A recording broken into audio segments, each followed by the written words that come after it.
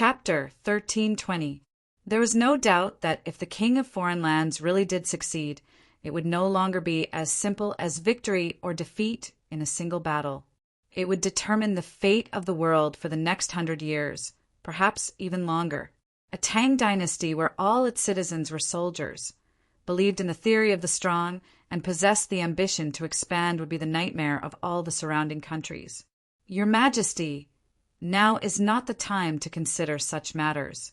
Kuro, send people to keep a close watch on the Tang dynasty's movements in the capital. If this matter is not handled properly and the brat's ideas are accepted by the entire Tang dynasty, there will be a major war. Wunu Shibi suddenly said, his eyes fixed on a fierce Western Turkic general at his side. Yes, my lord. The latter received the order, turned around and quickly walked out. Gursa, pass on my order. All soldiers are to be on full alert and prepare for war.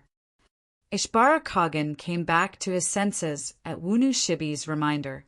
The Western Turks were powerless to do anything about what was happening in the capital of the Tang dynasty. They could only prepare for the worst and wait for the situation to develop. Goguryeo, the Shi, the Khitans, and Mengshi Zhao of the southwest. The events in the capital of the Tang dynasty made all of these empires uneasy and fearful. Putting aside the reactions of the various factions, the appearance of Wang Chang's might makes right had set the capital ablaze like a barrel of gunpowder. The effects of this matter were far greater than anyone had expected. Wang Chang's influence had attracted the attention of everyone from the imperial court to the common people. The noisy demonstration quieted down in an instant. Every tea-house and tea-house was filled with people discussing the book. Swords and sabers can destroy the body, but they cannot destroy a person's beliefs. In the conflicts between countries, between peoples, in the boundless forest of darkness, if one does not recognize the importance of courage and strength, the only path left for him is death. In a restaurant in the capital, a man held a book in his hand as he muttered to himself. The words that Wang Chong had written on the last page of Might Makes Right had attracted his attention. In the book published by Wang Chong, there were many sentences that caused heated discussions. This paragraph was one of the most famous. The man muttered to himself as if he had realized something. After the initial excitement and strong anti-war sentiment, he suddenly calmed down, and a look of reflection appeared in his eyes.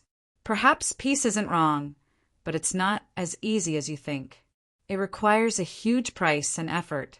Just like the book says, only courage and force can maintain this hard-won peace. The man gripped the scroll in his hand tightly as if it was the most precious treasure in the world. He had read so many books, but none of them had ever given him such a unique feeling or triggered such an epiphany. At the same time, the same situation was occurring in every corner of the capital. Might makes right. These 5 simple words were like flames that quickly swept across the entire divine land, unlocking the wisdom of the people and making them reflect from the depths of their hearts. This kind of influence was far beyond imagination. All the anti-war voices quieted down overnight, but under this calm, waves of undercurrents were surging. How dare you?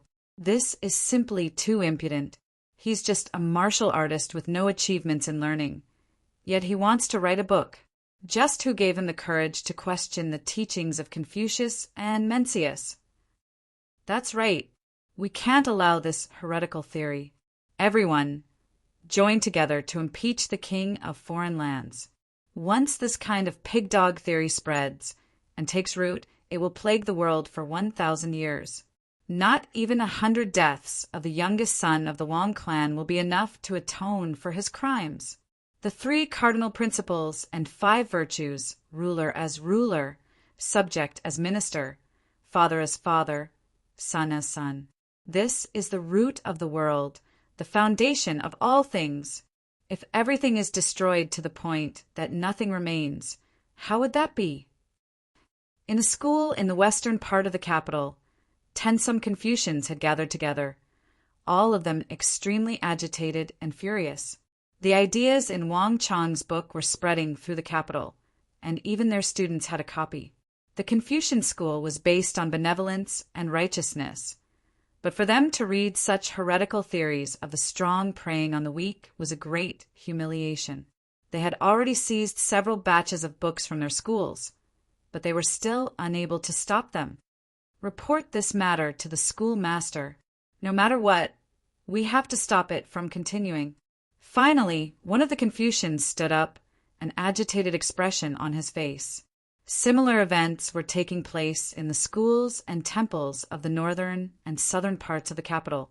All the information was being sent out like snowflakes, ultimately gathering in one place and being delivered to the Secretariat Advisor residence in the western part of the capital. At this moment, the hall of the Secretariat Advisor residence had been cleared of all the tables and chairs that had been used to entertain guests. Li Junxian was seated cross-legged in the center of the hall. Around him were piles of petitions from the various Confucians and Confucians of the various lands. These letters were almost all denouncing Wang Chong and his might makes right, each letter brimming with intense anger.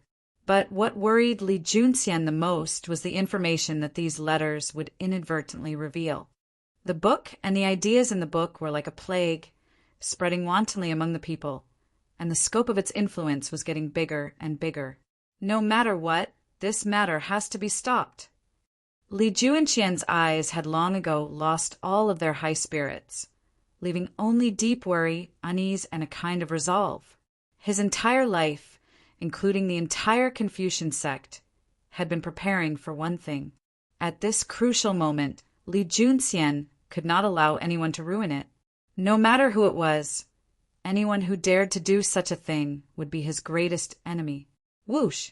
In a gust of wind, countless pages flew in front of Li Junxian.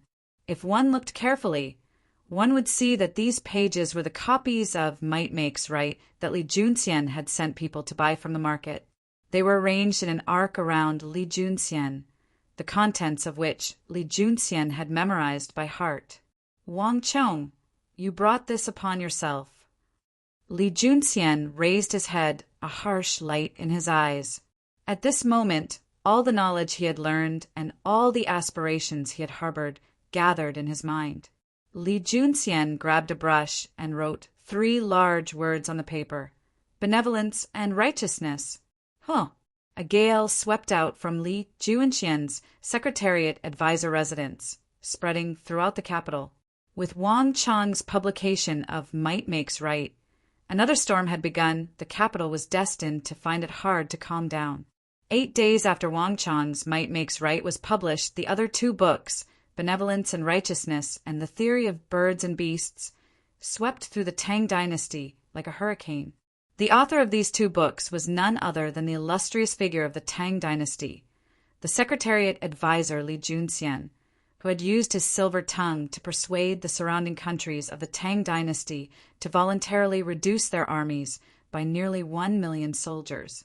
These 2 books used Wang Chong's Might Makes Right as the core of their attacks, completely refuting it. One was a Secretariat Advisor, while the other was an advisor-in-waiting advisor, both of whom had made great contributions to the Tang dynasty. The conflict and dispute between the 2 quickly caused a stir throughout the Tang dynasty. Boss, give me a copy. I also want one. I also want one. It's not 1, it's 2. What? They're gone so quickly? The various bookstores of the capital were packed with people and carriages. In just a single day, Benevolence and Righteousness and The Theory of Birds and Beasts had been completely bought out. All the printers had been working overtime, and all the capital's production capacity had been invested. But it was still not enough to satisfy the demands of the people of the capital. This was an unprecedented storm, even more so than the previous party struggle. Although no one had said it, everyone knew that Li Junxian represented the Confucian school, while Wang Chong represented the militarists. His book, Might Makes Right, represented the stance of the militarists, and the ideals Wang Chong had expounded in it had thoroughly infuriated the entire Confucian school. Li Junxian's Benevolence and Righteousness and The Theory of Birds and Beasts had been published precisely because of this. The clash between the 2 represented the entire Tang dynasty, a full-scale clash between the militarists and the Confucians. And this clash was highly likely to decide the future of the entire Tang dynasty, perhaps even the entire Central Plains. Every single person, every single force smelled an extremely dangerous scent from it. A storm is brewing. The entire Tang dynasty is about to undergo a massive transformation. In a massive estate in the western part of the city, the head of a great clan held might makes right in one hand and benevolence and righteousness and the theory of birds and beasts in the other, his eyes suffused with deep concern. The conflicts taking place in the capital had even caused great clans like them to tremble in fear. They felt as if they were in grave danger, and the slightest carelessness would cause them to fall into the abyss, their bodies smashed and their bones smashed. He doesn't know etiquette, doesn't understand benevolence and righteousness. If everyone revered power, wouldn't they be no different from beasts? Well said. What might makes right. This is nothing but a crooked path. Someone should have stood up long ago and taught him a lesson. In a bamboo forest in the southern part of the city, a group of Confucians had gathered under a small bridge over a stream.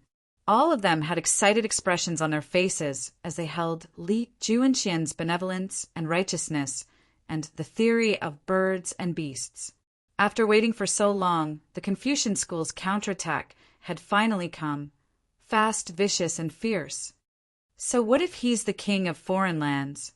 So what if he's the son of foreign lands' disciple?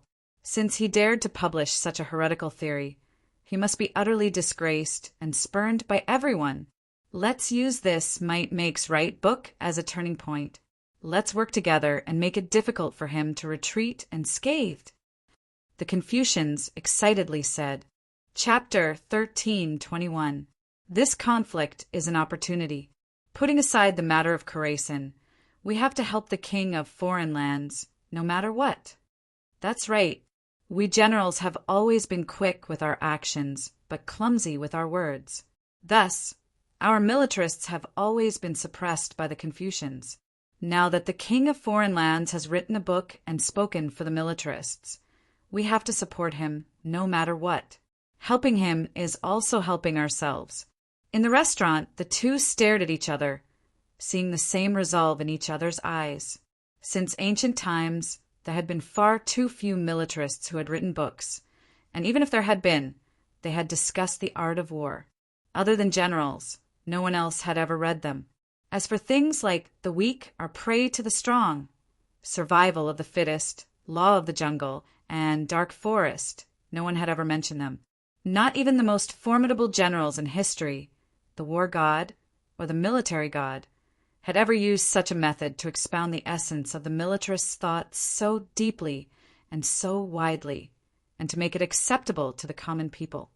The Confucians have already launched their attack, and benevolence and righteousness and the theory of birds and beasts are only the beginning. There will probably be even more operations to be carried out.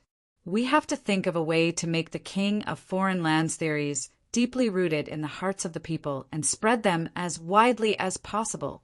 The two of them glanced at each other and clinked their wine glasses. A moment later, they quickly left the restaurant. Flap, flap. At every moment in the capital, countless carrier pigeons and eagles flew off in every direction. Ever since Li Juanxian's benevolence and righteousness and the theory of birds and beasts were published, the two schools of thought had fiercely clashed in the capital, attracting the attention of all the sovereigns of the surrounding countries. Uzin, the eastern and western Turkic Khaganates, Goguryeo, Mengshizhao, the Shi, the Khitans, the Abbasid Caliphate, the entire world was paying close attention to this clash of ideas taking place in the center of the Tang dynasty. This storm of the Tang dynasty is no longer just about themselves. It also concerns our Goguryeo Empire and all the surrounding countries. He dispatched the king of the ancient kingdom and gave him 1,000,000 taels of gold to bribe the booksellers of the Tang dynasty so that Li Juanxian's benevolence and righteousness and theory of birds and beasts could reach the hands of the Tang people as quickly and cheaply as possible. I want all the Tang people to buy these two books at a price lower than the cost of printing. If we allow that king of foreign lands and his might makes right to win this war, our Goguryeo Empire will not be able to invade the Great Tang. The entire empire will be consigned to eternal damnation. Standing on the high walls of Baisa city with 6 sabers on his back, the Goguryeo Emperor Yun Gaesaman, whose fighting style was different from any other expert, gazed in the direction of the boundless central plains with an unprecedentedly grave expression. He had participated in many battles and clashed with Zhang Shogui many times. Going further back, he had defeated countless famous generals of the Tang dynasty. However, no war could compare to the ideological storm in the capital of the Tang dynasty, which made him feel so much risk.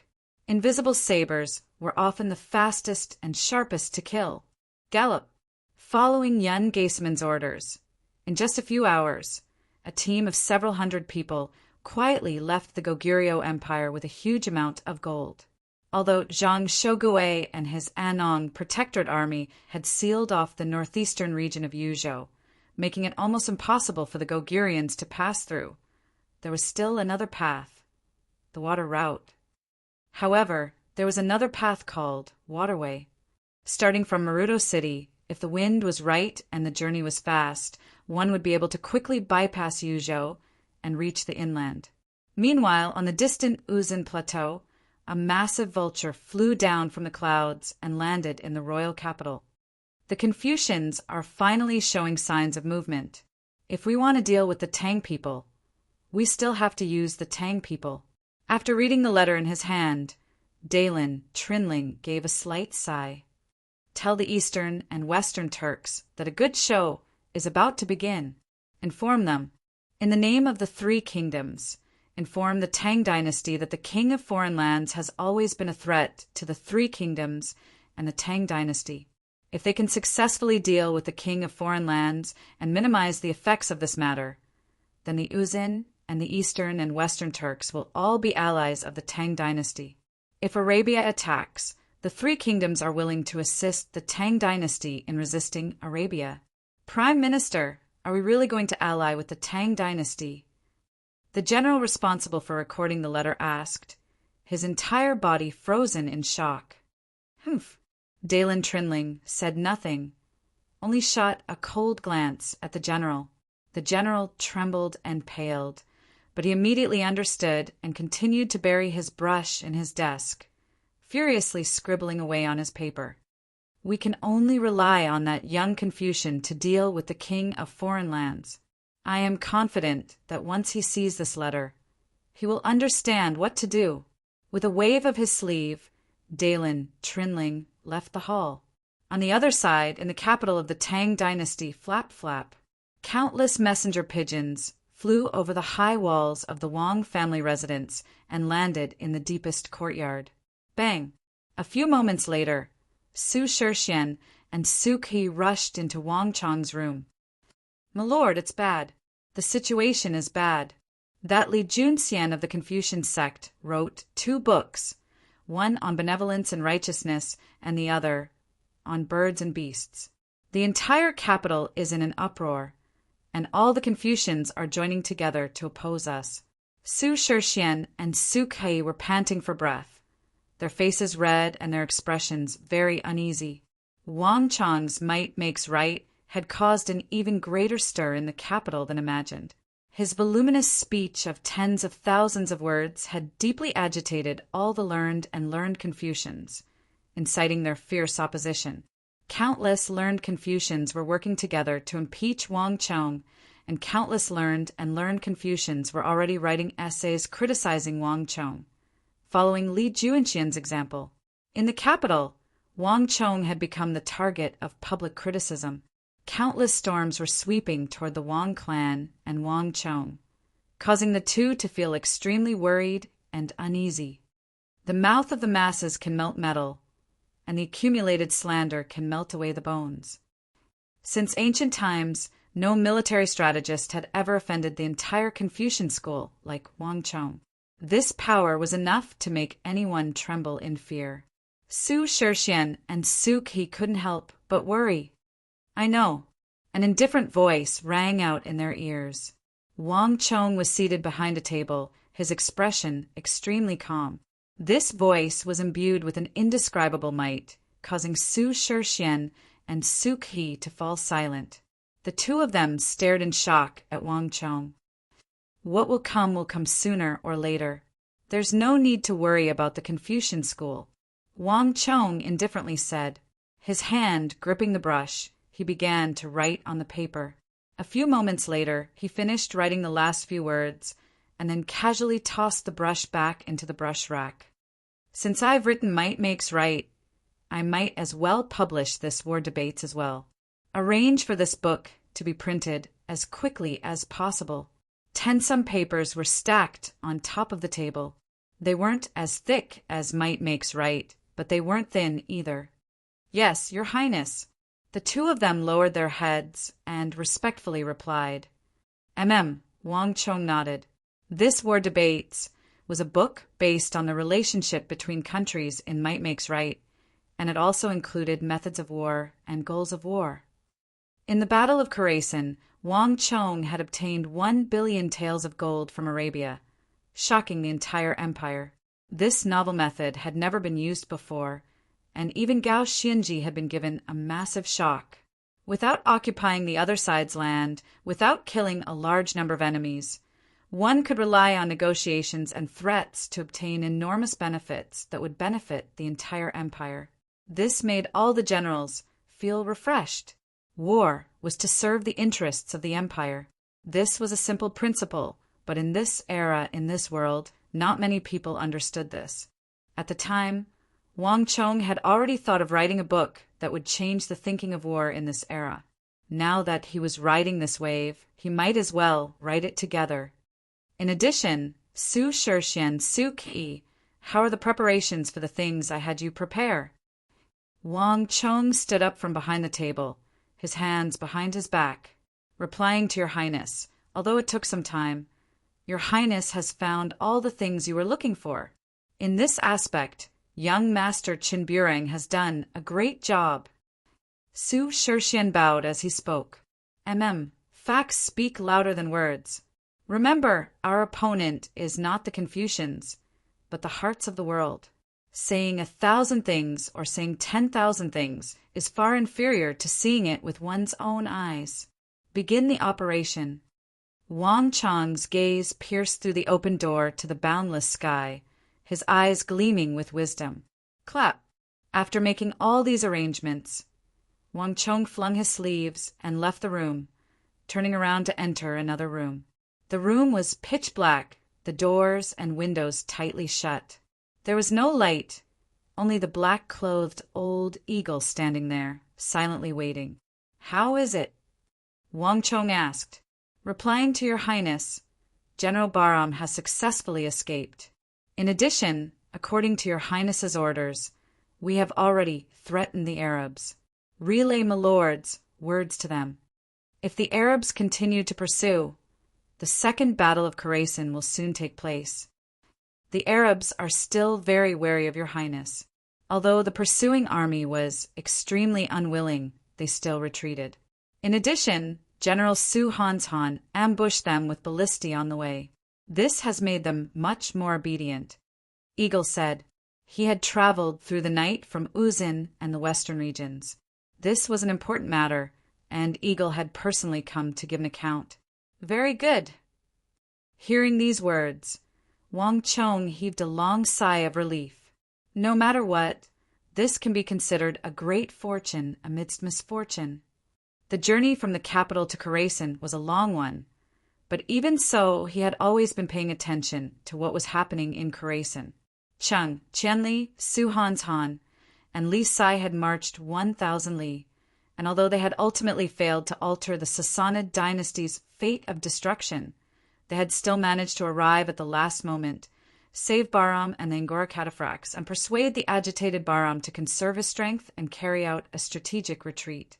Chapter 1322. Move Bahram and the others to the northern part of the Uzin Plateau and have them temporarily settle down in the triangular gap. Uzin's northern border basically has no soldiers left. Even if they do come, the steel walls can hold them off.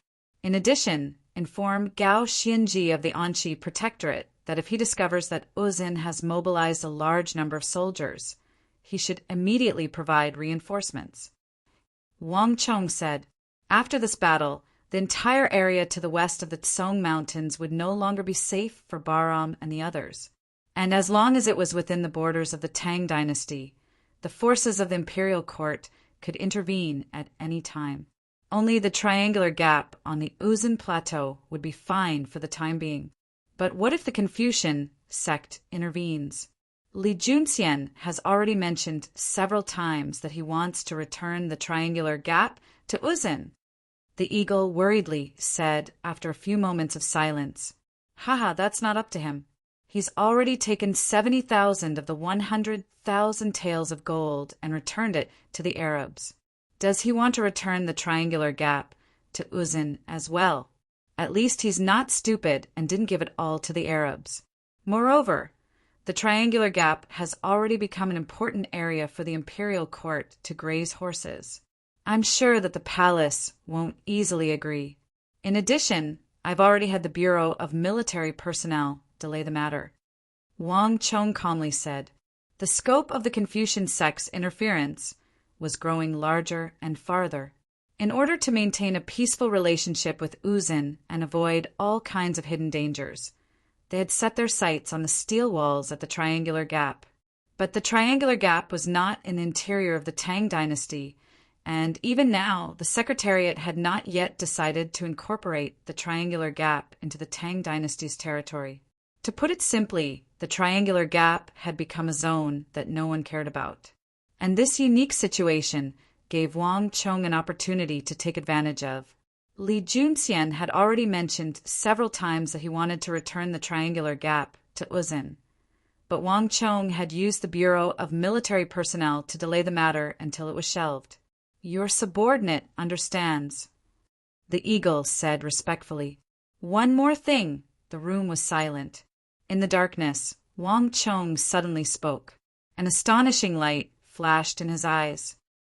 "Take some men to Sindhu and escort the first batch of 200,000 Sindhi through the Triangular Gap, through Chishi and Longxi to the southwest.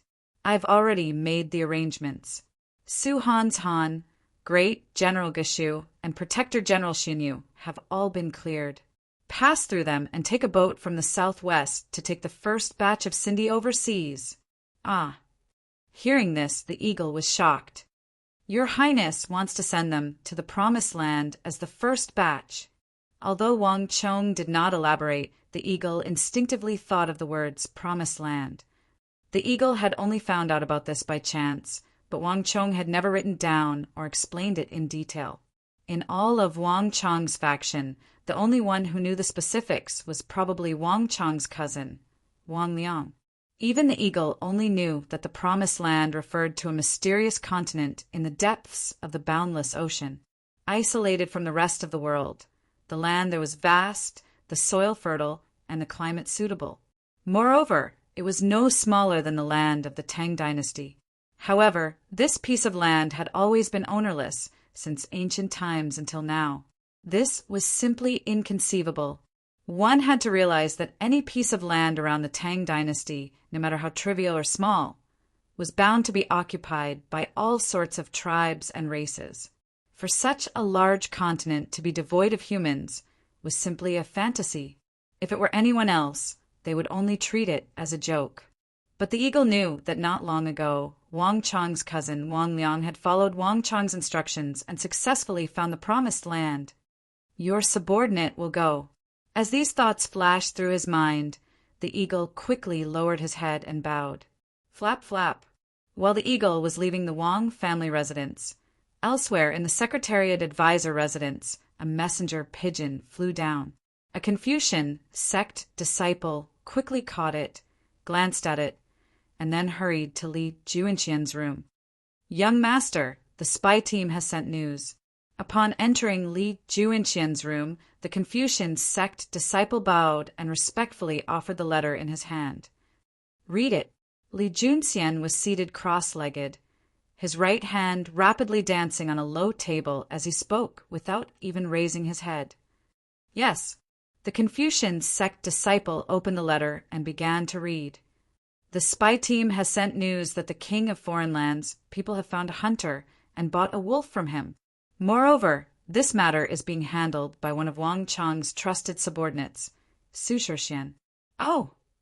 Li Juanxian's brush paused and his brow furrowed. When did this happen? 3 days ago. That wolf is in a cage and has already been sent to the capital. Su Shixian and his men are guarding it. The Confucian sect disciple bowed. Li Junxian put down his brush, a solemn look in his eyes. The conflict between militarists and Confucians was currently at its most intense, and Wang Chong was at the center of this storm. His every move was closely watched by the Confucian sect. The trusted subordinates at his side were also the focus of the Confucian sect's attention. Su Shixian, Su Kei, Shui, Qianjun, the Confucian sect had detailed information on all of these people. Wang Chong would normally not mobilize them, but if he did, it would be no small matter. Zhu Jing of the spy team said that this matter is extremely suspicious. If it was just to buy a wolf or a tiger, there would be no need for Su Shixian to personally act. Thus, he specially reported this matter to young master for instructions. The Confucian sect disciple sternly said. Li Junxian said nothing, only slightly raised his head, a pensive look in his eyes. So, is this the law of the jungle? Li Junxian muttered to himself, a profound look in his eyes. Wang Chang's might makes right had spread like wildfire in the capital, causing a huge uproar. In order to deal with Wang Chong, Li Junxian had sent people to buy a large number of copies of Might Makes Right, allowing him to understand the theories in Wang Chang's book, like the back of his hand. The law of the jungle was one of the most famous theories. Tigers devour wolves, and wolves devour sheep.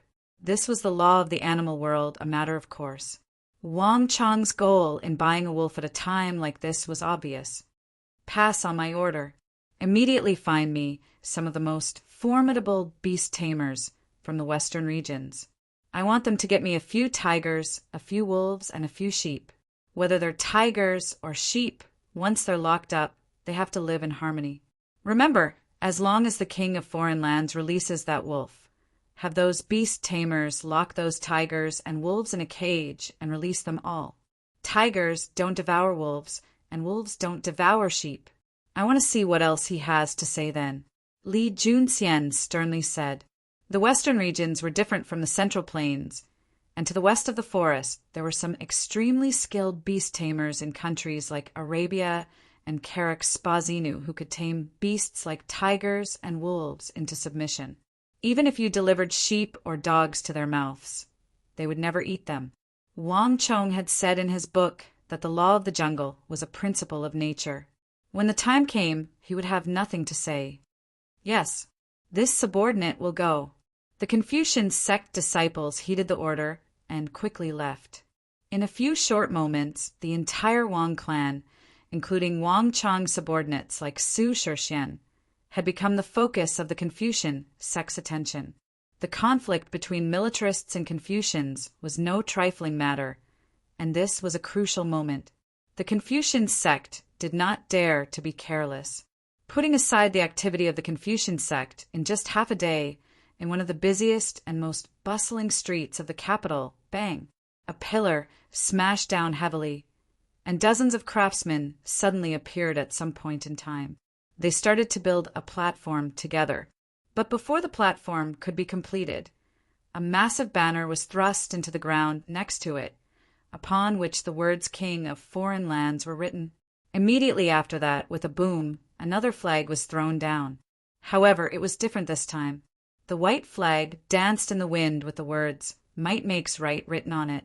It danced in the wind. Hua! The appearance of these words immediately caused an uproar, and countless people began to flock to the platform. Excuse me. Let me see. Let me see. The crowd was in an uproar. Even though they had never heard of it before, there was no one in the capital, including the prefectures of the Tang dynasty, who did not know of the words Might Makes Right. Li Zhu Xian's doctrine of benevolence and righteousness and the theory of animals and beasts had attracted the attention of countless people. Although no one said anything on the surface, even the great clans and nobles of the capital were nervously paying attention to this matter. Reporting, "The king of foreign lands is moving."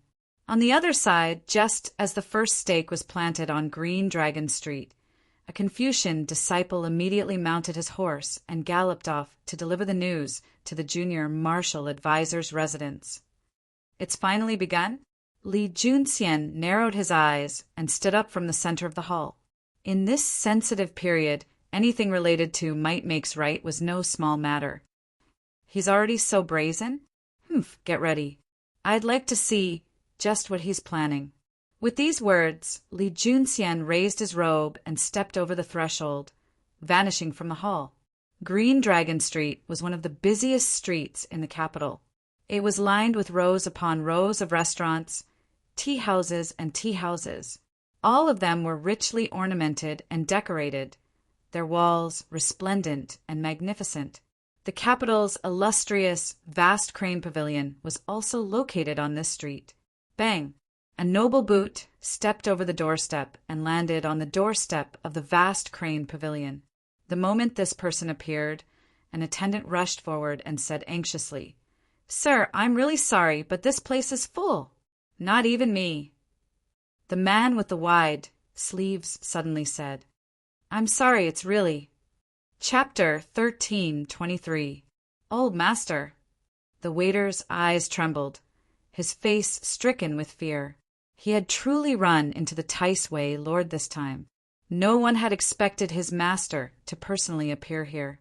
"Leave." Yao Guang, he waved his sleeve and indifferently said, "Yes, master. This lowly one will arrange a room for master." The waiter hurriedly left, a panicked expression on his face. Yao Guang, he waved his hand, not bothering to argue with him. Stepping over the threshold, he began to head up the stairs to the second floor. "I've finally returned." Yao Guangyi's expression was calm as he stared at the familiar scenery, but his mind was slightly disturbed. The conflict between the militarists and Confucians was a major event that surpassed any faction. Yao Guang, he had originally planned to stay in the capital to assist King Qi. After all, King Qi seemed to be extremely concerned about this matter. However, the old master of the Yao clan, who was in the Four Quarters Embassy, immediately sent Yao Guang out of the capital to the distant borders. Based on what the old master had said, the conflict between the militarists and Confucians was a place where blades and axes cut one's body. If one was not careful, one could easily invite trouble and become the common enemy. It would have been fine if the Yao clan was purely a scholarly clan, but all great clans were involved in both the civil and the military. Helping the Confucians break the militarists was tantamount to cutting off one's arm. This was no different from committing suicide. It was better to just leave. However, this conflict between the militarists and Confucians had reached its most critical moment, especially with the publication of Might Makes Right and Benevolence and Righteousness. These two books had pushed the matter to its peak, and there was also the incident at the penal court. King Qi's defeat by Wang Chong was viewed by King Qi as a great humiliation. For this reason, he had disregarded everything else and forcibly transferred Yao Guang back from the border so that he could concentrate his strength on suppressing Wang Chong. But even though he had returned to the capital, Yao Guang still abided by the old master's words. If possible, try not to say anything. For some insignificant matters, support King Qi with all his might. Thus, he had been able to remain uninvolved. Bang! The moment he set foot on the second floor, he heard a massive wave of noise. It was like he had stepped into another world. Yao Guang, he looked up and saw that the entire second floor was filled with the nobles and clans of the capital. With just a quick glance, Yao Guang, he could already see a few officials from the imperial court. Lord Yao! Lord Yao! Seeing Yao Guang, he come up, everyone on the second floor felt their hearts skip a beat as they turned around to greet him. A starving camel was still bigger than a horse. The Yao clan was a 100-year-old tree. Although this generation could not be compared to the previous generation, it was not as prosperous as the Wang clan. However, as long as old Master Yao was around, the Yao family's influence was unparalleled. Yes, Yao Guang, he nodded slightly. Without putting on airs, he greeted everyone one by one. On the second floor, the manager of the vast crane pavilion had already stepped forward. Bending his back, he led Yao Guang to a room where he could overlook the pedestal. Yao Guang stepped in. Just as he reached the railing, he was immediately stunned. On the other side of the street, in another restaurant, a familiar figure immediately leaped into view. Grand Tutor! Yao Guang's heart thumped in shock at the sight of this familiar figure. Even though Grand Tutor Qinyong had used a black curtain to hide his face, Yao Guang still recognized him. Grand Tutor Qinyong was the emperor's tutor, and he usually spent his time in the depths of the palace, rarely appearing outside. The holy emperor had even built a residence for him in the palace. Other than the affairs of the princes and princesses, Qinyong had no interest in anything else. Yao Guang had not expected that this conflict of ideals between the militarists and the Confucians would draw this grand tutor out of the palace. But before all this could begin, Yao Guang turned his gaze and saw another figure. His body was straight and motionless, as if he was a spear plunged into the ground. The Crown Prince's junior guardian, Wang Zhongxi. Yao Guang was getting more and more alarmed. There were not many people of Yao Guang's level who could surprise him, but the Grand Tutor and the Crown Prince's junior guardian, Wang Zhongxi, were definitely among them. The former had a lofty status, almost on par with the Grand Preceptor, and from a certain perspective, as the emperor's teacher, he was even higher. As for the Crown Prince's junior guardian, Wang Zhongxi, this person was a true war hero of the Tang dynasty. If he had not retreated in the face of danger, his status would have been on par with the war god So Yung-sun of Taizong's era. In the Tang dynasty, he was a true and uncrowned king, and countless astonishing feats of his had been spread around the world. Not even the king of foreign lands, who had been personally conferred the title of king of foreign lands by the Son of Heaven, could compare to the Crown Prince's junior guardian, Wang Zhongxi, at his peak. Neither of these people would casually appear. Yao Guang had not expected that the conflict between the militarists and the Confucians, represented by Wang Chong and Li Junxian, would also attract them. He continued to look around from near to far. The supervising censor, the Duke of Qi, the Duke of Zhao, the Duke of Wei, the head of the Secretariat, the Minister of Purple and Green, the Minister of Honor. As far as the eye could see, it was unknown how many important officials of the imperial court were hidden in the nearby restaurants, tea-houses, and taverns. Although none of them said anything, there was no doubt that they were all paying close attention to this matter. Even though he had mentally prepared himself, Yao Guang still couldn't help but gasp. When he had first received the news, he had believed that he was the highest-ranking official here, but now Yao Guang realized that he was wrong.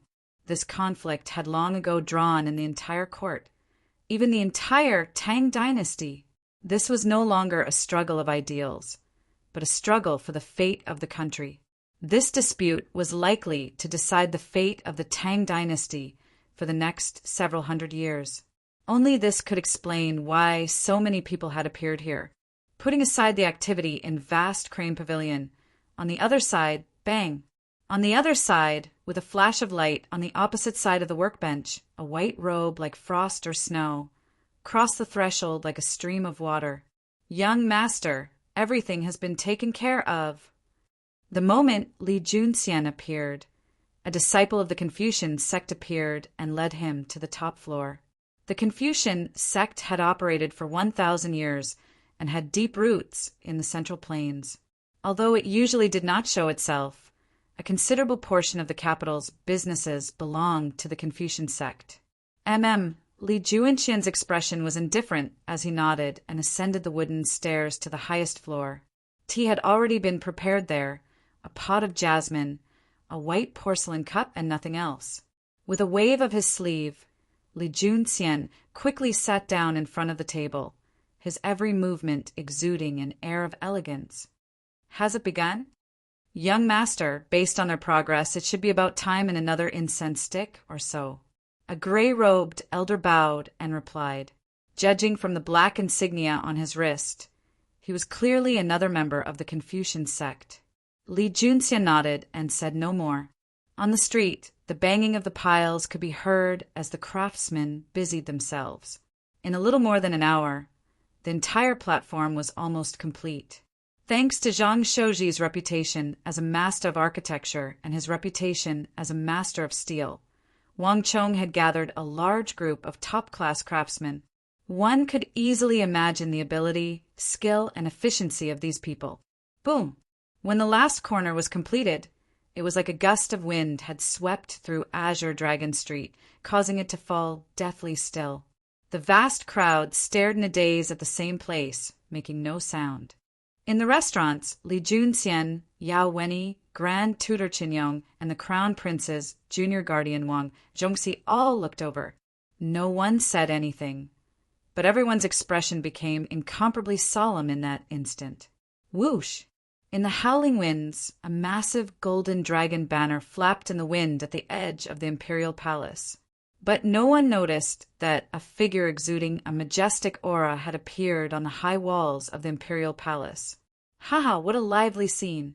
Hu Dequan, what do you think the king of foreign lands wants to do by setting up a platform on Azure Dragon Street? The first prince, dressed in his imperial robe, was seated on the wall with his hands held behind his back. A breeze blew past, causing the hair at the first prince's temples and his robes to dance in the wind. Even though he stood on the same side as Li Junxian and the Confucian sect behind him, the first prince had always been a bystander in this battle of ideals. Unlike the affairs of the imperial court, the conflict between Wang Chong and Li Junxian had a profound effect on the empire, but it had no effect on the first prince's status in the imperial court. On the contrary, as the future heir apparent of the empire, the first prince was more than happy to see this sort of ideological struggle. This was proof that everyone was doing their best to pledge loyalty to the empire. Your Highness, this old servant is too kind. This old servant would never dare to speculate on the affairs of the imperial court. A voice rang out from beside the first prince. It came from a tall but frail old eunuch dressed in embroidered robes, who was bowing. The old eunuch's eyes were as bright as a sword, but his palms were always hidden in his sleeves. If one looked closely, they would discover that his hands were as black as ink, incomparably black. They looked extremely dangerous, and it was clear that he had cultivated an extremely special and powerful cultivation technique. The first prince only chuckled. The harem could not interfere in politics, so the eunuchs naturally could not interfere either. However, the first prince still had a great deal of trust in this old eunuch. This old eunuch had grown up with him, so the first prince had a great deal of trust in him. It's begun, the first prince suddenly said as he looked ahead. His words instantly attracted the attention of everyone around him, including the old eunuch Hu Dequan. Everyone turned to look at him. The imperial palace was still some distance from Azure Dragon Street, but the first prince could rely on the high walls of the imperial palace to look down on the majority of the capital, let alone Azure Dragon Street. Although he couldn't see too clearly and couldn't see the officials gathered in the restaurants and tea houses, he could clearly see the high platform the king of foreign lands had set up. Moreover, there were countless mounted scouts ready to report back at any time. I can't miss out on this excitement. The first prince inwardly smiled. Chapter 1324. Bang! The center of Green Dragon Street had now become the undisputed center of the capital. Boom! With a loud bang, a huge cage, which was surrounded by thick green curtains, landed heavily in the center of the high platform under the control of two fully armored soldiers. At that moment, the earth quaked and the surroundings fell silent. Whether it was the civil and military officials in the restaurants and tea shops, the common people or the magnates and merchants, all of them were staring at this massive cage. What's this? The people of the capital craned their necks, their eyes almost popping out of their sockets. They all wanted to know what was inside. It's starting. At the top of the restaurant, Li Junxian held a fine porcelain teacup, exuding an otherworldly and refined elegance. After glancing at the cage on the platform, Li Junxian quickly withdrew his gaze. Get ready. As long as they take off the curtain, our people can enter the field within 3 days. Your subordinate understands. Following young master's orders, we have already found the beast tamer that young master wants. He should be able to reach the capital in 2 days and resolve this crisis. The Confucian sect disciple replied. Although the journey was long, the Confucian sect had a special method that could transport these people to the capital as quickly as possible. Li Junxian nodded and said no more. Outside the railing, there was a new movement on the platform. Tap, tap, tap. Under the gazes of countless people, an old-fashioned, unsmiling soldier walked up the stairs on a high platform to the side of the cage that was surrounded by a cloth curtain. In his hand, there was a 3 to 4 foot long rod. At this time, the intention of holding such a thing in his hand was self-evident. In an instant, everyone held their breath and looked at the soldier. Whoosh! In front of everyone's eyes, the 3 to 4 feet long stick suddenly flicked, and with a whoosh, the curtain on the surface of the cage was lifted high up. When the blue cloth flew up, time seemed to stand still. All the restaurants, all the tea houses, all the shops, all the people looked at the bottom of the cloth.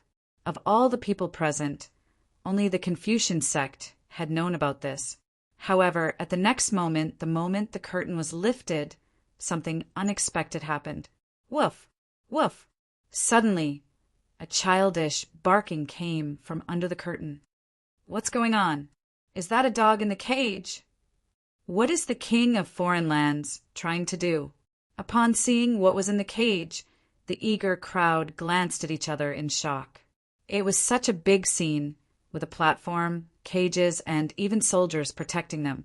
In the end, no one had expected that it would be a furry and adorable dog of around 3 to 4 months old.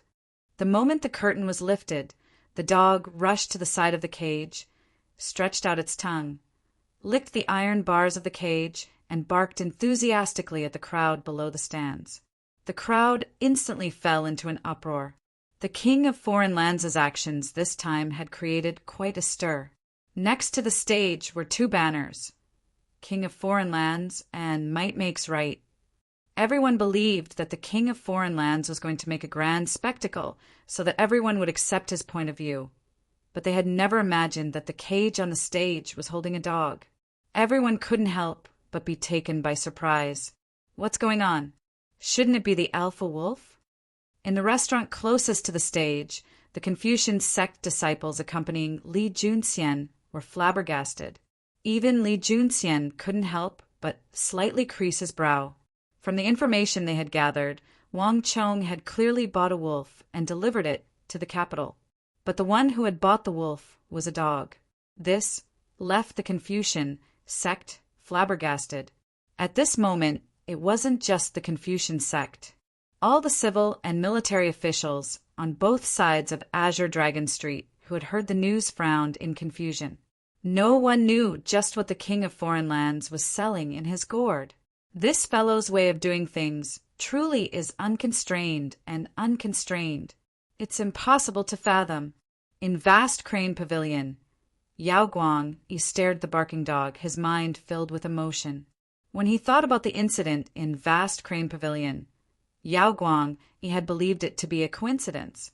After all, there was no way a half-grown boy could be so shrewd as to ruin his plans. But now that he thought about it, everything had clearly been the result of meticulous planning. There was not even the slightest element of coincidence. One clue was enough to reveal the general trend. When he thought about how a teenager had already possessed the ability to scheme against him, Yao Guang, it wasn't strange at all to compare to his current accomplishments. In our Yao clan, not just Feng'er, no one, not even me, can compare to this boy. At this moment, Yao Guangyi's eyes dimmed. The Yao clan and the Wang clan had fought for their entire lives, and when the two old masters were in power, they were basically equal. There were even times when the old master of the Yao clan had the upper hand in the imperial court. But in his generation, and even in Feng'er's generation, the Yao clan had fallen into a complete disadvantage. They didn't even have the right to compete with the Wang clan. How could Yao Guangyi not feel terrible? Putting aside the commotion on Yao Guangyi's side, the moment the curtains were lifted, a horse galloped towards the royal palace, kicking up a cloud of dust. What, a dog? Ha ha ha, interesting, interesting. This matter is truly getting more and more interesting. On the towering golden walls of the imperial palace, the first prince was at first taken aback by the report from his guard, and then he couldn't help but heartily laugh. The embroidered, robed eunuch, Hu Dequan, who had pitch-black hands and appeared unfathomable, was also taken aback for a moment, and then he smiled along with the first prince. At any time, the only thing that could make the first prince happy was him, a servant. Wang Chong, let me see just what medicine you have up your sleeves. After a long while, the first prince's smile faded, and a ruminating smile appeared in his eyes. But the confusion in the hearts of the crowd didn't last for too long. A moment later, another 2 armored soldiers, one on the left and one on the right, carried a giant metal cage onto the platform. Boom! The metal cage fell to the ground, and there seemed to be something within it constantly striking against the metal bars, creating banging sounds. Shwa! By the side of the metal cage, a Wang clan armored soldier grabbed a corner of the curtain and suddenly pulled it open. Chi! Amidst the gasps of countless people, they saw a giant gray wolf baring its teeth, its expression ferocious as it stared at the armored soldier outside the metal cage, its eyes filled with hostility. Wah! On the street, a child who was being carried by an adult suddenly cried out in fright. But before the crowd could regain their senses, an armored arm suddenly reached into the metal cage. Completely ignoring the gray wolf's baring of teeth, the arm grabbed its neck and lifted it out of the metal cage. Clang! At the same time, the other armored soldier immediately opened the metal cage, holding the dog. Pung! In the blink of an eye, that extremely ferocious-looking gray wolf was immediately thrown into the metal cage that the puppy was in. In this entire process, the 2 armored soldiers were expressionless, their movements crisp and devoid of any emotion. But cries of alarm instantly rose from the audience. Everyone was frightened out of their wits by this sight. Some people even couldn't help but turn their heads, not daring to see what would happen next. Given the ferocity displayed by the wolf, one could easily imagine what would happen to the dog. To the common people of the capital, this scene was still far too bloody. Xiaobao, don't look. Some parents hurriedly reached out to cover their children's eyes and avert their gazes. But a moment later, the expected scene of the gray wolf devouring the dog did not occur. On the contrary, a dog began to bark in an abnormally cheerful manner. Everyone looked in the direction of the sound and saw that in the iron cage, the dog was barking nonstop around the wolf that was let in, looking extremely intimate. The gray wolf also instantly put away all its ferocity and became extremely docile. It even stuck out its tongue to lick the puppy's fur, looking very intimate. If one only looked at its behavior, one might even mistake it for a dog. Hua! The crowd fell into an uproar at this sight. What's going on here? That wolf didn't eat that dog. How could this be? Is it really a wolf? All the common people were dumbfounded by this sight. Wolves were vicious by nature, and if one encountered one in the mountains, there was an 80 to 90% chance that one would die to a wolf's kiss. This sight had completely surpassed their imaginations. Ha ha, King of Foreign Lands, didn't you say that the weak are prey to the strong? Now that wolves don't eat dogs, if wolves and dogs coexist, aren't you slapping your own face? Even beasts know how to be friendly. King of Foreign Lands, I'd like to see what else you have to say. At this moment, a voice came from the crowd. 20-some paces from the platform, a Confucian pointed at the cage, his expression agitated and his voice loud and clear, instantly attracting the attention of the crowd. When Wang Chong had set up his platform on Azure Dragon Street, he had not only attracted the attention of the common people, but also many eminent Confucians and Confucians. This time, the crowd had made up their minds, waiting for Wang Chong to make a move so that they could begin to attack him. But they had never expected that the plans of men would supersede the plans of the heavens. Although Wang Chong was the esteemed king of foreign lands, he had made such a huge blunder. Although wolves were vicious by nature, they did not eat dogs. Did this not precisely illustrate the Confucian theory of benevolence and righteousness? Everyone, even beasts, are like this, let alone humans. What might makes right? That's complete nonsense. Everyone, burn those crooked books. They're truly a hindrance to the younger generation. The other Confucian scholar immediately turned around and shouted loudly behind him. Buzz. Chapter 1325. The Tensum Uzin, Goguryeo, the Turks, and Mengshizhao spies were mixed in the crowd, and upon seeing this sight, they all smiled and breathed sighs of relief. This time, the capital of the Great Tang had attracted countless spies from other countries. The king of foreign lands, setting up a platform on Azure Dragon Street, naturally attracted the attention of the who of these foreign countries. Countless spies had gathered to watch the proceedings. Hurry and send a letter back to Prime Minister. There's no need to worry about the king of foreign lands for now. Wolves eat meat, so they can't possibly be so obedient. There must be a problem with the people he's taming. They've fed the wolf too much. Once the wolf is full, it naturally won't swallow the dog.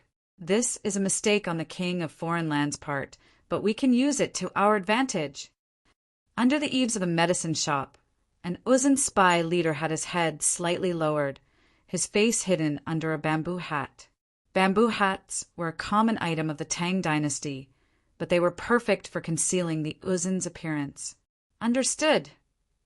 Behind him, an Uzin spy whispered in a suppressed voice, and then he swiftly turned and left. At the same time, in other directions, many figures also turned and left at the same time, following which, countless birds soared into the sky and scattered in all directions. Young master, the king of foreign lands has made a big mistake this time. In the restaurant across from the platform, a Confucian sect expert standing behind Li Junxian couldn't help but laugh at this sight, a look of schadenfreude on his face. Haha, what king of foreign lands? We probably overestimated him. This time he clearly miscalculated. Another Confucian sect disciple heartily laughed. Even a fool could see that Wang Chong had miscalculated. This scene of a wolf and a dog coexisting in harmony was completely different from what he had envisioned in Might Makes Right. To put it more accurately, it was the exact opposite of what he had envisioned. No, something's not right. As the crowd was laughing, a voice rang out. Li Junxian, dressed in snow-white robes and holding cup, appeared like a scholar from a painting. But at this moment, his handsome and sword-like brows deeply creased. Wang Chong is not a nameless person. He would never make such a mistake. There must be something wrong here. Although everything was extremely beneficial to the Confucian sect, Li Junxian had interacted with Wang Chong before. A person who was able to track him 3 days after arriving in the capital, lock onto his location, and then catch him in the Drunken Moon Pavilion would never make such a low-level mistake. But everything before him, not even Li Junxian could say why Wang Chong had made such a childish mistake. There can be no doubt that this is completely contrary to his published doctrine. At this moment, not even Li Junxian could understand what Wang Chong was trying to do. Buzz! Just as he was thinking, a strange feeling welled up in his heart. Li Junxian immediately turned in the direction of that energy. With a single glance, Li Junxian's pupils constricted, and he paled as if he had been pricked by a needle. Wang Chong, the king of foreign lands. It was not Li Junxian's voice, but the 2 Confucian sect disciples behind him. They had noticed Li Junqian's gaze and followed it, although it had only been a glance. That person had vanished from the restaurant. But the members of the Confucian sect had already recognized who that person was. "It's him." An elderly voice resounded in Li Junqian's ear. Elder Song, his face wrinkled and dressed in an azure robe, had appeared at his side. As he looked in the direction of the restaurant, his eyes glimmered with a dangerous light. Given the irreconcilable relationship between the Confucian sect and Wang Chong, there was no need to keep him alive. "Don't be impulsive. Everyone is watching. You can't touch him," Li Junxian indifferently said. The moment Elder Song spoke, Li Junxian knew what he wanted to do. Countless experts had gathered on Green Dragon Street, and even a figure like the Tang Dynasty war god Wang Zhongxi was quietly making his way to a nearby restaurant. Touching the king of foreign lands at a time like this was not a wise move. Moreover, a person who could kill the Arab war god Qutayba was truly not that easy to deal with.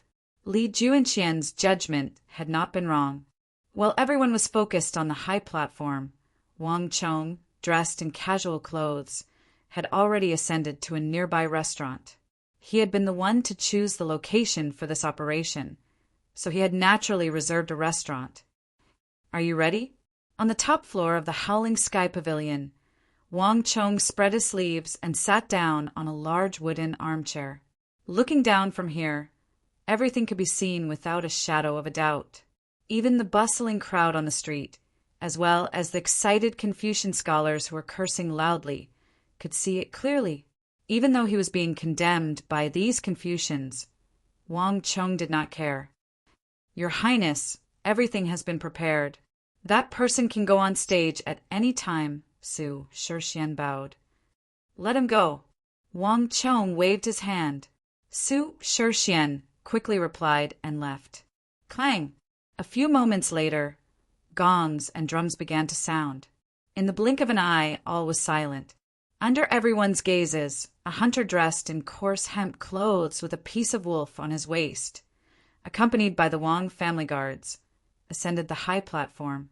Another figure followed closely behind him. It was Su Shixian. Buzz! The appearance of Su Shixian and the hunter immediately attracted the attention of the crowd, causing it to fall silent. Even those Confucians who had been passionately criticizing Wang Chong stopped and looked over. "What does this fellow want to do?" "Don't be in such a rush. Let's wait and see." One by one, the Confucian scholars looked at the high platform, waiting for any changes. Meanwhile, in the restaurant, Yao Guang, Li Junxian, the Grand Tutor, the Crown Prince's junior guardian, and the surrounding nobles of the capital also looked over. "What's your name?"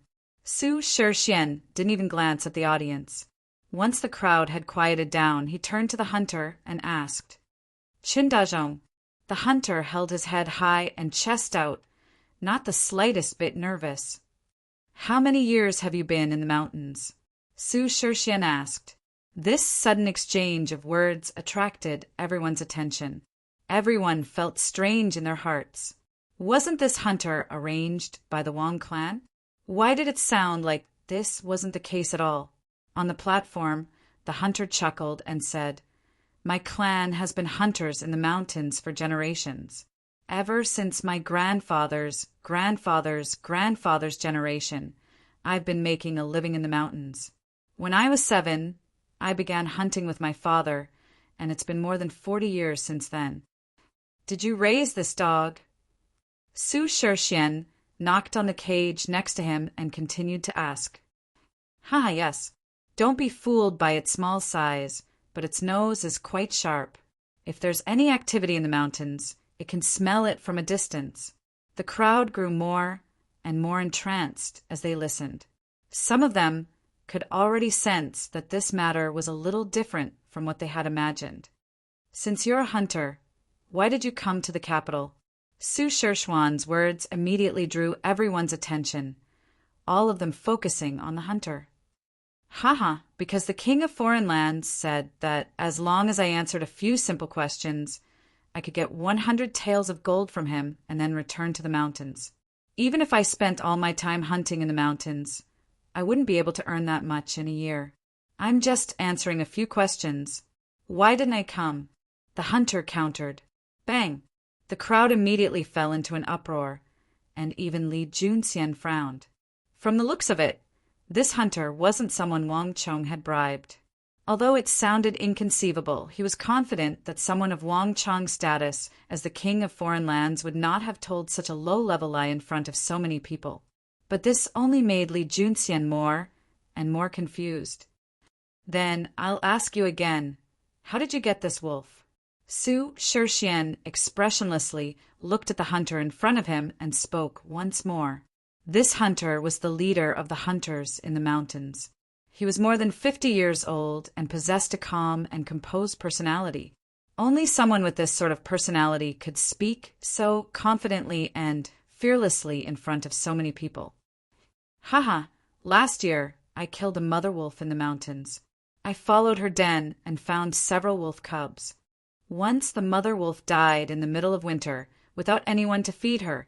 These wolf cubs were doomed. At the time I couldn't bear to see them die. So I took these wolf cubs home to raise and use them as playmates for my son. The other wolf cubs didn't eat dog food and died of starvation. In the end, only this wolf was left. Guarding the door and the courtyard is a good helper. The hunter said, Why didn't this wolf eat dogs? Su Shixian asked. This wolf cub only survived on the mother dog's milk, and it grew up with this dog. They usually eat, sleep, and play together. How could it eat it? That's right, my lord. Are you done with your questions? If you are, I want to take the 100 taels of gold and stay in the capital for a few days before returning. This is a good season for hunting. I have one last question. Have you ever heard of benevolence and righteousness, or might makes right? Who do you think is right? Su Shixian sternly said. Everyone was waiting for the hunter's reply. Ha ha ha, on my way here, I heard people talking about these two books. The entire Tang dynasty is talking about these two books, and your people mentioned them to me on the way here. I'm just a trifling hunter, so how could I know such profound questions? But there is one thing I do know. Although your lord says that all animals are beasts, that tigers eat wolves and wolves eat dogs, that this is the law of the jungle, this matter is not absolute. At the very least, this wolf of mine will never eat a dog, at least not this one. The hunter heartily laughed. Is that so? Are you sure? Su Shixian gave the hunter a deep glance, a profound look in his eyes. Chapter 13:26. Lord Official must be joking. Other things are one thing, but no one understands the beasts of the mountains better than us hunters. I can guarantee that the wolf cubs I raise would never eat dogs. The hunter confidently said as he patted his chest. Buzz! The crowd began to whisper to each other. If one were to say that they were skeptical in the beginning, then now, everyone could gradually see that this hunter was most likely an ordinary hunter that the Wang clan had found in the deep mountains. The two sides had not colluded, or else the hunter would not have said such words. At the very least, his expression did not seem to be faking it. The crowd began to chatter, all of them confused. If this mountain hunter had not been invited by the Wang clan, then just what was the king of foreign lands up to? All the aristocratic families, nobles, dukes, and nobles who heard the conversation in the restaurants around them frowned one after another. Forgive me for my poor eyesight, but not even I know what the king of foreign lands is up to. I hear that the king of foreign lands has always been bold and imaginative, and his thoughts are truly unfathomable. In the Moon Lake restaurant across from the vast crane pavilion, Duke Zhao's graying brow was deeply furrowed. Hi, Duke. It's not just you, even I'm confused. Doesn't the king of foreign lands want to defeat the Confucians? By doing this, he's just beating himself up. Another noble of the capital said. The crowd glanced at each other, none of them able to speak. Young master, what should we do now?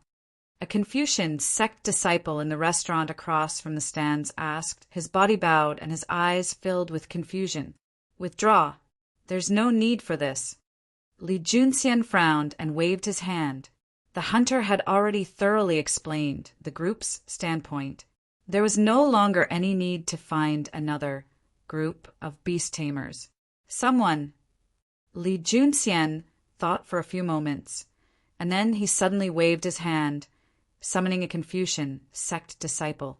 Immediately send out your men. I want you to find out all the information on this hunter as quickly as possible, including how Wang Chang's men came into contact with him. The faster, the better. The more detailed, the better. Yes, the Confucian sect disciple quickly left. Young master, the king of foreign lands has given us a difficult problem. Elder Song took a few steps forward and suddenly said, Li Junxian nodded. Wang Chang's ruckus had completely disrupted his previous plans and rendered them useless. Send a few people to keep a close eye on them. If there's any movement, inform me immediately.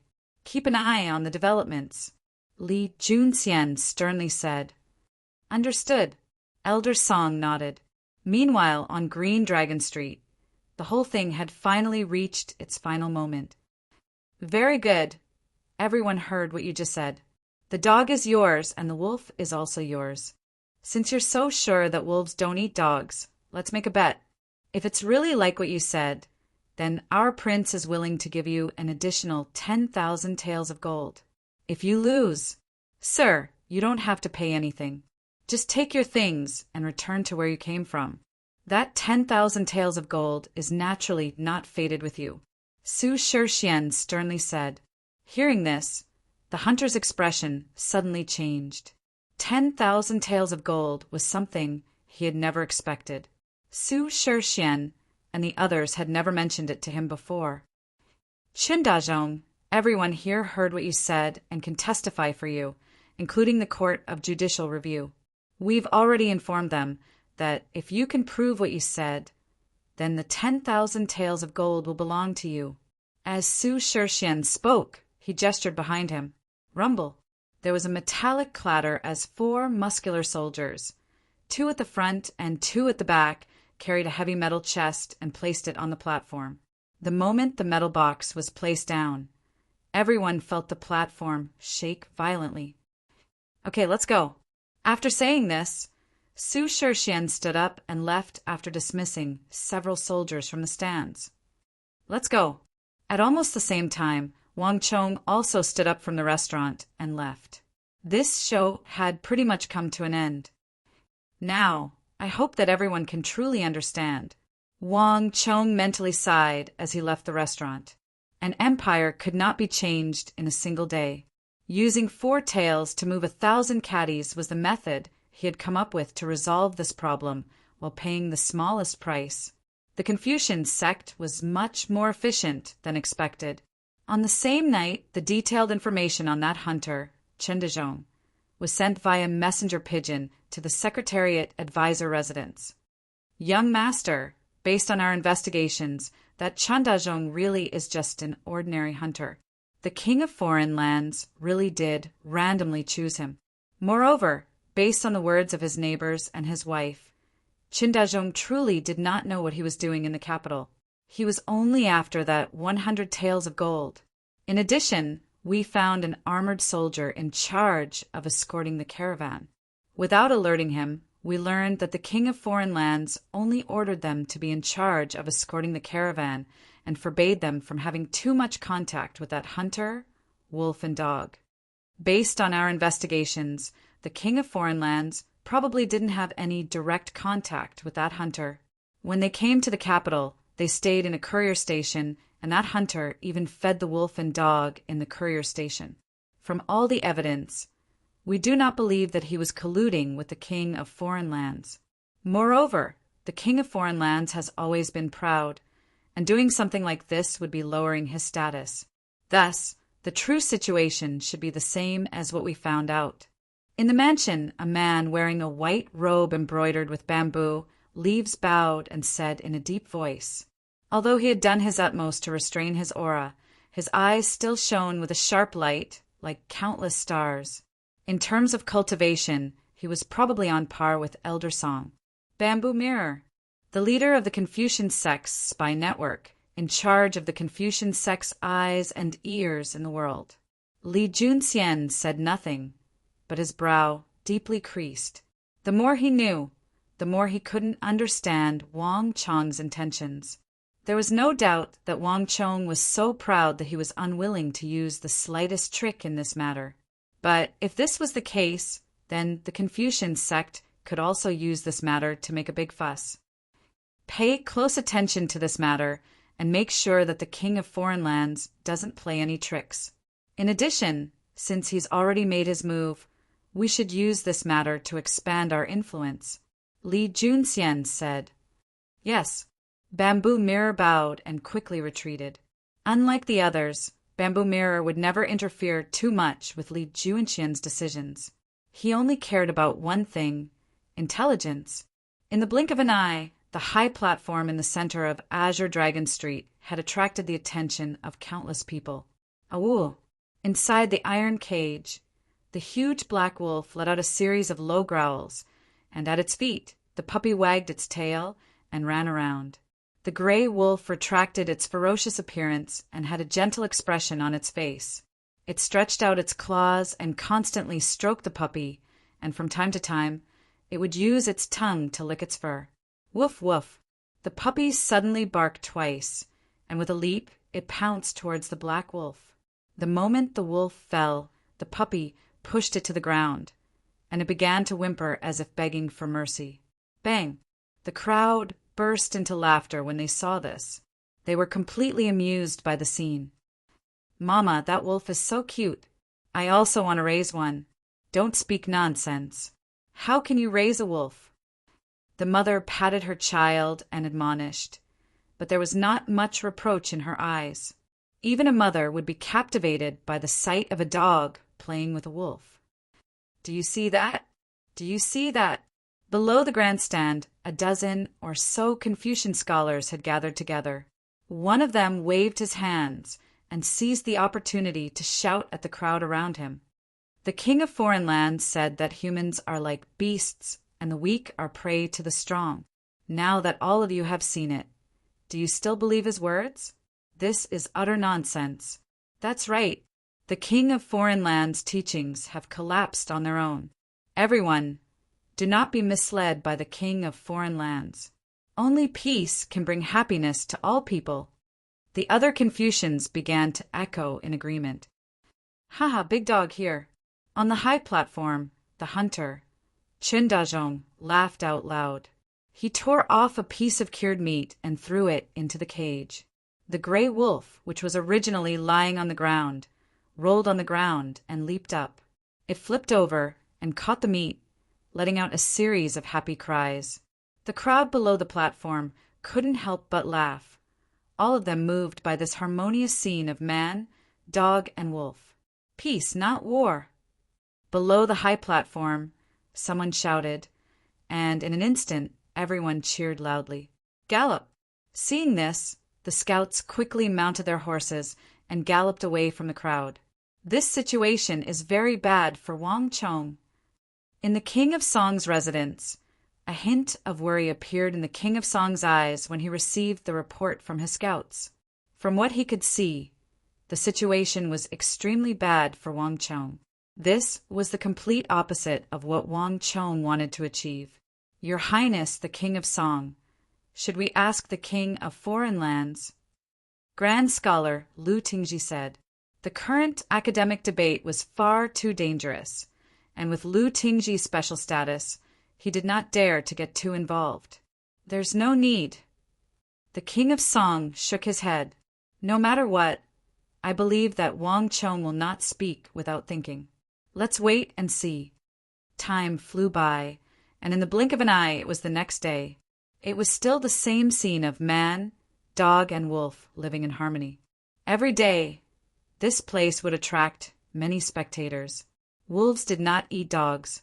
This completely shattered everyone's understanding, and as time passed, more and more details were dug up.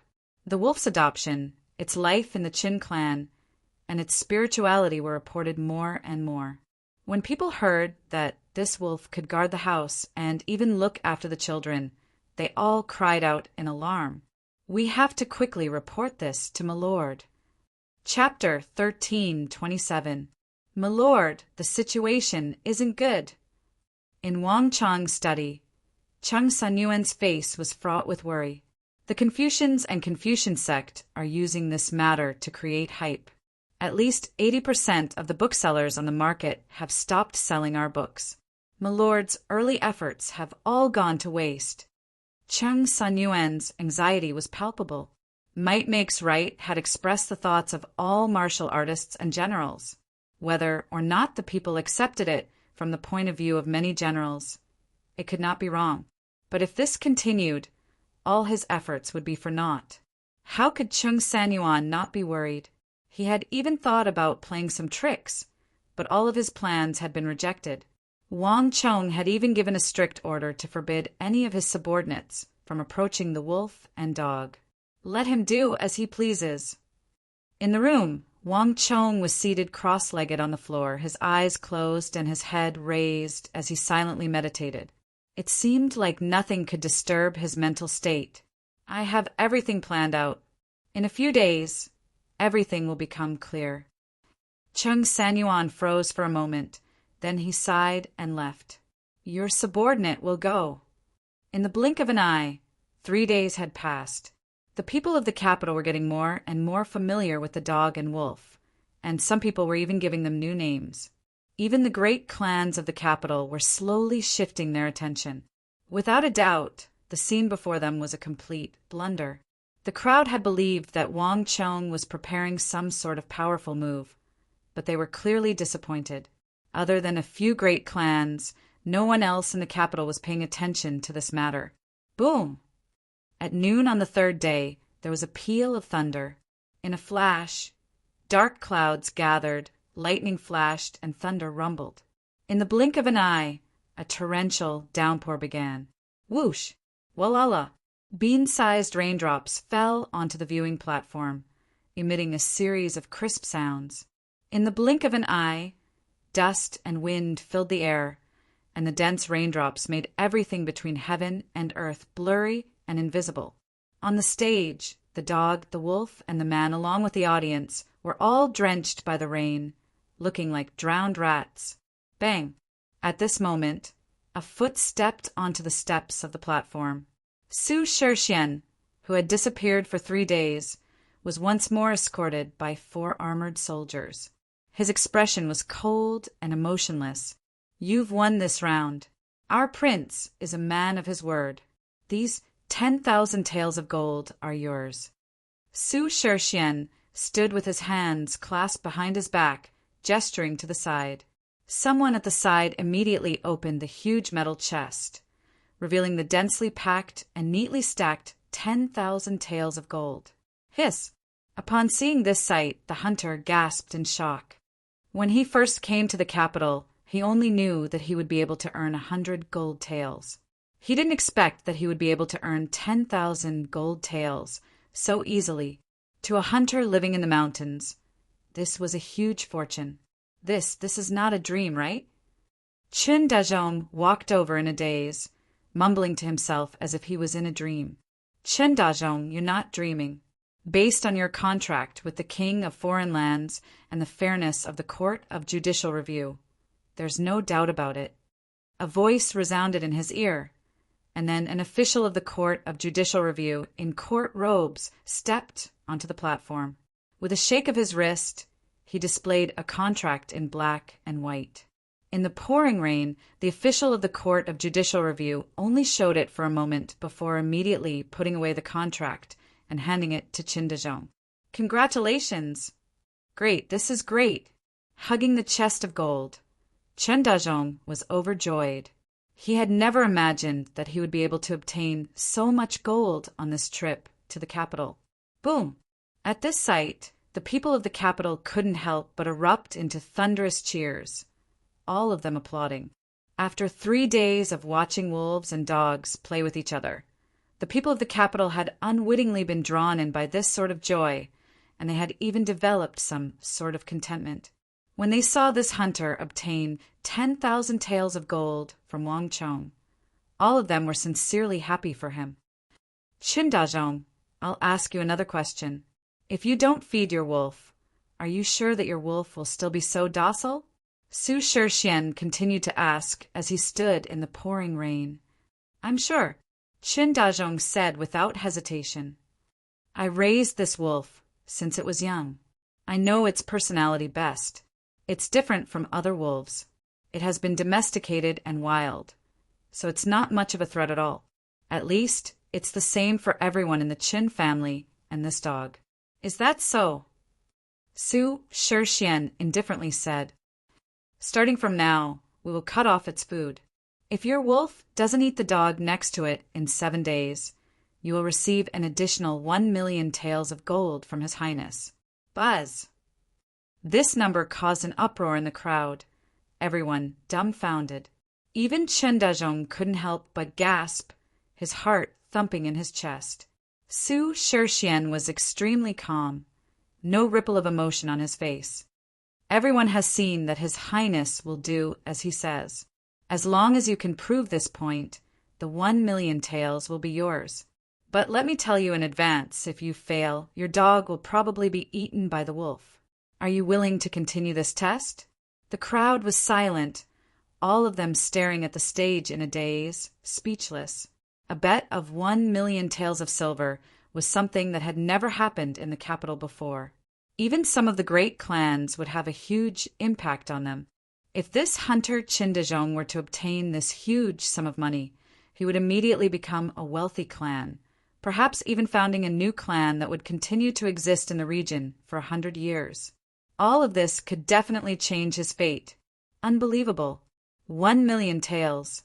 Is the king of foreign lands serious? Didn't you see? After 3 days of doing nothing, he obtained 10,000 taels of gold.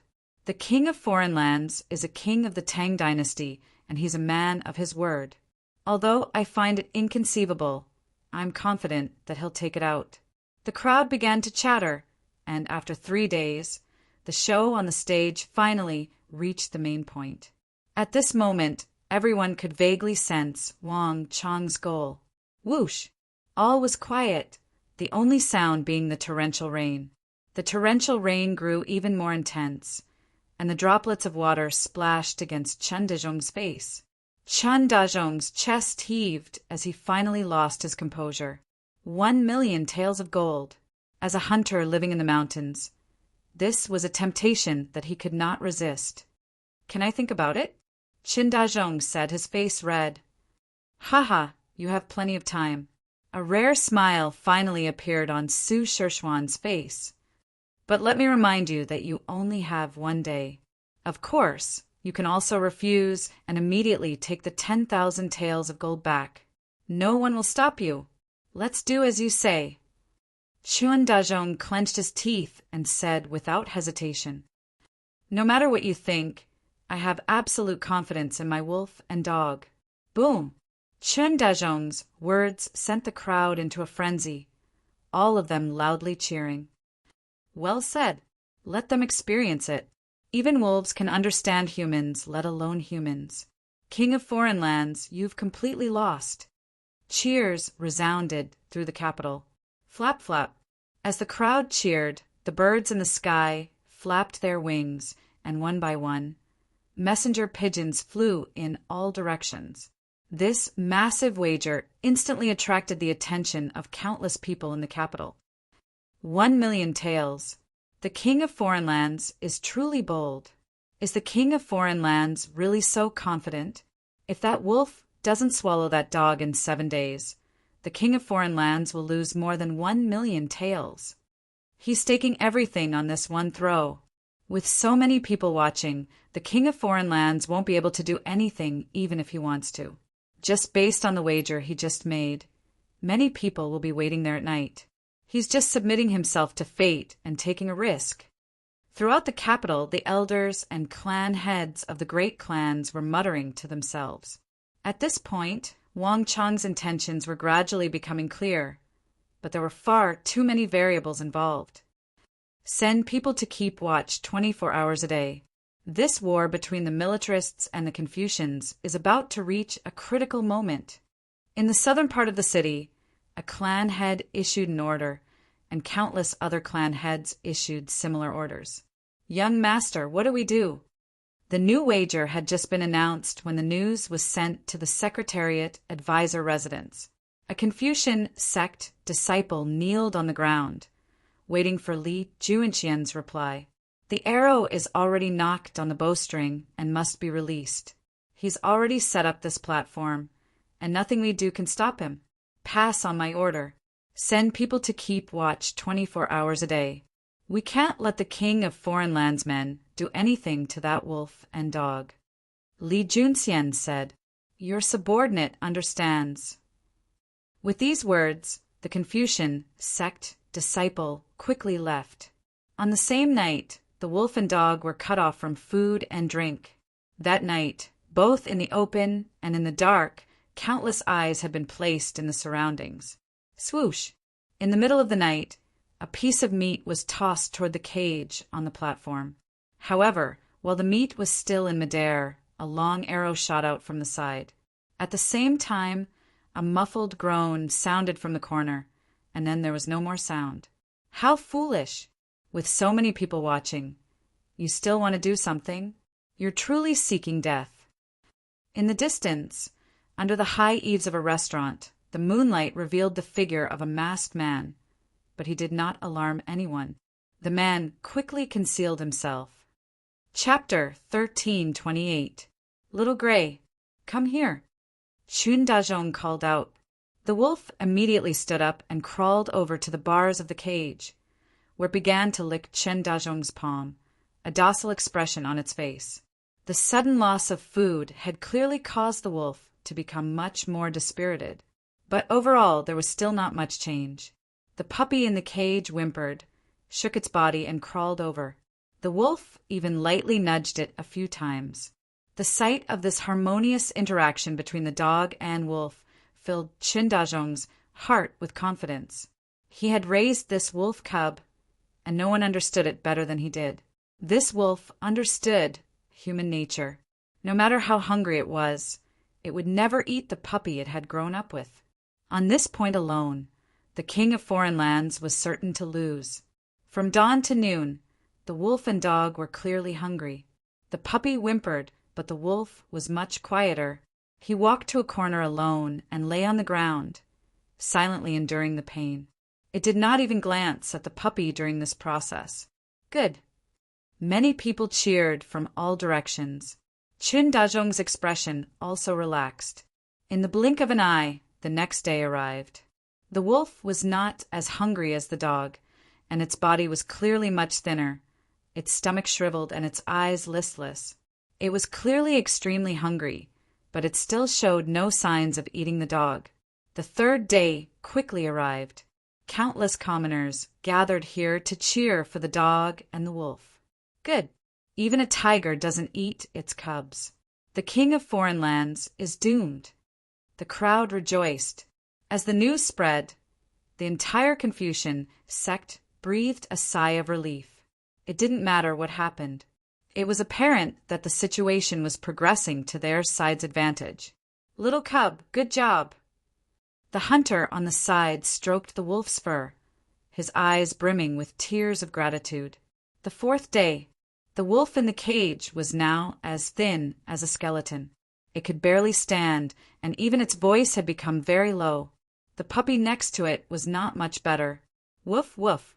The puppy crawled over, and just like before, it crawled under the wolf's body. But the wolf, like before, only licked its fur twice, then pushed it away, and did not make any more movements. Good.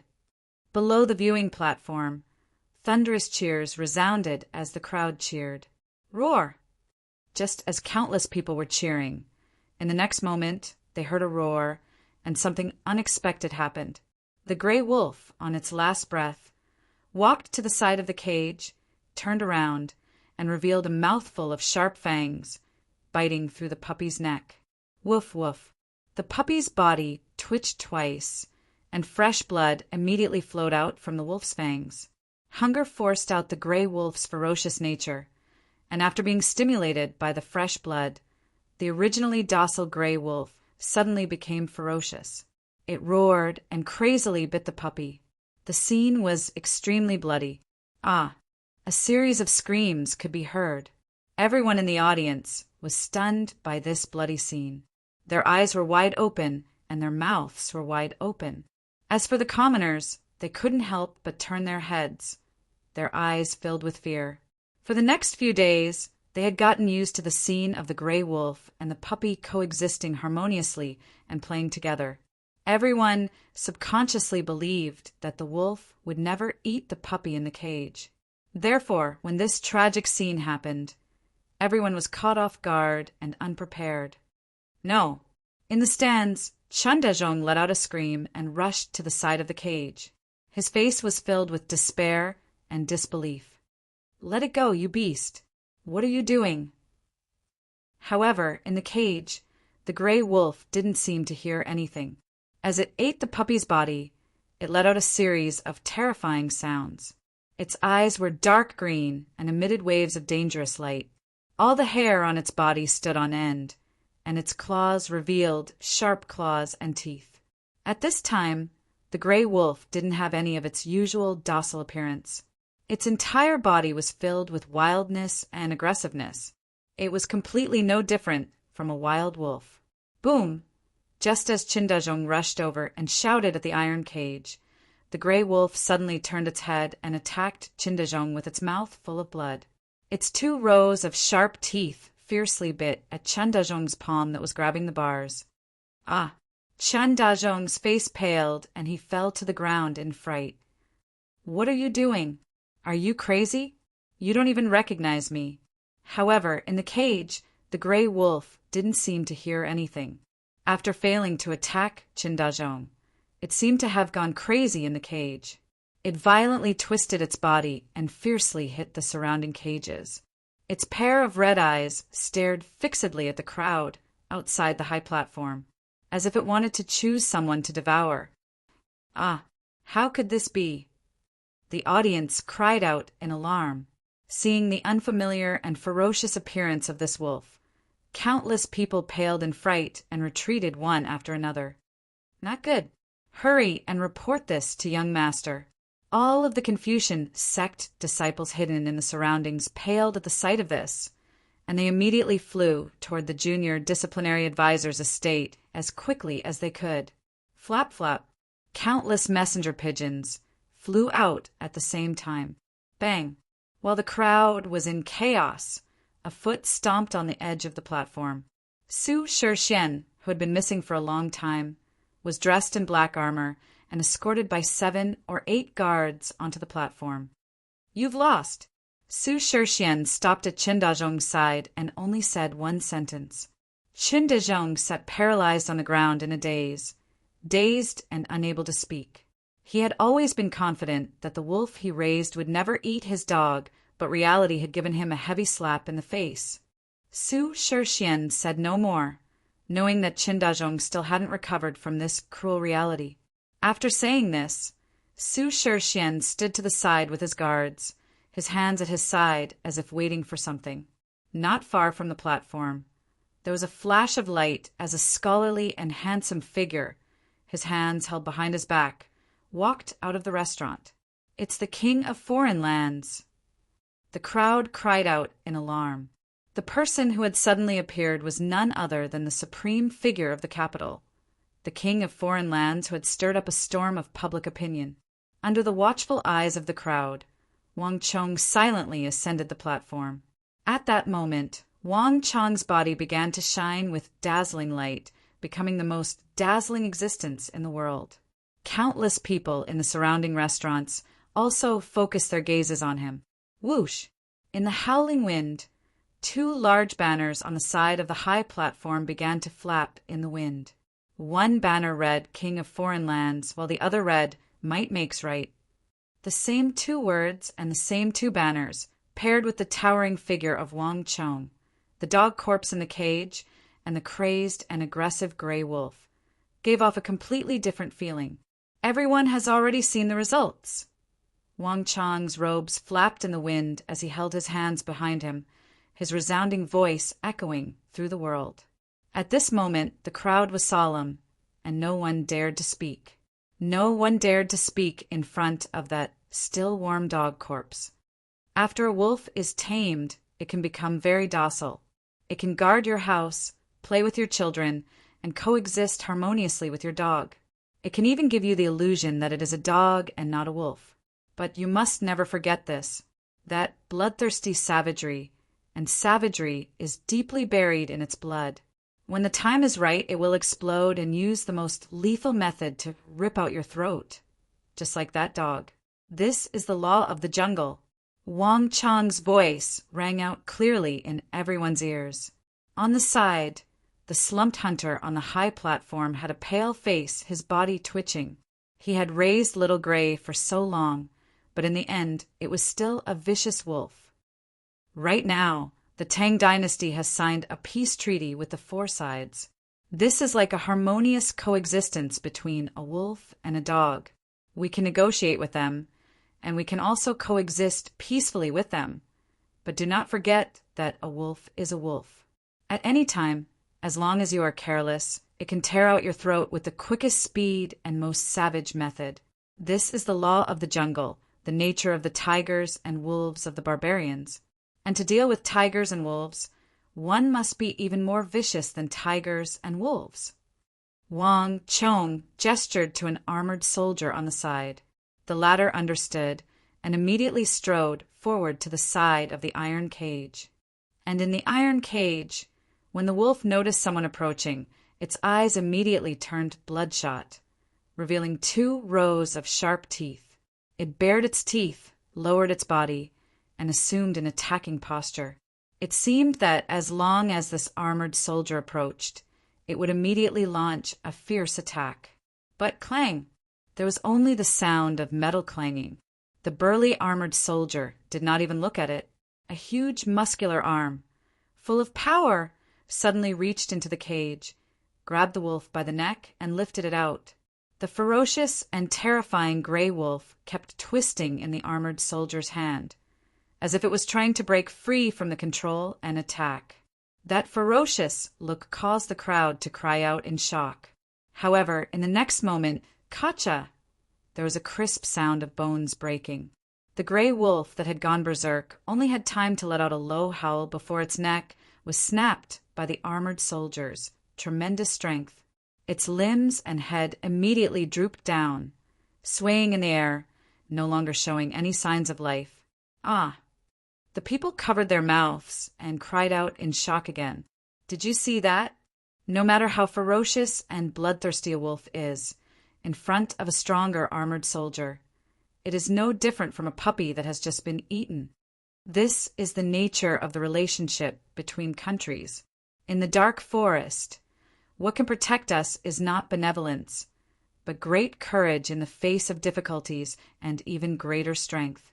This is power. Power. That. Truth. Reason. Chapter 1329. With these words, Wang Chong scanned the crowd, and then with a wave of his sleeve, he left the platform. Behind him, the crowd was utterly silent. Silence. Deathly silence. Even after Wang Chong left, the surrounding stands, Azure Dragon Street, and the countless restaurants and tea houses on both sides of the street, all the clan heads who had heard the news and rushed over to see this sight stood there in a daze, as if they had been petrified, unable to move. All of them were still immersed in the shock of this sight. Although Wang Chong had left, the people of the capital were still far from concluding this matter. When Chen Dazhong had led the wolf and dog onto the platform, everyone had treated this as a game. Many people had even forgotten that one of the 2 banners that Wang Chong had erected on the side of the platform was Might Makes Right. Wang Chong had used this scene to verify his theory. But when the dog had been bitten and eaten and the wolf had been slaughtered, no one could laugh. No one could treat this as a game. Facts spoke louder than words, and Wang Chong had used the most naked and indisputable method to clearly display this law of survival to the people of the capital and to the people of the Tang dynasty. Bang! After a short period of silence, it was as if a sudden clap of thunder had fallen from the sky. A huge wave suddenly arose in the crowd. The king of foreign lands was right. We were all wrong. We all liked that wolf so much, but in the end it still ate that dog. A wolf is a wolf, and it can never be changed. The surrounding barbarians have always envied the wealth of the Tang dynasty and have always wanted to attack the Tang dynasty. Alas, everyone has been deceived. Only the king of foreign lands, only he is clear-headed. This is why he wrote this book. The king of foreign lands was right. The crowd buzzed with chatter. Many people would never be able to forget what had happened on the platform for the rest of their lives. He would remember it for the rest of his life. Don't listen to his nonsense. This was a coincidence, just a coincidence. A single incident could not prove anything. Everyone must believe in the imperial court. In the crowd, several Confucian scholars loudly shouted, but no one paid them any attention. No one listened to their opinions. All of their voices were drowned out by the buzz of the crowd. A dog and a wolf brought people unprecedented deep thoughts.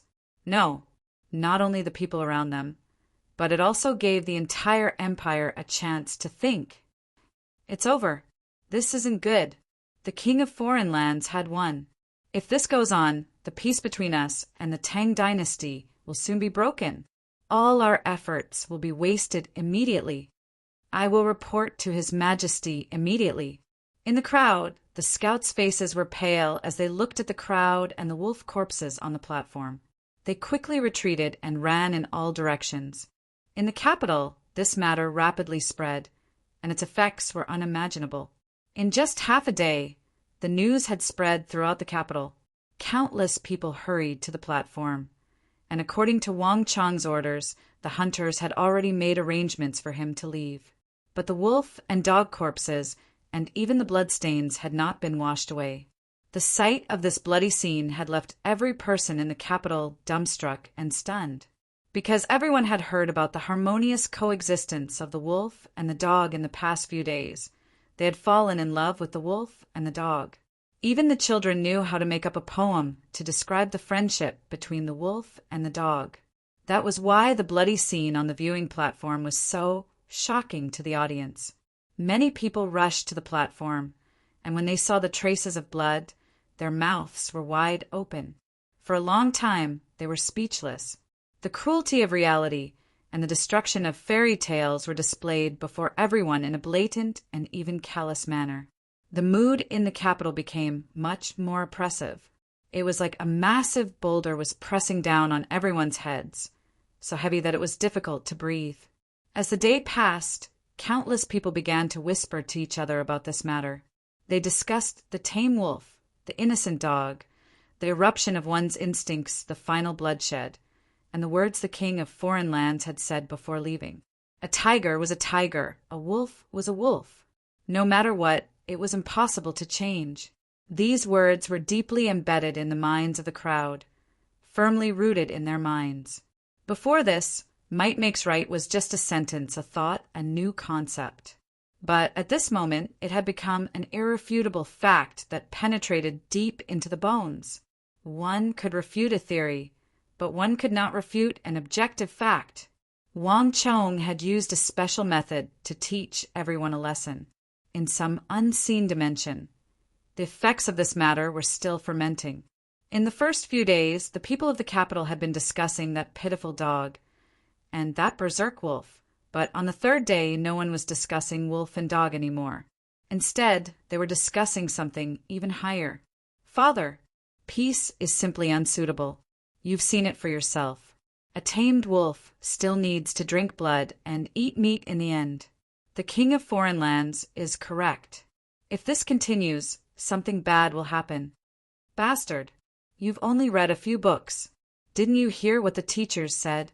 How many people have died by the border? Do you want to die there as well? In addition, didn't you see those who visited the capital a while ago? These who are just ordinary people, men and women, young and old. They're no different from us. This so-called war is just something those generals do to claim credit for themselves. The weak are prey to the strong, survival of the fittest. This is the law of the jungle, the truth between countries. Wolves can also coexist peacefully with dogs, But do you really have to pay the price of dying in the belly of a wolf just for a few days of peace? That's simply foolish. A man cannot only think of himself, just like the king of foreign lands. He also has to think of all living beings in the world. This is how a man should act. Little bastard, is this how you speak to your father?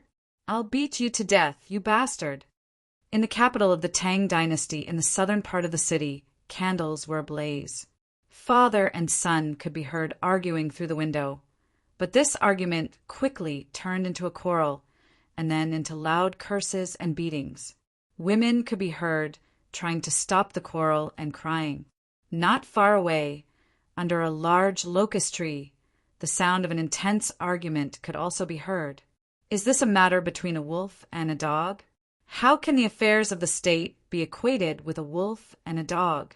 This is utter nonsense. Zhang Taizhu, do you still not understand? Why is it that the barbarians of the 4 desolate lands didn't negotiate with each other before, but now? Aren't they just watching as our Tang dynasty preys on each other? Only courage and strength are the foundations of a country's peace. This is what the king of foreign lands said in his book, and it's clearly happening right before our eyes. With your eyes wide open, can you not see something so obvious? Can the two be lumped together? Peace is not easy to come by. Li Heli, do you still want war? Do you want to plunge the people into misery and suffering? You're truly rotten beyond repair. I used to drink with you in vain. A person like you is a vermin of the state. What are you saying, Zhang Taizhu? What are you saying? This old man isn't finished with you. Crash! Tables and chairs toppled to the ground, and even the legs of the chairs were broken. The ground was littered with broken plates and chopsticks, and the popped peanuts that went with the wine were scattered everywhere. These two neighbors, who were as close as real brothers, had not argued for several decades, and they had come to drink under the old scholar tree to enjoy the shade, chat, and relax. But when it came to war and peace, might makes right, and the theory of benevolence and righteousness, the decades of brothers could no longer be brothers. At the start, they had been red in the face and neck, but in the end, they had begun to fight and break off all ties. Even the dogs in the courtyard had begun to bark. When it came to this matter, everyone took it very seriously, because everyone understood that this was not some rumor of unofficial history, nor was it some gossip they had heard, nor was it some ordinary conversation over tea. Rather, it involved the millions of people of the world, including you, me, him, everyone, and even their descendants. The slightest carelessness could lead to complete defeat. An entire world might even become an Azura's hunting ground. No one could bear this price. It was precisely because they understood the consequences that no one backed down on this matter. Father and son, brothers, neighbors, good friends who had never argued with each other in their lives would no longer laugh and pretend like nothing had happened. And the disputes and conflicts were not limited to the ordinary mortal world. There were even conflicts in the schools between teachers and students. Teacher, it's not that I don't agree with you, but before the state, there are no teachers and students, no fellow countrymen, no classmates. There is only righteousness. You say that the law of the jungle is the theory of beasts and that all armies must be abandoned. Please forgive this student for being unable to agree. Bastard thing, where did your benevolence, righteousness, propriety, wisdom, and faith go? The king of foreign lands is a beast, but are you also a beast? What might makes right? This is simply a twisted theory. This is turning the entire world into a kingdom of beasts. Without benevolence and righteousness, if you only know how to scheme and scheme, what will become of the world? This old man has spent his entire life teaching and educating, and it is a disgrace to have taught a disciple like you. Chapter 1330. My deepest apologies. On the 1295th upload, there was a repetition of 1,500 words. Thus, when everyone reads it, you can start from the previous chapter, 1303. In addition, I will upload another chapter. Thank you for your support. You. Preposterous. Teacher, The teachings of the Confucian school are meant to benefit the people of the world. Right is right and wrong is wrong. What is meaningful to the people of the world is the most fundamental. The teachings of the king of foreign lands are also for the sake of the country. Teacher, peace is naturally not wrong, but just as the king of foreign lands said, peace can only be defended through hard work and strength, not through compromise and retreat. Teacher, have you ever thought that if Uzin, the Eastern and Western Turks, Goguryeo, Mengshi, if these countries really are pretending to weaken the Tang dynasty, pretending to be at peace, pretending to disarm their armies, and then waiting for the right time to attack the Tang dynasty? If such a thing really happens, teacher, have you ever thought about what the consequences will be? Absurd. If everything goes according to what-ifs, what hope is there left in the world? If we want to obtain peace, we should use our teachings to reform and educate the foreigners. Let them understand that peace and prosperity can be obtained through their own hands, not through war. Aren't your current words encouraging the aggressiveness of the foreigners? If we really follow this theory, what peace can there be? To think that you are my student, and yet you hold such crooked ideas as a guiding principle. What a disgrace! I now announce that you are formally expelled from the school. You will never be a disciple of my Confucian school. These final words were deafening, and the entire school instantly fell silent. After a long while, a voice rang out. Many thanks, teacher. Afterward, he left the school, his back relaxed and carefree. Father and son, brother, neighbor, teacher, and student, such conflicts took place in the south, north, east, and west of the city. They took place in the capital, and they took place in every household of the 9 provinces. From might makes right to the wolf and dog test on Azure Dragon Street, until the hungry wolf swallowed the dog, Wang Chong stepped onto the platform. Wang Chong's methods finally came to an end at this moment. Might makes right, law of the jungle. The weak are prey to the strong. Seek peace through war, live in peace, seek peace through compromise, perish in peace, etc. Only at this moment did these ideas truly penetrate into the hearts of the people and were accepted by them, not just in writing. This was like a storm that swept through the entire empire at an astonishing speed. The originally loud cries of peace, not war, suddenly became much softer.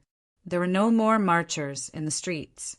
On the contrary, restaurants, tea-houses, inns, all the places where people gathered were discussing and debating the new idea of might makes right. Because of the conflict of ideologies, there were many people who insisted on their own views. The chaos was spreading, and so was the riot, like a spring breeze, silently moisturizing everything. Wang Chong's book had awakened countless people of this empire from their slumber, triggering them to think deeply. And to the countries around the Tang dynasty that were paying attention to this storm, this was not good news. All the empires felt a sense of worry and anxiety from this great debate. I underestimated him. On the Uzin Plateau, outside the royal capital, Dalen Trinling's eyes were half closed, his head raised, his eyes motionless. The howling wind caused his robe to flap in the wind. At this moment, countless thoughts were flitting through Dalen Trinling's mind. The Confucians had originally held the upper hand in this struggle, relying on the momentum of the world and the weariness and longing for peace of the people to firmly suppress the great Tang.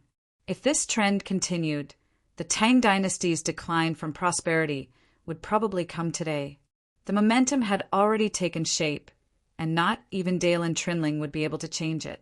This was a battle between a single person and the entire world, a battle between a single heart and the millions of people in the world. From the very start, there had been no chance of victory, but in this battle, Wang Chong had won. At the very least, he had displayed the ability to change all this. Starting with his book, using the wolf and dog as a metaphor for the situation around him, Wang Chong had only needed to pay the lives of 1 dog and 1 wolf to forcefully reverse the tides of peace. Even Dalen Trinling couldn't help but sigh in praise of this feat. It's not without reason that this boy has become a thorn in our Uzin side. Dalen Trinling quietly said to himself, just by relying on these methods, This king of foreign lands of the Tang dynasty was enough to rank among the world's best strategists. Imperial Minister, what should we do now? Based on the current situation, it's probably impossible for us to change the fate of the Tang dynasty. Once the militarists of the Tang dynasty regain power, our Uzin will be the first to bear the brunt of it. Most importantly, we can no longer afford to lose. The Yarlung royal lineage's great General Namri Songtian suddenly spoke, a deep concern in his eyes. After several major battles, the Uzin Empire had suffered heavy casualties and did not have many soldiers left to use. Of the 4 royal lineages, only the soldiers of the Yarlung royal lineage and the royal capital still had the strength to fight. This was one of the important reasons Uzin had come to terms with the Confucian sect. Relax. This war is far from reaching this stage. Based on the words of the Tang dynasty, only a coffin can be sealed. Although the Confucian sect has suffered a defeat in this wave, this faction that has been able to survive for 1,000 years in the Central Plains has its own outstanding points. I'm confident that the Confucian sect still has other tricks up its sleeve. In addition, as Dalen Trinling spoke, he suddenly opened his eyes, his left hand reaching into his right sleeve to take out a letter that he had prepared long ago. It's about time for that old friend I met in the Central Plains to act. Send this letter. Once he receives it, I'm confident that he will know what to do. Namri Songtian couldn't help but feel a little moved by this letter. Just like the other prime ministers, all of the Uzin prime ministers, whether they were from the 4 royal lineages or Dalen Trinling, had journeyed through the Central Plains before becoming prime minister. It was just that they had not been particularly famous at the time, so few people had paid them any attention. Yes, your subordinate will go. Namri Songtian's eyes flickered as he quickly took the letter and left. Pass on my order. Have the 3 armies stand ready. In the distant Mount Sanmi, the Western Turks reacted much more simply than the Uzin Empire. Upon learning of the upheaval and turmoil of the Tang dynasty, Wunu Shibi almost instinctively felt threatened and immediately ordered the army to defend. Have our spies in the capital sent any new information? On Mount Sanmi, Wunu Shibi stood like a spear, his hands resting on his sword. In front of him was a Western Turkic spy kneeling on one knee. My lord, almost all our spies have returned to the capital. Everyone is paying close attention to this development. If there is any new information, they will immediately report it to my lord. The leader of the spy kneeled on the ground and respectfully replied. After saying that, he quickly left after a short while. In the Western Turkic Khaganate, the Goguryeo Empire, and Mengshi Zhao, countless birds flew in the direction of the Tang dynasty's capital, their numbers and frequency several times greater than before. While the armies of the other countries were on high alert, the mood in the Anchi Protectorate was completely different. Good. Gao Xianji slowly put down the letter. His eyes, shining like a heavy stone, had been lifted from his shoulders. Wang Chong, well done. I can finally heave a sigh of relief. Chongqing, have the spies we sent to the other countries sent back any news? With these last words, Gao Xianji turned to Feng Chongqing. Haha, the various countries are basically being led around by the nose by the king of foreign lands. They're probably thinking about this matter even in their sleep. Based on the reports from our spies, the events in the capital have left them unable to eat or sleep in peace. Feng Chongqing said with a smile. At this moment, Feng Chongqing felt sincere admiration for Wang Chong. He and Gao Xianji were known as the twin walls of the empire. One was skilled in literature, while the other was skilled in martial arts, and they perfectly made up for each other's flaws. But not even the twin walls of the empire could produce such intelligence and strategy as Wang Chong. This was no longer a matter of strategy or logistics. He had read the book Might Makes Right, sent from the capital time and time again, carefully savoring every word in it. Feng Chongqing felt that he was also a person of astonishing talent, or else he would not have recommended himself to meet with Gao Xianji. But when it came to writing books, not even Feng Chongqing could compare to Wang Chong. Pass on my order. Keep a close watch on the surrounding countries. If there's any movement, immediately move. Yes, a commander of the Anxi Protectorate Army had already left to carry out the order. One book, one plot, had affected the entire situation around the Tang dynasty, changing the course of the world. Probably only Wang Chong could do this. Putting aside the situation on the periphery, the entire capital was in a state of apprehension. All news gathering in the Secretariat Advisor residence. At the same time, all the pressure converged on him. Young master, what do we do? The entire world was abuzz with discussion of the King of Foreign Lands book. Even in the Confucian school, there was a phenomenon of students arguing with their teachers. The King of Foreign Lands' actions are already shaking the foundation of our Confucian school. Not since the era of Emperor Wu of Han, when he dismissed the 100 schools of thought and revered Confucianism alone has such a thing happened. If we do not restrain it and allow it to develop smoothly, the reputation of the Confucian sect, built up over 1,000 years, will be ruined. In the Secretariat Advisor residence, Elder Song, Bamboo Mirror, the Sword Ghost, the White-Clothed Girl, many members of the Confucian sect had gathered, and the atmosphere was tense. The Confucian sect had been paying close attention to this matter this entire time, and had to admit that Wang Chong had made a fool out of all the Confucian sect members in the wolf and dog incident.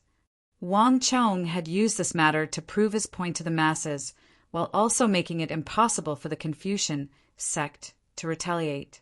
At the very start, everyone had even believed that they had won.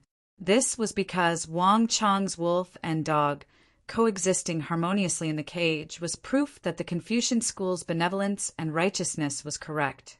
Moreover, after this ruckus, the Confucian school didn't even need to send people to spread its teachings.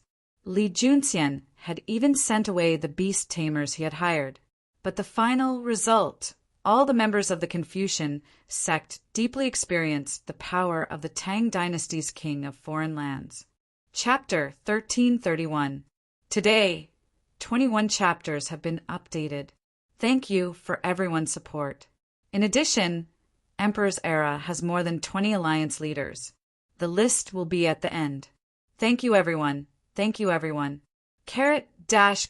Emperor's Era already has 92 alliance leaders.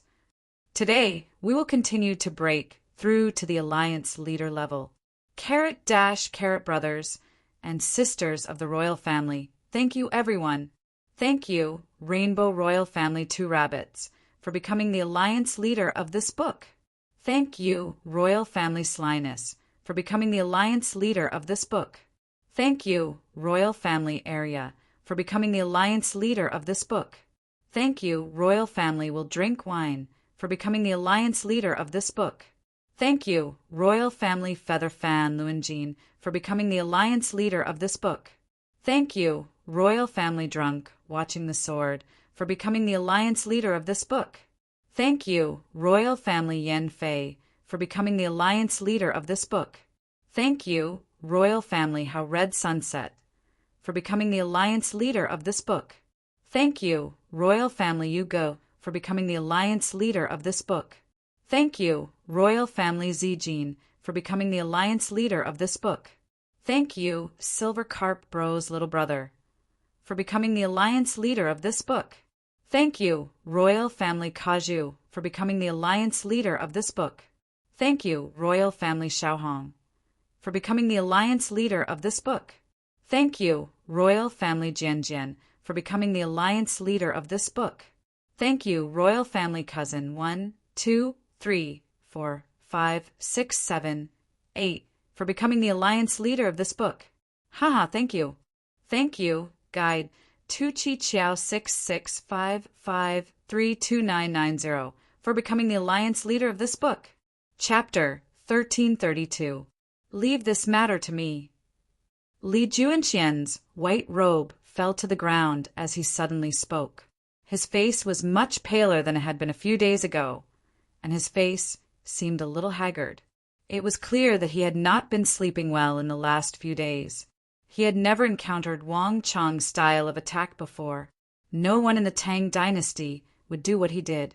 But this was precisely the king of foreign lands of the Tang dynasty. Might makes right was spreading among the people day by day, and Li Junxian was well aware of what this trend would lead to. But after several days of thinking, he had been unable to come up with a good solution. Wang Chang's method had been too ingenious. Not only had he promoted his own ideals, he had also sealed their mouths. Not only that, Dalen Trinling of Uzin, Wunu Shibi of the Western Turks, Ashinatuazin of the Eastern Turks, Yun Gasimin of the Goguryeo Empire, and Arabia have all sent letters urging us to stop this matter. Based on the reports of our spies in the various countries, there are already voices of resistance in the various countries calling for the cancellation of all their agreements with us. Some are even discussing calling back all their armies. At this time a voice sounded. Bamboo Mirror, who was in charge of intelligence, stepped forward and also spoke. Buzz!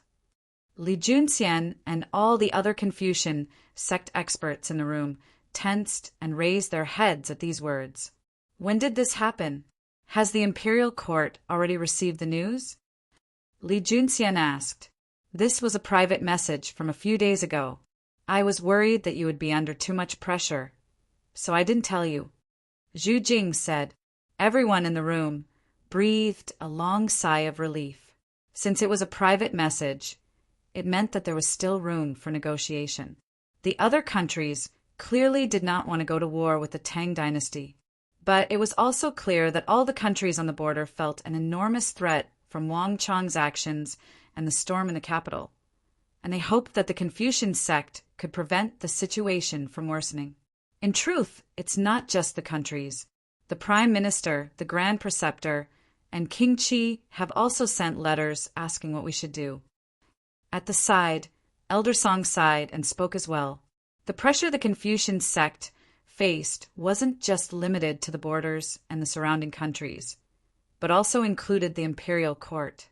King Qi, the Grand Preceptor, and the Prime Minister were all important allies of the Confucian sect.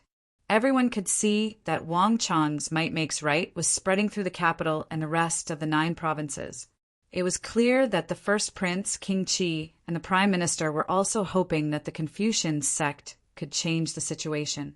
At the side, the white-clothed young lady's lips moved, but in the end, she refrained from saying anything. The young master had racked his brains and was already facing enough pressure. There was no need to add more trouble to him. In an instant, the hall was dead silent. Everyone was looking in the same direction, and each gaze was like an invisible pressure. Li Junxian was the leader of the Confucian sect, and if there was anyone in the world who could contend against Wang Chang, it was probably him. Got it. After a long while, Li Junxian finally spoke. At that moment, countless thoughts flitted through his eyes, and finally, Li Junxian's eyes gradually became determined. In the grand undertaking of the harmonious world, everyone is insignificant. The 1,000-year foundation of the Confucian sect cannot be destroyed by our own hands in the face of this unprecedented opportunity, much less by the hands of the king of foreign lands. Help me prepare to bathe and change my clothes. I want to go to the Holy Temple. Buzz. The words Holy Temple startled everyone in the hall, and they all revealed expressions of respect, even more so than when they were with Li Junxian. Young master, you want to... Elder Song stepped forward, bowed and cautiously said, Li Junxian firmly nodded. This is a struggle of ideals that no longer concerns our Confucian sect. At a time like this, we should go and see him. Li Junxian sighed. 4 hours after the conclusion of the meeting in the hall, a simple and inconspicuous carriage blended into the surging stream of people, passing through many streets and alleys until it reached the northwest corner of the capital, a plum forest adjacent to the imperial palace. This plum blossom forest was completely different from any other place he had been to before. At the entrance of the plum blossom forest, 2 golden dragon banners were erected, fluttering in the wind. On both sides of the banners were the imperial guards and golden guards, who would only appear in the royal palace. This place was clearly not a place that ordinary people could enter. Li Junxian showed a token at his waist. Without being questioned, he quickly entered the depths of the plum forest. Quiet and secluded. It was difficult to imagine that there was such a secluded place in the capital. Following a winding path, Li Junxian's carriage stopped in front of a dazzling palace. "Young master, we've arrived." A Confucian sect disciple quickly got off the carriage and opened the door. Li Junxian walked out, and the moment his feet touched the ground, he smelled the fragrance unique to the plum forest. "It's been a long time since I've been here."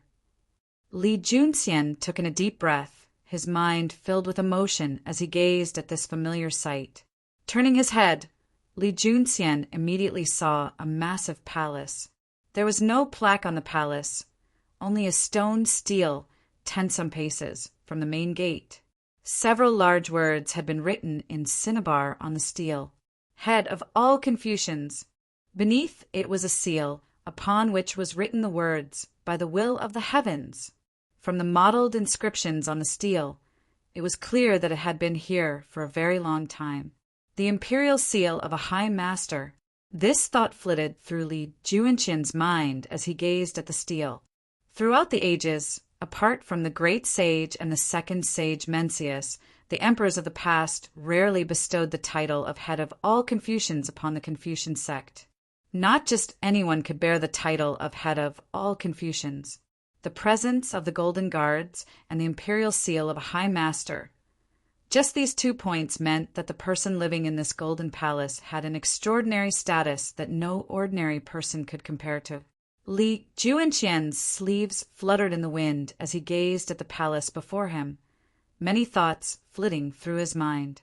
Outside the imperial city, in the northwest corner of the imperial city, there was a plum forest and a palace hidden deep within it.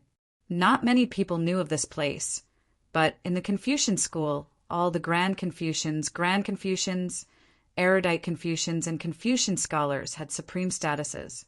This was a true holy temple of the Confucian school, because the person living inside, or perhaps worshipped, was the true spiritual leader of the Confucian school of the world. The ruler is benevolent, never be unbenevolent. The ruler is righteous, never be unrighteous.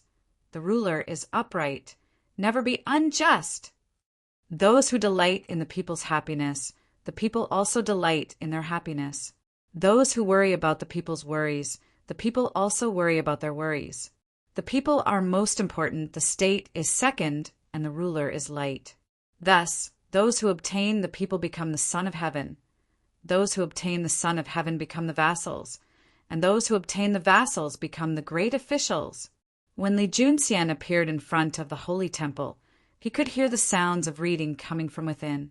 Unlike ordinary schools, the voices coming from within were not the voices of children. Each one of these voices was extremely old. If they were not extremely old, they were renowned Confucians in their 50s or 60s. "Young master, Master Zhu already knows that you have come. Please come in." A few moments later, an old Confucian dressed in a gray-white Confucian robe stepped over the threshold and walked out. If anyone else were here, they would assuredly be shocked to see this old Confucian, because this old Confucian was an extremely famous Confucian throughout the Huxiang region. 20-some years ago, a book called The Study of Confucianism had spread throughout the world and was regarded as a standard by all Confucians. It was rumored that he had died long ago, but who could have known that he had entered this holy temple and followed that person for 10-some years? "Many thanks." Li Junxian respectfully bowed, and then, with a flick of his robe, he strode into the palace hall. The palace hall was quiet, with not a single golden guard or imperial guard in sight. There were only incense burners placed on the sides of the hall, exuding a fragrant and musky scent. In front of the incense burners that were shaped like dragons, tigers, and cranes, great and great Confucians over the age of 50 were sitting cross-legged on the ground. They were either writing, drawing, transcribing scriptures, or meditating with their eyes closed. It was as if they were studying knowledge.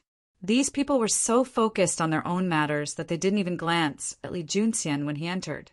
Li Junxian did not care, brushing past these people as he walked deeper into the palace. The sounds of reading got closer and closer, and after passing through a gate, Li Junxian saw a square made of stone and a simple but clean thatched hall in the back of the palace. If he had not seen it with his own eyes, he would have found it hard to believe that there was such a simple and crude hut standing behind this magnificent palace hall.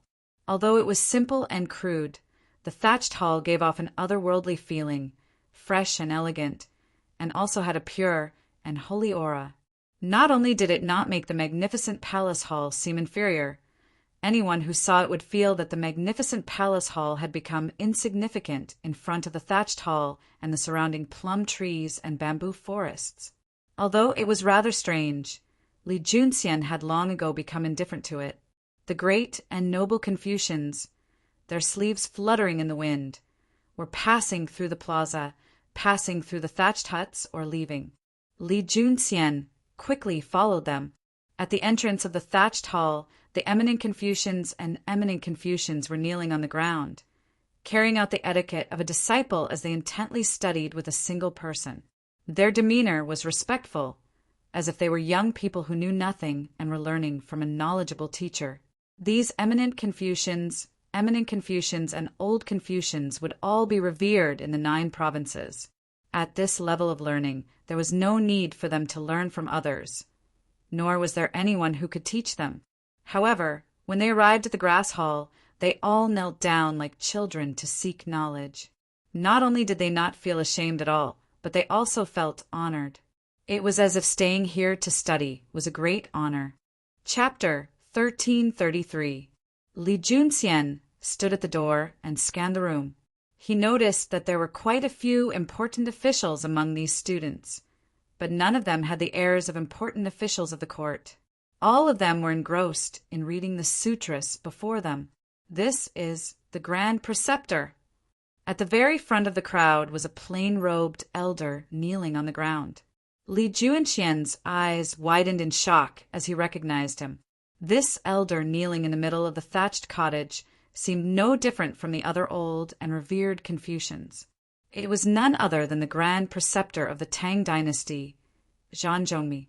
This Grand Preceptor of the Tang Dynasty, someone who even the Holy Emperor revered, was kneeling on the ground like a student, studying scriptures and learning.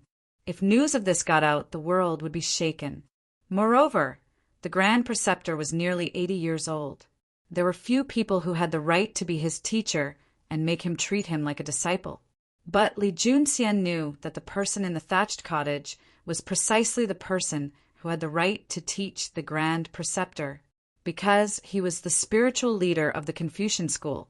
Since the Spring and Autumn and Warring States periods and the Easter Han Dynasty, he was the only person who could call himself a Zi.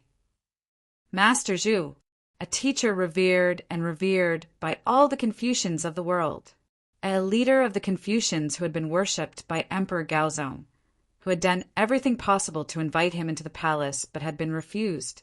Left with no other choice, he had built a palace for him so that he could stay here in the capital by his side.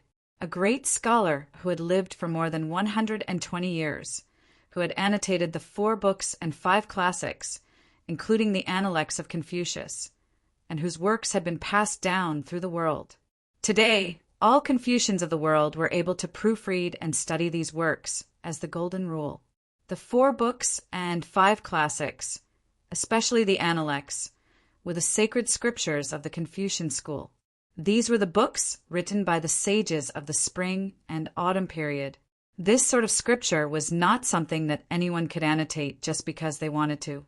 If one's knowledge was lacking and carelessly annotated it, they would be condemned by all. When that time came, no matter how vast the world was, there would be no place for them. One could easily imagine how profound and virtuous this person was to be able to annotate the Analects. He was born in the era of Emperor Gaozu of the Tang Dynasty.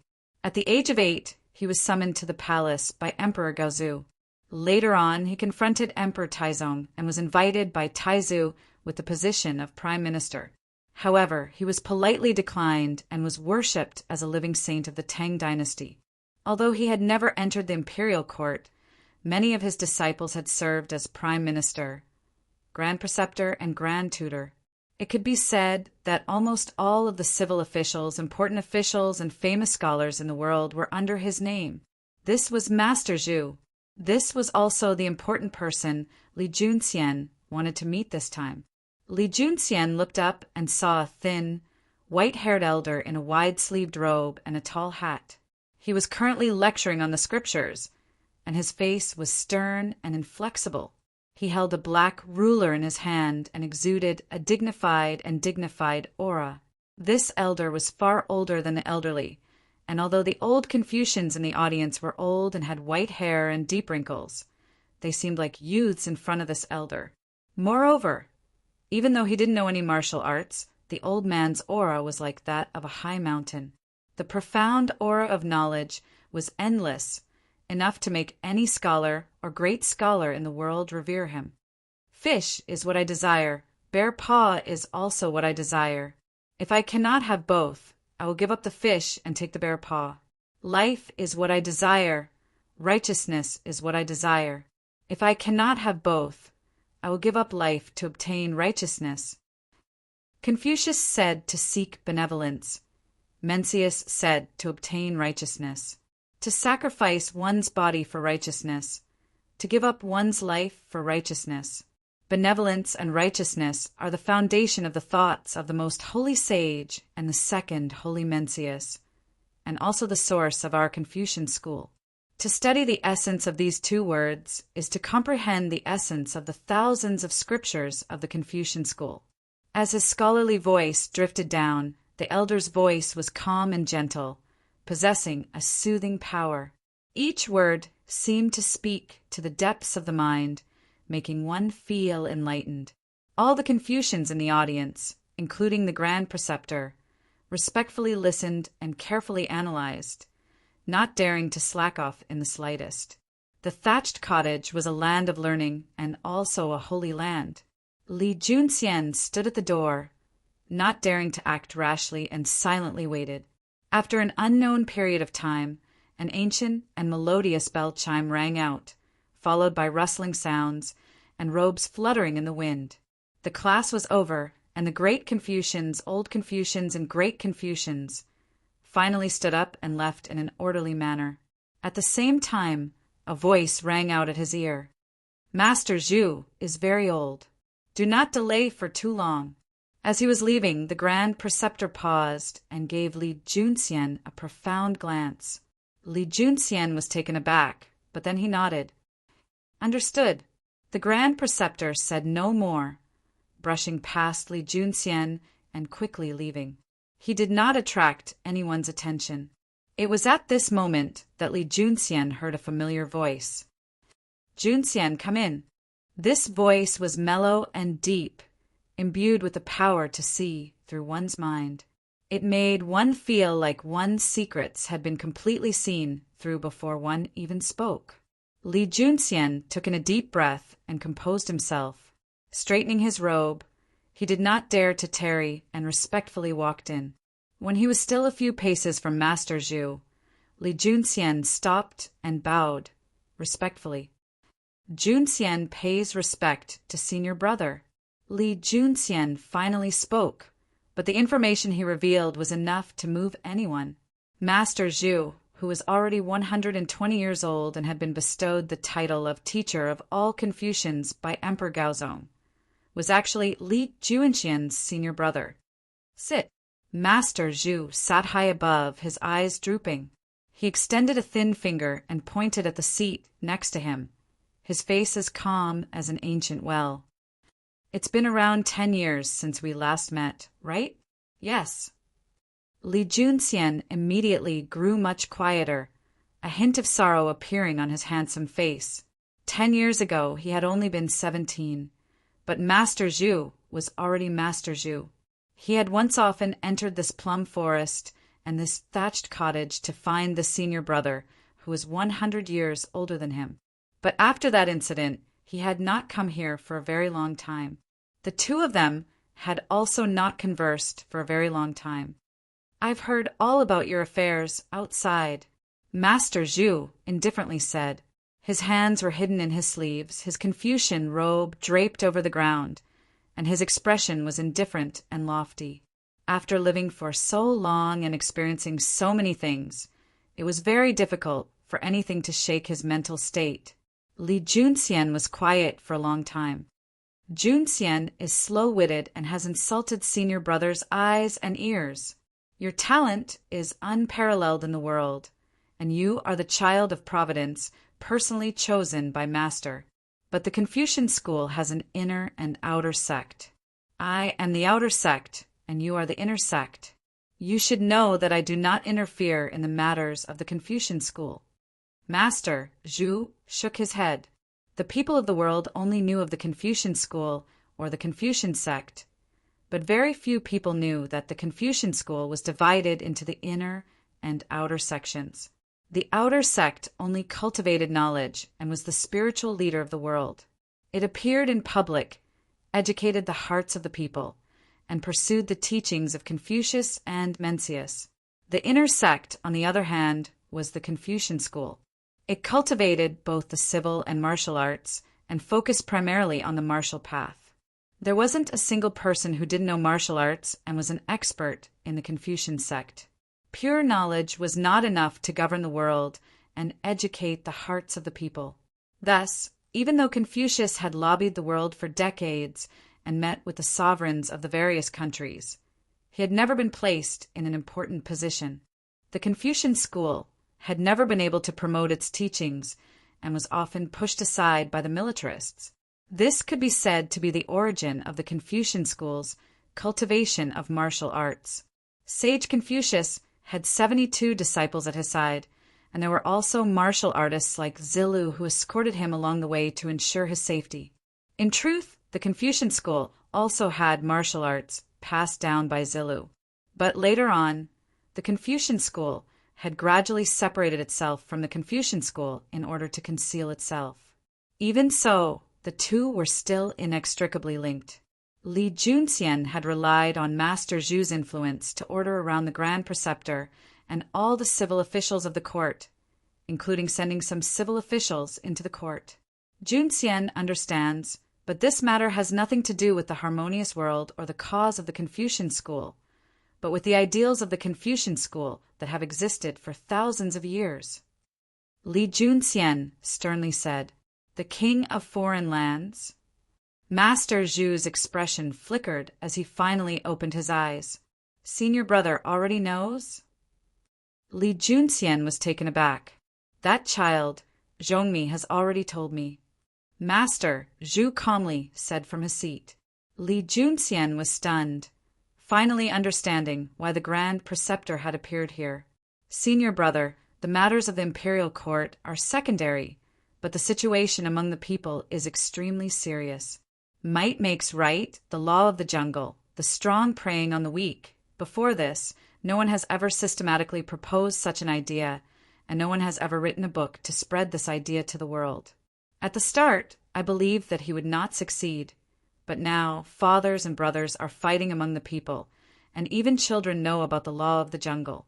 If this idea is not stopped and is allowed to spread, the foundation of the Confucian school that has existed for thousands of years will be completely shaken. If this idea is spread throughout the world, people will eat each other, and all familial ties between father and son will be obliterated. We will return to the spring and autumn and warring states periods, when rites and music are ruined and birds and beasts eat each other. At that time, all the efforts of the sages and our predecessors will have been wasted." Li Junxian sternly said to Master Zhu. Chapter 1334. However, Master Zhu had retired to the thatched cottage many years ago, no longer caring about worldly affairs. Even when the imperial clan came to visit, he refused to meet them. Although Li Junxian was the leader of the Confucian sect, if Master Zhu was unwilling, not even he could do anything. The thatched cottage was quiet. Li Junxian gazed at Master Zhu and silently waited. "Understood. I will handle this matter." After some time, Master Zhu suddenly said, "Whoosh!" Li Junxian inwardly breathed a sigh of relief. "Many thanks, senior brother." Li Junxian deeply bowed and stood up. 2 days later, a matter shook the world. In Gaozong's era, the one and only remaining master of the world, Master Zhu, had finally appeared. This matter caused a stir throughout the world, especially in the Confucian sect. Countless famous Confucians, eminent Confucians, and noble Confucians could no longer restrain themselves and began to rush to the capital in agitation. "Lord Father, you are already very old, and the capital is very far from here. Given the state of your body, I fear that you won't be able to endure the fatigue of the journey." At a certain place in the 9 provinces, a son pulled on the carriage of his 80-year-old father and did his utmost to stop him. "Bastard thing, do you know who Master Zhu is? Let alone the fatigue of the journey. Even if I die on the road today, this old man will have no regrets. On the contrary, if you stop me, I will live in regret for the rest of my life. Your father will never forgive you." In the carriage, the white-haired old man spoke with a stern expression. He disregarded the objections of the entire family and insisted on moving forward. Similar scenes were taking place throughout the 9 provinces. Master Zhu's news had cast a massive stone over the 9 provinces, and even the disputes between the militarists and Confucians were greatly reduced. At the appointed time, the capital was filled with excitement.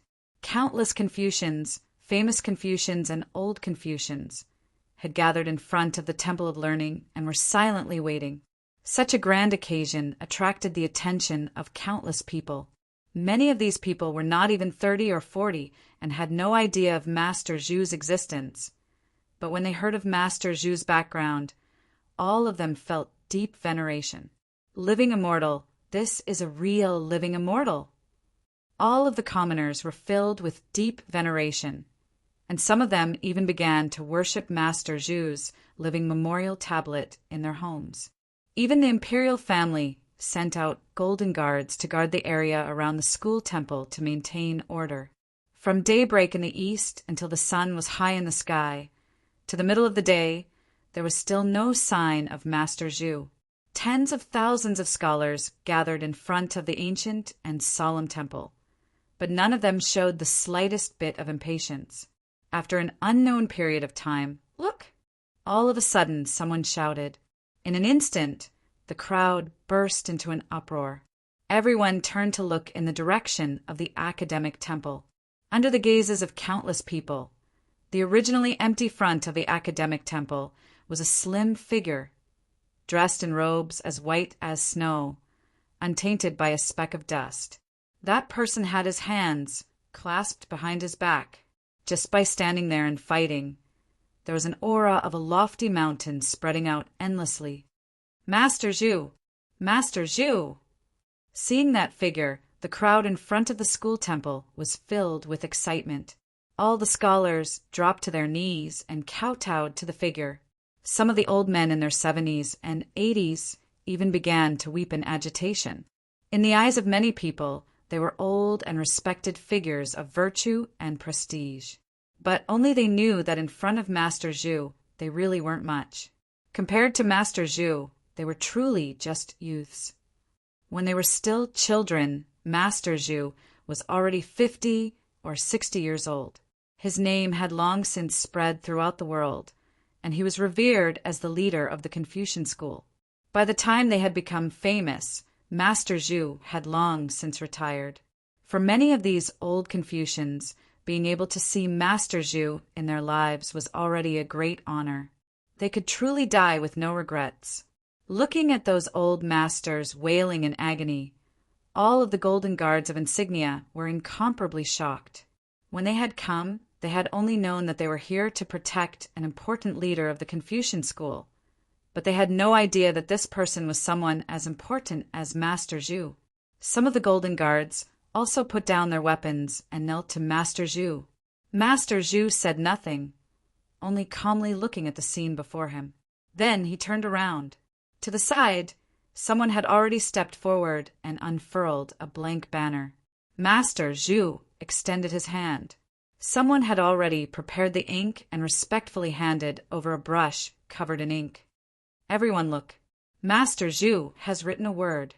Someone suddenly shouted, immediately attracting everyone's attention.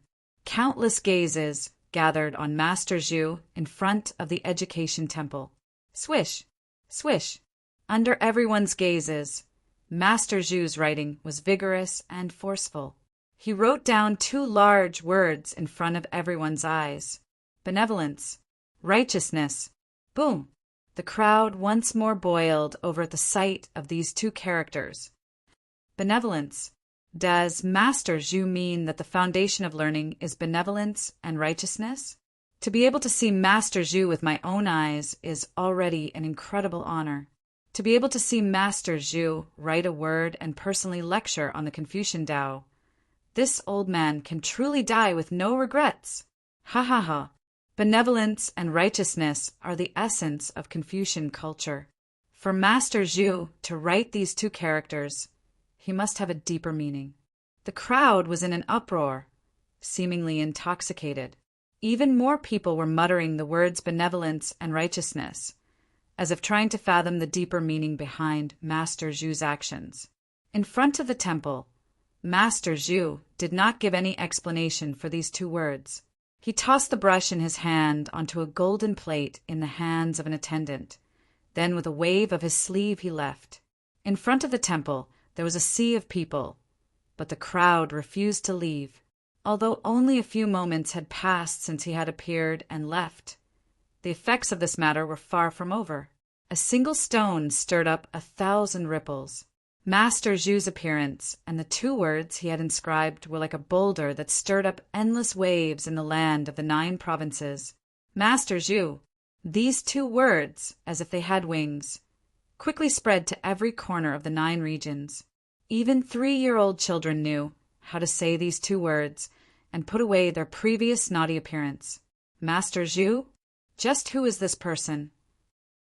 At the same time, in the Wang clan residence, Wang Chong looked at the person across from him, his eyes filled with shock. This matter had been too sudden. It's normal that you don't know. It's not just you. Even people of my generation and your fathers don't know much. On the other side, King Song put down the teacup in his hand and gave a detailed account of all the information he had gathered on Master Zhu. In truth, it's not just you. Even I am shocked. During the reign of the previous emperor, I occasionally heard about Master Zhu, but I only caught a glimpse of him. Rumor has it that he passed away in meditation long ago. Who could have expected that he would still be alive? The king of Song sighed at the end. Wang Chong sat there in a daze, his mind in turmoil. This was yet another important figure that had surfaced because of him. There was no doubt that if he had not interfered, Master Zhu would have lived out his remaining years in peace and passed away. At the very least, he had not heard anything about him in his previous life. This matter isn't good. Wang Chong frowned slightly, feeling rather uneasy. If the king of Song had not told him, he would have found it very difficult to believe that a living legend like Master Zhu existed in this world. But of all times Master Zhu had appeared. One was the spiritual leader of the Confucian school, while the other was the Confucian school. Both had the word Confucian in them, and this was the moment of the most intense conflict between might makes right and benevolence and righteousness. Wang Chong did not believe that this was a coincidence. Wang Chong, Master Zhu's influence and status in the Tang dynasty has already surpassed that of the imperial family and any secular authority. Your publication of Might Makes Right naturally clashes with the benevolence and righteousness of the Confucian school. Master Zhu's appearance at this time is likely to be disadvantageous to you. You must be extremely careful. This is also why I have come to warn you. The King of Song said gravely. The King of Song's conjecture and Wang Chong's premonition were quickly confirmed a few days later. In just 2 days, news arrived that Master Zhu, as the spiritual leader of the Confucian school, had personally refuted Wang Chong's Might Makes Right. Benevolence and righteousness cannot be abandoned. These were Master Zhu's original words. This news spread like a hurricane through the capital, and then from the capital to the rest of the 9 prefectures. Unlike Li Juanxian's benevolence and righteousness and the theory of birds and beasts, Master Zhu's status in the Confucian school was unrivaled. In other words, anyone in the world who could read was Master Zhu's student. One could easily imagine Master Zhu's status. When Master Zhu had appeared in the Confucian temple, he had already attracted the attention of all the Confucians of the world in the capital, and Master Zhu's words had swiftly passed through these esteemed Confucians and reached all the schools of the world. A storm had begun. The Confucian school had been spreading through the Central Plains for more than 1,000 years, and its influence had imperceptibly seeped into every aspect of the common people's lives. Even the illiterate would know a little of the Confucian school's ideas and be deeply influenced. And when Master Zhu used his status as the head of the Confucian school to issue a summons and denounce Wang Chong's might makes right as a heretical theory, the millennia-old influence of the Confucian school gradually began to manifest its enormous influence. In just one day, countless esteemed Confucians responded to Master Zhu's summons and wrote books criticizing Wang Chong's might makes right. The scale and number of such books were unparalleled, and this influence was swiftly spread to every school and every student. In just one day, several hundred students were expelled from their schools and forbidden from entering any other school. Respecting one's teacher and respecting the Tao was the foundation of the Confucian school.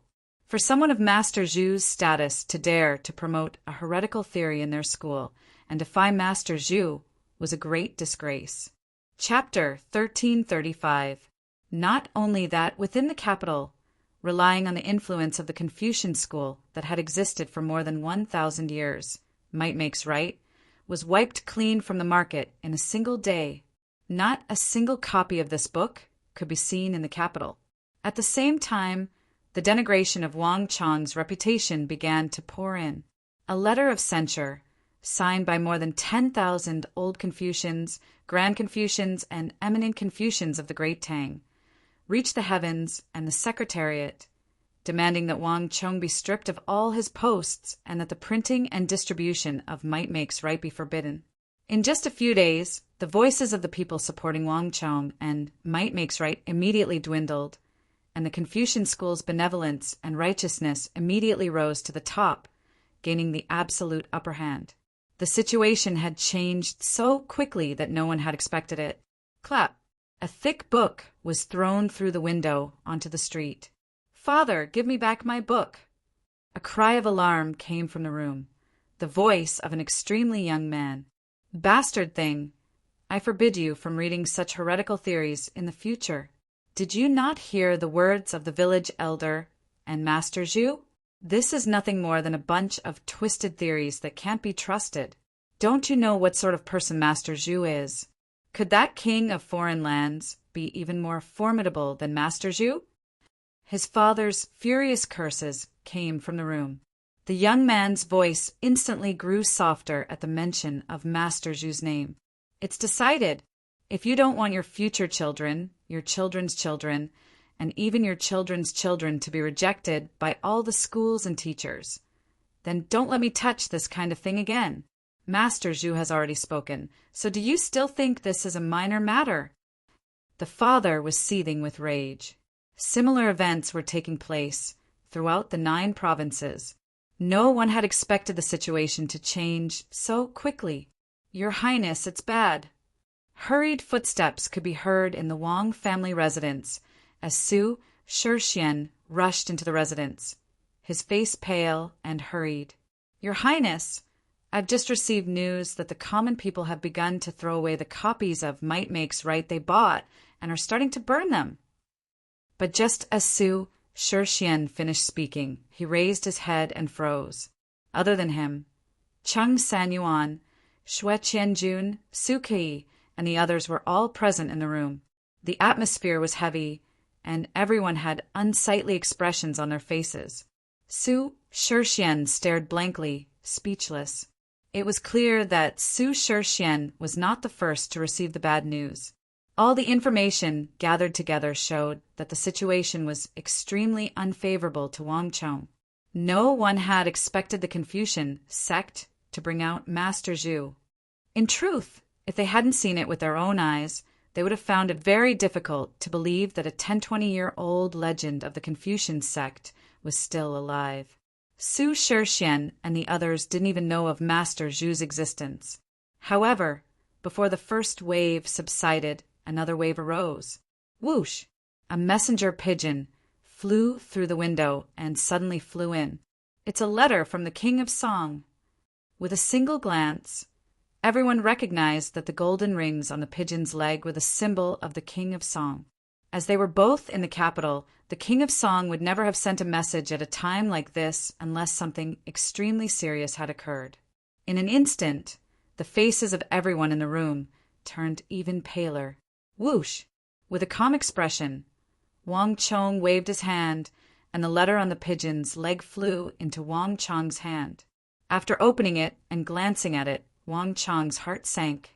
The Confucian sect had finally moved. When it rains, it pours. In a single day, news spread throughout the world that the imperial court had begun an impeachment and investigation against King of Foreign Lands, Wang Chong. His crimes included privately raising an army and conspiring against the law, disobeying the orders of the Holy Emperor by opening the Qixi armory that belonged to the imperial household, and without the permission of His Divine Majesty, he removed 50,000 Tang Dynasty ballistae and nearly 1 million Tang Dynasty ballistae. There were also charges of cultivating henchmen and appointing officials through favoritism. But the first 2 crimes alone were enough to put Wang Chong to death. The Tang Dynasty had a strict limit on the number of private armies raised by the great clans and nobles. Normally, there would only be a few squads of soldiers, no more than 1,000 at most. However, Wang Chong had recruited more than 10,000 cavalry, and Wang Chong had equipped them with the same kind of heavenly armor and the incomparably sharp Wuzi steel swords. This was a force that was enough to carry out a large-scale battle and change the outcome of the war. And this was far beyond the scope of a private army. In the Tang Dynasty, just this quantity and quality of an army was enough to be accused of plotting a rebellion. More importantly, this army was not even part of the Tang Dynasty's military establishment. The second crime seemed like a heavy blow, but it was actually far more serious than the first. Deceiving the sovereign was always a grave crime, and once it was exposed, there was almost no room for redemption. Zhang Shougue was one of the leading figures of the Great Tang. He had rendered countless contributions and was highly regarded by the Holy Emperor. But in the Yuzhou incident, if not for Wang Chong's intervention, Zhang Shougue would have already been stripped of his position and exiled to the Lingnan, where he would die of depression. Even if the sovereign wanted to pardon him, his ministers would vehemently oppose such a crime. No matter how great one's contributions were or how illustrious one's status was, once one committed this crime, one's career would come to an end. Anyone who committed one of these 2 crimes would be beyond redemption, but Wang Chong committed both. Worst of all, based on the results of the preliminary investigation, the evidence for both crimes was conclusive. Not a single one of them had wronged Wang Chong. The news shook the world. Gentlemen, do any of you have anything else to say on this matter? The Hall of Supreme Harmony was dignified, vast and divine. The first prince, Li Ying, sat high above, his cold gaze slowly sweeping over the people below. The discussion and impeachment of Wang Chong had reached its peak. No matter what, a verdict had to be made today. Otherwise, not only would he be unable to explain himself to the world, he would also weaken his dignity as regent. Your Highness, the evidence for the King of Foreign Lands raising a private army and defying imperial decree by opening the armory is conclusive. This lowly subject believes that he should be severely punished. This cannot be tolerated. Minister of Rights Zhang Lianzhong bowed and loudly declared, his hand on his ceremonial tablet, Your Highness, this cannot be done. It is true that the king of foreign lands privately recruited the Wushang cavalry and defied imperial decree by opening the armory. But everything he did was for the sake of the Tang dynasty. If not for this, Talas would have already been defeated, and Longxi and Qixi would have fallen into enemy hands. If he is punished for such a thing, the hearts of the soldiers of the world will turn cold. Immediately afterward, a general stepped out and loudly retorted. The Battle of Talas had been over for so long. So why was it brought up now instead of earlier, to impeach Wang Chong? Everyone knew why. The Confucian sect was using justice to take revenge, using this matter to deal with Wang Chong so that it could emerge victorious in this battle of ideals between militarists and Confucians. Regarding this, all the generals felt that it was unfair. For the sake of the empire, you can raise a private army. For the sake of the empire, you can disregard the holy emperor and deceive the sovereign? If this theory of yours is followed, will the laws of the Tang dynasty still exist?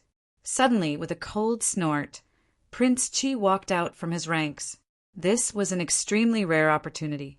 More importantly, Wang Chong's crimes had not been fabricated. This was an opportunity that had been delivered to him. There are so many generals on the border, and which one of them hasn't made any contributions?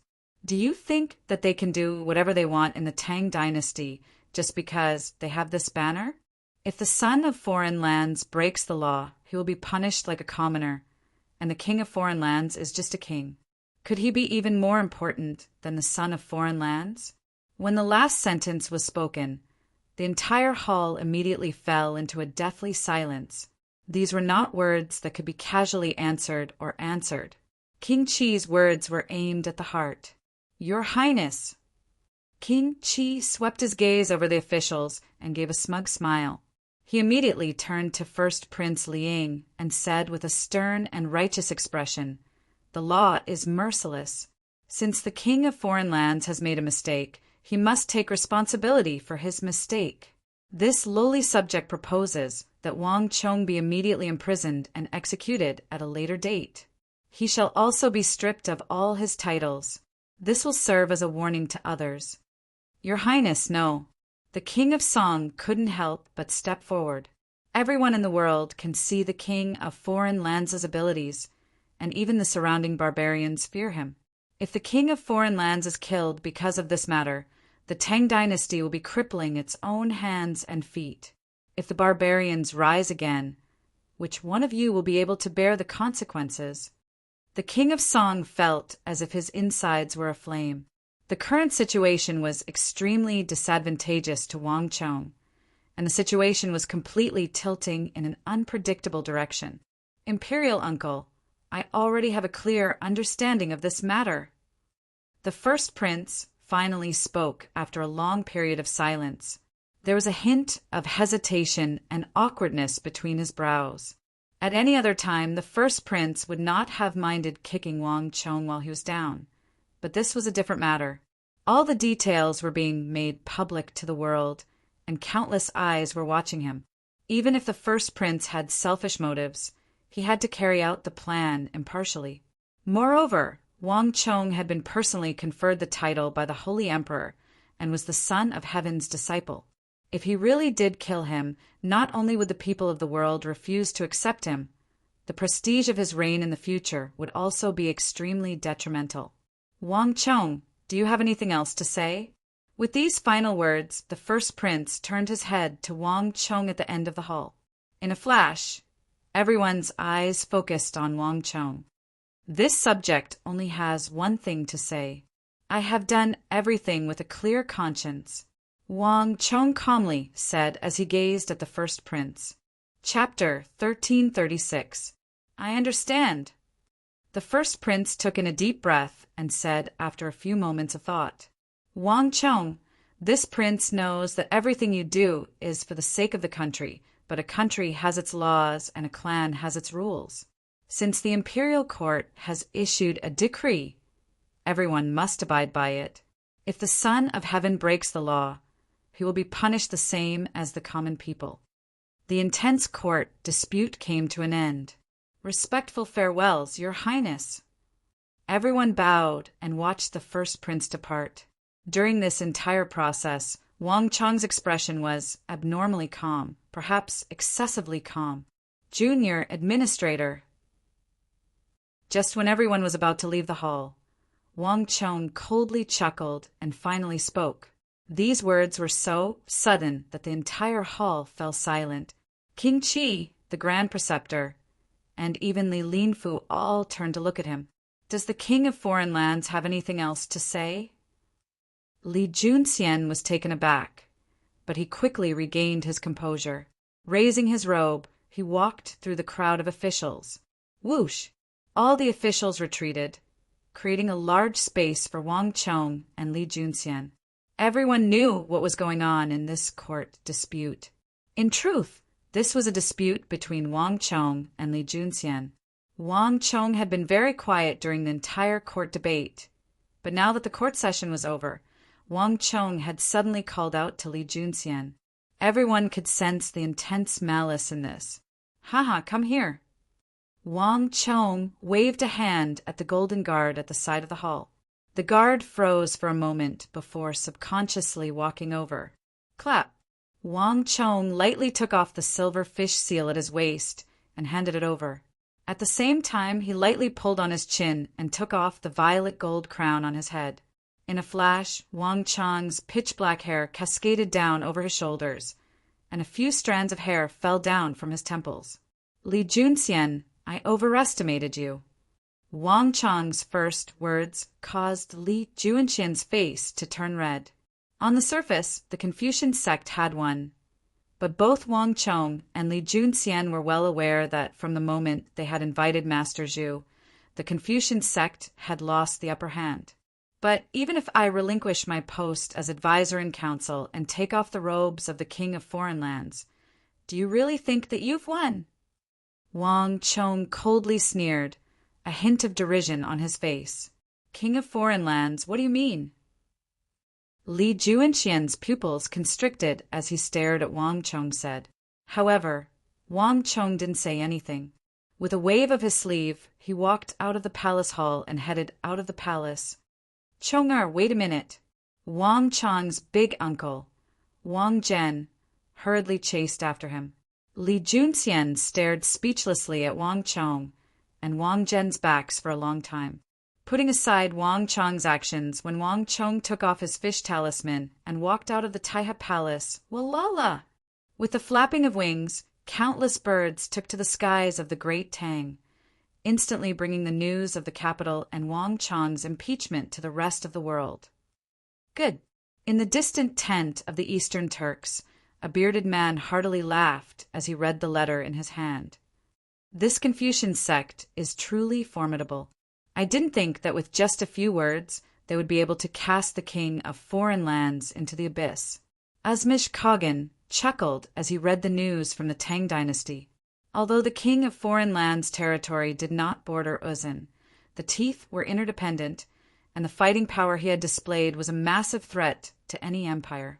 Moreover, once the Tang dynasty dealt with its opponents on other fronts, it would be able to immediately start conscripting soldiers in Yuzhou. At that time, the Eastern Turkic Khaganate would definitely suffer, forbidding him from participating in the affairs of the imperial court and the military. Haha, just based on these two rules, he's a tiger without its claws and teeth. He's no longer much of a threat to us. A false alarm. No matter what, we've won this round. The upper echelons of the Goguryeo Empire, the Western Khitans, the Mengshizhou Empire, and the Western Turkic Khaganate all rejoiced when they heard the news. This reversal had come far too quickly, completely catching everyone off guard. A moment ago, everyone had been worried that the Great Tang would become more aggressive than ever, but a moment later, all the threats had been eliminated. Master Zhu, I didn't think that he would still be alive. With just this move, the Confucian sect has won. In the distant Uzan, Dalen Trinling also received a report. But unlike the others, Dalen Trinling's focus was on the matter of Master Zhu's birth. Dalen Trinling had traveled the Central Plains many years ago and had long ago heard of Master Zhu's reputation. At the time, he was still not the prime minister of the empire, but he deeply admired this great scholar of the Central Plains, the last remaining master. But at the time he had learned that Master Zhu had already passed away. But it now appeared that this was not the case. One Li Junxian is far from enough in this conflict between militarists and Confucians. Only the appearance of this Confucian chief can change everything. With Master Zhu's status, there is probably no one in the Central Plains who can contend against him. Dalen Trinling indifferently said, "Imperial Minister, the impeachment of the King of Foreign Lands is indeed worthy of celebration. But forgive this subordinate for saying too much. For the Confucian sect to be able to order around Master Zhu is truly not simple. In the future, this Confucian sect will become a great calamity for us." At this moment, great General Namri Songtian of the Yarlung royal lineage spoke from behind him. Even so, that's a matter for the future." With a wave of his sleeve, Dalen Trinling gave a faint and unconcerned smile. "Guards, it's rare for Master Zhu to appear in this world. Prepare a gift for me and deliver it to Master Zhu in the name of Imperial Minister Uzin. In any case, all the princes of Uzin and I have traveled to the Central Plains and studied the teachings of Confucianism, so we can be considered Master Zhu's students. Just take it as a disciple's greeting. This subordinate obeys." A voice came from behind. Before his voice faded away, a leader of Uzin's guards quickly received the order and left. Also, once the guard had left, Dalen Trinling suddenly spoke. "Songtian, it's rare for Li Junxian to give us a gift, so we should return the favor. As for the King of Foreign Lands, let us send him on his way." When he heard this, Namri Songtian stood unmoving like a boulder behind him, but there was a hint of a smile on his lips. "This subordinate will do it right away." Leaving aside the commotion in the 8 desolates, Wang Chong returned to his mansion after returning from the imperial court. Even though the outside world was in a storm, Wang Chong's mind was calm. "Chong-er, you don't need to worry too much about this matter. I will definitely think of a way to send a memorial to the Holy Emperor. You raised soldiers in Qixi and opened the armory for the sake of the Tang dynasty in the first place. If not for those weapons, Qixi and Longxi would still be in peril. I presume that His Majesty and the rest of the world will understand this." In the Wang family residence, Wang Chong's big uncle, Wang Zhen, sat across from him, his face fraught with worry. Wang Chong appeared far too calm, but the calmer he appeared, the more worried Wang Zhen was. From the War of the Southwest to the Battle of Talas, to his coronation as a marquis, Wang Chong had been in almost perfect condition. But now he had suddenly fallen to rock bottom, and his title as King of Foreign Lands might even be stripped. Wang Zhen was truly worried that his nephew would not be able to endure it. After all, great joy and great sorrow came too quickly, and no one could endure it. Not to mention, Wang Chong was only 18. He was simply too young. "Haha, big uncle, I know what you're thinking. There's no need to worry about me. I can still deal with it." Wang Chong indifferently said. The door to the hall was tightly shut, and it was quiet inside. Other than Wang Zhen and Wang Chong, there was no one else. HAA. Wang Zhen could only mentally sigh at Wang Chong's words. "Chong-er, in truth, there's no need for you to put so much pressure on yourself. Our Wang clan is a clan of ministers and generals, and with the wealth you've saved up, even if you don't eat or drink for the rest of your life, it's still enough. From a different perspective, it's not necessarily a bad thing for you to retire from being advisor-in-waiting and from the imperial court and the army. At the very least, you can relax a little, and you won't have to face so many dangers. As for the world, you've already done all you can. Just like you said, it's enough that the people of our Wang clan have a clear conscience." Wang Chong stared in a daze at his big uncle's worried face, and a surge of warmth flowed through his heart. No matter the time, family was family and kin was kin. Big uncle had always done his best for the affairs of the imperial court, And in Wang Chong's impression, he had always encouraged the people of the Wang clan to work hard for the Tang dynasty, for the imperial court, and for the world. When little Uncle Wang Mi had stayed at Tianju Mountain to serve as an imperial army instructor, even though Wang Chong had always been on good terms with his big uncle, he had still reprimanded him and nearly fell out with him. This was also the reason why Wang Chong had idled around the capital, hanging out with Ma Zhou and the others, becoming an out-and-out profligate scion and suffering the cold shoulder of his big uncle. But now, for Wang Chong's sake, his big uncle had actually said that retiring from the imperial court and the army isn't necessarily a bad thing, and you've already done your best. Wang Chong was well aware of just how difficult this had been. Big uncle, thank you, Wang Chong said sincerely. After sending off his big uncle, Wang Chong's mind was in turmoil. Inadvertently, Wang Chong realized that his big uncle had aged a great deal, and Wang Chong couldn't help but sigh. If Wang Chong withdrew from the imperial court, he would probably have to rely on his big uncle and the king of Song in the future. But then, Wang Chong blinked and quickly came to his senses. Someone, Wang Chong suddenly said. Two figures immediately appeared behind Wang Chong. They were the Eagle and Jean Quebec. What did the clan say about my impeachment? Wang Chong said with his back to the two. This, hearing Wang Chong's words, the Eagle and Zhang Kei's eyes dimmed. After learning that my lord was impeached, many clans left us, severing their ties with us. We sent people over, but they refused to meet us. Chapter 1337. Let them do as they please. Wang Chong lightly waved his sleeve and faintly smiled, completely unconcerned. As a person who had lived two lives, he was used to the fickleness of human nature. Wang Chong no longer cared much about such things, and this was within his expectations. How many people are left? Wang Chong calmly asked. 738 clans. The Eagle said, These are all great clans that have worked with us for a very long time. Oh, Wang Chong was rather surprised at this number. It was much more than he had imagined. Why haven't they left? I also asked them, and they replied that everyone in the world can see the king of foreign lands' abilities. Even a momentary setback is nothing. Everyone believes that there will come a day when His Highness will rise again and ascend to an even higher position. The Eagle bowed. It's probably all for the sake of profit. Wang Chong chuckled. Although he said this, he felt a warmth in his heart. Those who were at his side at a time like this were all true allies. Pass down my orders. Tell them that each family will send a representative who is at the level of an elder or above to come to my mansion after midnight. We have something new to cooperate on.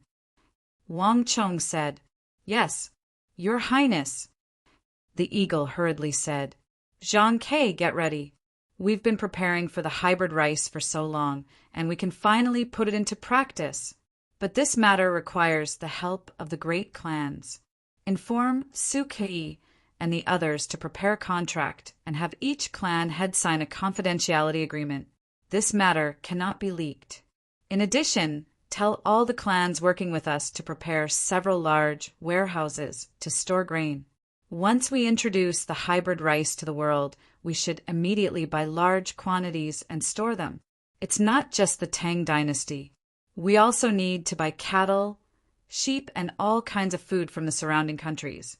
In the future, these things will be able to save all of our lives. Buzz, the Eagle and Zhang Kei felt their hearts tremble, almost instinctively sensing a hidden danger. Wang Chong said that these things could save all of our fates in the future. No one knew what he meant, but both of them could feel that Wang Chong was preparing something. Moreover, it was an extremely important matter. Otherwise, it wouldn't require the cooperation of so many aristocratic families. He also needed to build secret warehouses deep in the mountains. But even though they didn't understand, neither of them asked. No matter when or how excessive Wang Chong's orders were, they would never doubt them. Also, are Su Hanshan and Li Sai at the Triangular Gap? Wang Chong asked. Yes, General Su and General Li have already replied. They are preparing to return to the Qixi Protectorate soon. The eagle said, "Change of plans. Tell them that there's no need to return to Qixi. Have them take all the Wushang cavalry and remain at the Triangular Gap to train with Bahram. Tell Bahram to recruit soldiers from Khorasan to fill in the Triangular Gap. We'll take care of the training. Tell Great General Gao Xinji and the King Anka to think of a way to select elites from the Anxi Protectorate Army and the tribes of the western regions to train the new MO Saber unit at the Triangular Gap." Wang Chong sternly said. A gust of wind blew past, and Wang Chong's robes fluttered in the wind. As he gazed at the gloomy sky, his eyes became extremely profound. Yes, the eagle and Zhang Ke replied in unison. The Tang dynasty could no longer tolerate him. From the moment the first prince had rejected the proposal to send troops to Khorasan, Wang Chong had known that the Holy Emperor had retired and that his ambitions could no longer be realized through the imperial court. When Li Junxian had impeached him in court and removed the fish talisman, it had been a victory for Li Junxian, but it had also been a release for Wang Chong. In order to save the entire divine prefecture and the world, the imperial court had never been the only option. Thus, even without the support of the imperial court, Wang Chong had still dared to lead several thousand soldiers to the southwest. With 10 million taels of gold and no other support from the imperial court, he had dared to recruit 100,000 soldiers from the western regions and rush to Talas. There had never been only one path to save the Tang dynasty and the divine prefecture. Since the imperial court could not work, he could only think of another method, a roundabout way to save the country. The Triangular Gap was overseas, not within the borders of the divine prefecture. No matter how many soldiers appeared there, they were not under the jurisdiction of the imperial court, and not even Li Junxian could interfere. Since the imperial court wanted to reduce the army, and Wang Chong could not stop it, the only thing he could do was train soldiers overseas and build a final line of defense for the Tang dynasty. Pass on my order. If the soldiers that have been reduced don't want to go home, have them gather at the Triangular Gap with light carriages. In addition, I've already discussed this matter with the rulers of Greater and Lesser Balor. We will establish a military base in their capitals. We will be happy to help them resist the Yuzin and also train soldiers to avoid the imperial court spies. If too many soldiers are gathered at the Triangular Gap and they stay there all year round, they will attract too much attention. The eagle and Zhang Ke were stunned. Wang Chong had silently negotiated a large military base with Greater and Lesser Balor. Not even they had known about this matter. Wang Chong had his back to the pair and did not explain. Money could make even the devil turn the millstone, and the rulers of Greater and Lesser Balor had their own concerns. Their greatest concern was the nearby Uzan Empire. In the history of the two countries, they had been attacked and ruled by Uzan countless times. Relying on the promise of protection, their good cooperation, and the passage of gold, the two countries had carved out a large region on their border to serve as Wang Chong's military base. Moreover, the two countries had promised that, under certain circumstances, Wang Chong could mobilize the soldiers of the two countries at will. In addition, inform all the shipbuilding clans of the south that I will provide them with 200 million taels of gold. I need them to build at least 1,300 large, keel-boned fortress ships. I have already provided them with the blueprints, and all of this must be completed as quickly as possible. The clans that finish first will receive an additional 10 million taels of gold. Wang Chong calmly said. Old Eagle and Zhang Ke glanced at each other, both master and disciple seeing the same shock in each other's eyes. 200 million taels of gold was an enormous sum that would make all the shipbuilding clans of the southeast go crazy. An enormous clan would only be able to earn 100,000 years' worth of gold in a year, and no clan would be able to resist the enormous wealth that Wang Chong was offering. But, Your Highness, wouldn't 200 million taels of gold be too much? Zhang Ke hesitated for a moment. In the Battle of Khorasan, Wang Chong had obtained a large amount of gold from Arab Emperor Mutasim III, and a portion of it had been kept by Wang Chong. But even so, 200 million taels of gold was no small sum to Wang Chong's faction. There's no need to worry about that. Money is only useful if it is spent. In the future, we will need a large number of fortress ships. These ships are worth more than 200 million taels of gold. Wang Chong said. These ships and his other plans were the last hope that Wang Chong had prepared for this world. Moreover, he needed a large number of fortress ships to transport the Sindhi. Yes, the Eagle and John K. replied in unison. Wang Chong issued one order after another. Only after half an incense stick of time had passed did Old Eagle and Zhang K. finally leave Wang Chong's room. Flap, flap, flap, flap. Soon after, countless messenger pigeons took off from the Wang family residence. One by one, they flapped their wings and flew off in every direction. Time slowly passed, and everything proceeded in an orderly fashion. And among the people, with Wang Chong's impeachment, the conflict between the two ideals had not only not been resolved, but had only intensified. In particular, when the news that Wang Chong had privately recruited soldiers and that he had opened the armory without the Holy Emperor's orders got out, all sorts of slander began to spread. Did you see the imperial court's proclamation? Did you? According to the laws of the Tang dynasty, the great clans cannot recruit more than 1,000 soldiers, but the king of foreign lands has already recruited more than 10,000 soldiers. Who knows how many soldiers he has in private that have yet to be discovered? The Tang dynasty is in a period of peace and prosperity, so why would he recruit so many soldiers? Do you now understand why he wrote Might Makes Right? Ruler, subject, father, father, son, this is the law of the world. Without the Holy Emperor's orders, the king of foreign lands actually dared to open the armory of the Tang dynasty and empty out the armory that the Holy Emperor spent 30 years building. Does the king of foreign lands still care about the Holy Emperor? If he doesn't even care about the Holy Emperor, does he care about the people of the world? Privately recruiting soldiers, disobeying military orders, and opening the armory. What sort of hero is this? He's an ambitious demon king of slaughter plotting a rebellion. The king of foreign lands wants war, wants to bring the entire world into the flames of war. He doesn't want us to live in peace. In the western part of the capital, a crowd had gathered near a restaurant, all sorts of slander directed at Wang Chong. Don't speak nonsense. The king of foreign lands isn't that sort of person. If not for the king of foreign lands, the southwest would have already been occupied by Mengshi Zhao and Uzin, and countless people would have died in the fires of war. A voice of reason would occasionally appear in the crowd, but it was quickly drowned out. Several figures pushed and shoved, quickly pushing these people out of the crowd. Chapter 1338. The Qingqi Residence. 3 words were clearly written on the gate of the residence in flamboyant calligraphy. Has everything been taken care of? A stalwart figure stood in the dimly lit hall, his body exuding a dangerous aura. King Qi, dressed in his imperial robe, had apparently been waiting for some time. Your Highness, everything has been taken care of.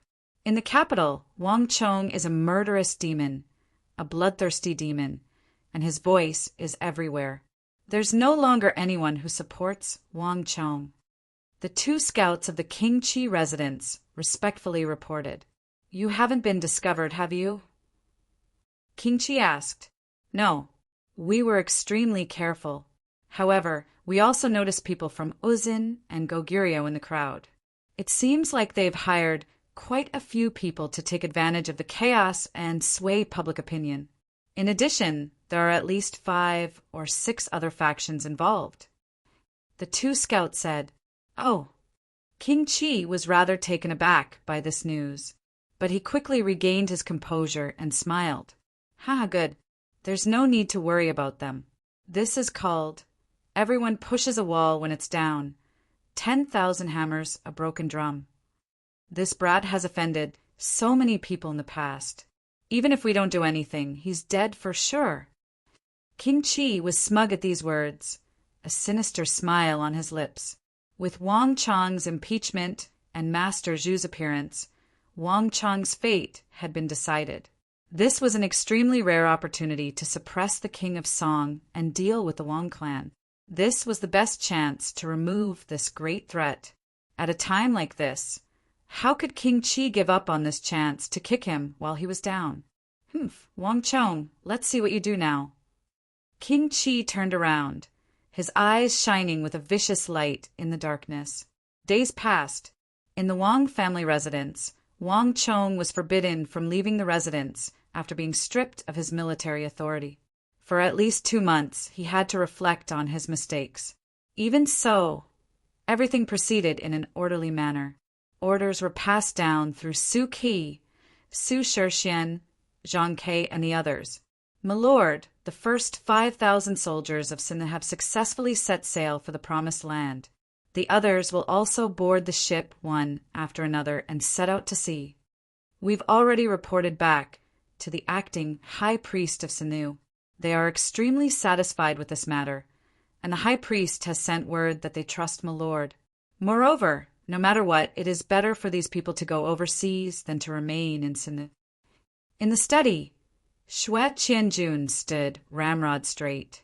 He held a few pieces of paper in his hand as he seriously reported to Wang Chong. At his side were Zhang Ke, Su Shixian, Su Qi, and the others. All right, got it. What about the aristocratic families? Wang Chong nodded and turned to look at Su Qi. According to our previous agreement, all the aristocratic families have strictly implemented the confidentiality agreement. Right now, all the states and prefectures in the south are quietly planting hybrid rice, other than the lack of rainfall in the north, which makes it unsuitable for cultivation due to the terrain. All the other places are planting hybrid rice as quickly as possible. The entire matter was carried out through the influence of the aristocratic families. Without going through the authorities, many people don't even know that they are planting hybrid rice. In addition, we've gathered a large number of craftsmen. The initial 100 large warehouses have all been constructed. The follow-up warehouses are also in the process of being completed. I believe that in 2 or 3 months, we should be able to complete more than half of them. The main problem is that the craftsmen still don't understand the temperature and humidity that my lord mentioned. Otherwise, we could have sped up the process. Su Qi sternly said. Wang Chong nodded. In his previous life, due to the lack of rations, he was forced to the brink of death, resulting in his defeat. However, if he had sufficient rations, everything would have been different.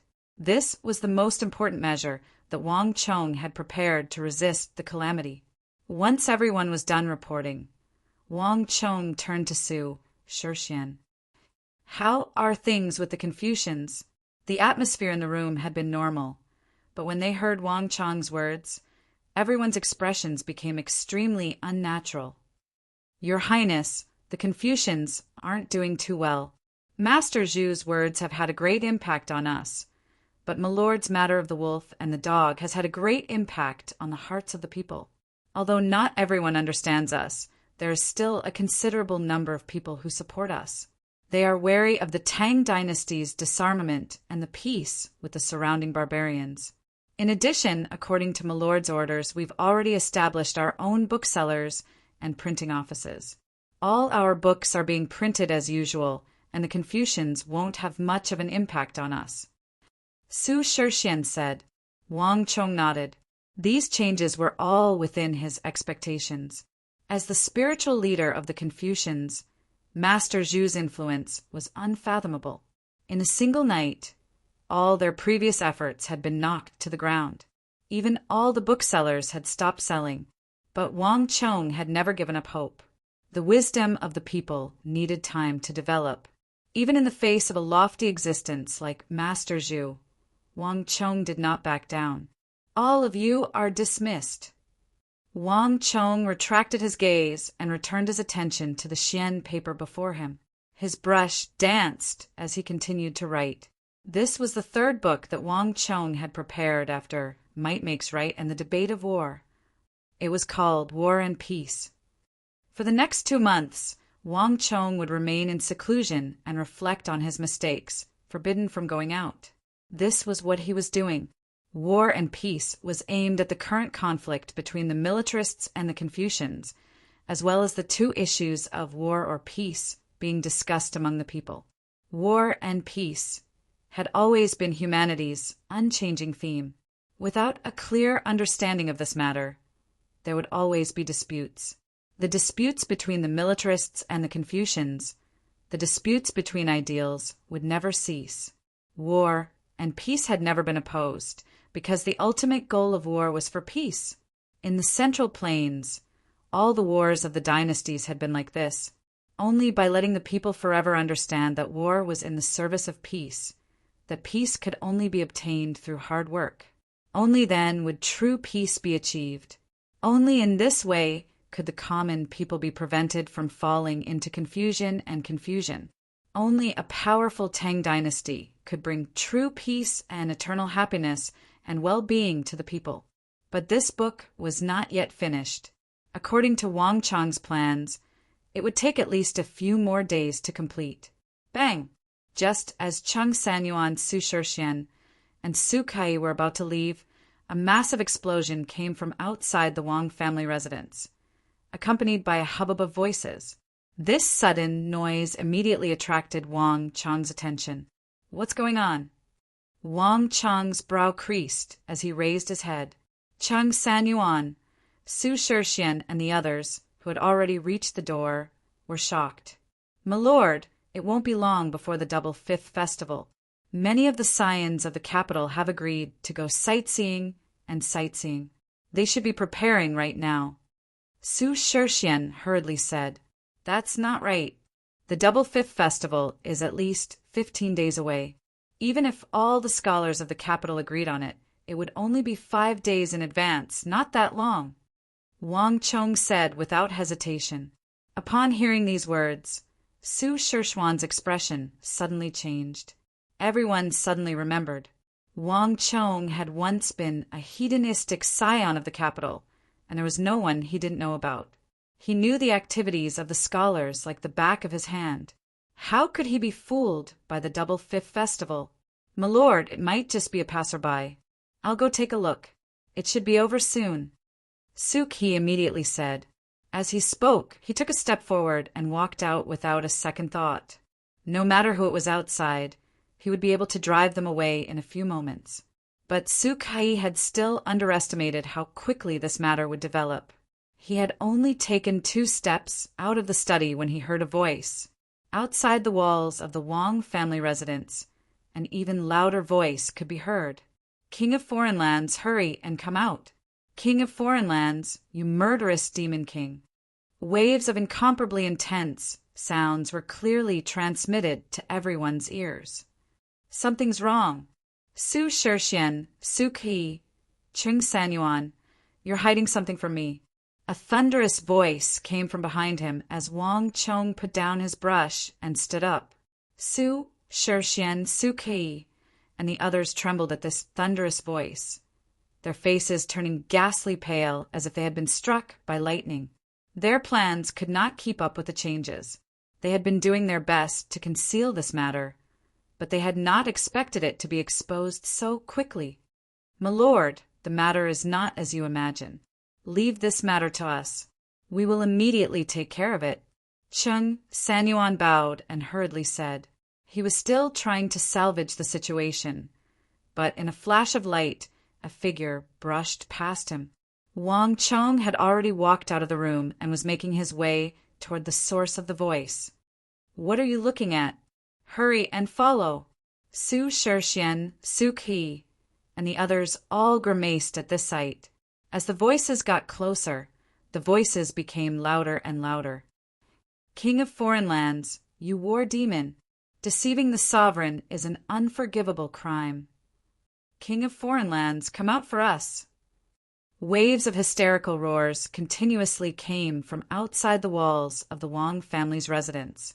Judging from the ruckus, there were probably close to 1,000 people gathered outside the Wang family's residence. Su Shixian, Su Qi, Cheng Sanyuan, get over here, Wang Chong coldly said. Su Shixian, Su Qi, and Cheng Sanyuan hurriedly stepped forward, all of them fearful and uneasy. What's going on with the Confucians?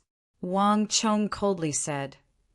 My lord, Master Zhu truly has a great influence on us, but there are still many people supporting us. Su Shixian paled. At this stage, you still want to hide it from me? Wang Chong harshly said. Chapter 1339. My lord, Su Qi hesitated, wondering what else he could say. Speak the truth. Wang Chong's brow furrowed in rage. My lord, the situation truly is bad. Master Zhu's influence on us is far greater than we imagined. Many places are protesting and criticizing us, and there are also people deliberately adding fuel to the fire. The current situation is extremely bad, Su Shixian said, his voice extremely gloomy. Continue, Wang Chong gloomily said. Because of the imperial court's orders, he had been grounded in his residence for 2 months. He could only rely on Su Shixian and Su Qi for information. But Wang Chong had never imagined that they would dare to hide such an important matter from him. The sight of Wang Chong's rage caused everyone to fall silent. They had followed Wang Chong for so long, but they had never seen Wang Chong get angry at his subordinates. It was clear that this matter had truly enraged him. My lord, the booksellers in the capital have completely banned us. No one dares to lightly offend the Confucians. Although we've established a new bookstore and are printing our own books, not a single one of our books has been sold. Continue. Wang Chong continued, his face ashen. The voices in the capital are extremely unfavorable to my lord. In this period of time, at least 10 groups of people have been marching near our residence, but we've noticed and dispersed them. I don't know if the city guards have been negligent or if they've made some sort of mistake, but these people have managed to break through to our residence and disturb my lord. Su Shixian hesitated for a moment, then stealthily glanced at Wang Chong and continued. In addition, we've just received news that the Uzun Empire and the Western Turkic Khaganate, in order to cooperate with the Confucian sect, have announced that they will reduce their armies by 50,000 and will further shrink their defensive lines to show their sincerity in coexisting with the Tang dynasty. This matter has already caused a ruckus in the capital, and the imperial court has even received a private letter from His Majesty Uzun and Dalen Trinling, stating that the Uzun Empire has no intention of making an enemy of the Tang dynasty, and that my lord is deliberately obstructing the two countries and plunging them into war, Su Shixian said.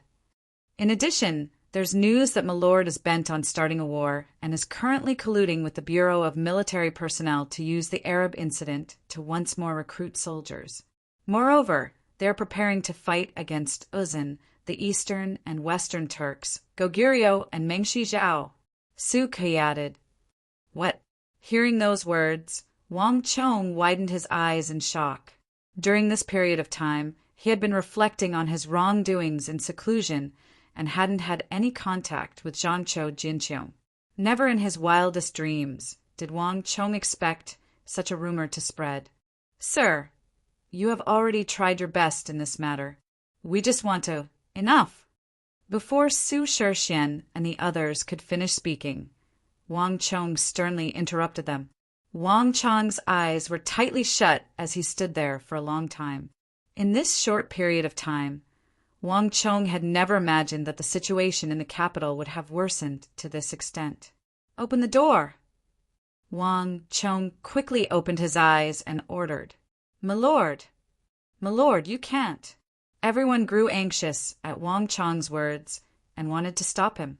They had stopped at least 10 groups of people who had come to the residence to demonstrate, and they were all keenly aware of how intense the crowd was.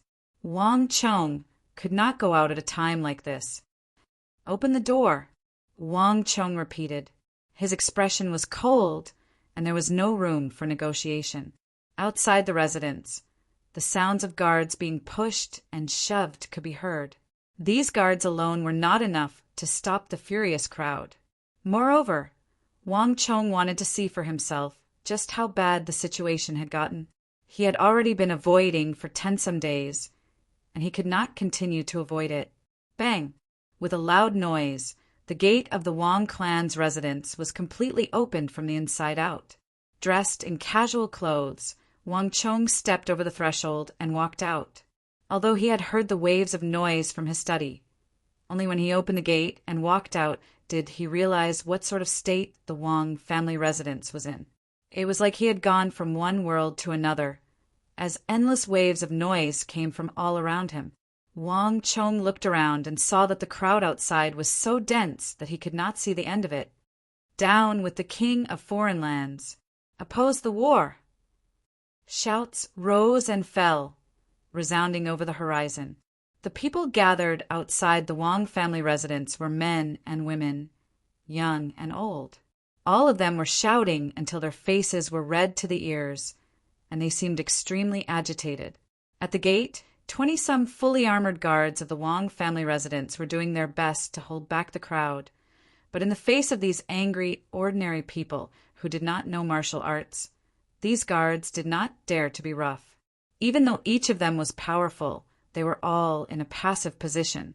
Stones rained down on these Wang clan guards from all directions, and there were also many protesters who surrounded them, kicking and beating them with all their might. These guards, despite their martial prowess, were beaten black and blue, and they could only use their hands to protect their vitals, neither saying a word nor retreating. "Stop!" Wang Chong finally couldn't help but call out. "It's the king of foreign lands." This furious roar finally roused the enraged crowd from their stupor, and countless gazes quickly focused on Wang Chong. In an instant, all the sounds disappeared. The area in front of Wang Chong's residence was completely silent, no one saying a word. "All of you withdraw!" Wang Chong said to the Wang family residence guards who had taken the beating in his place. This incident had nothing to do with them, and these guards were only taking the beating in his place.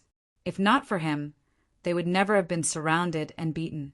"But, my lord," the leading guard wanted to say something, but Wang Chong only waved his hand and interrupted him. "Go, leave this place to me," Wang Chong sternly said. The 10-some Wang family residence guards hesitated for a few moments before finally dragging their injured bodies over the threshold and vanishing from the Wang family residence. "King of foreign lands, you're finally willing to come out.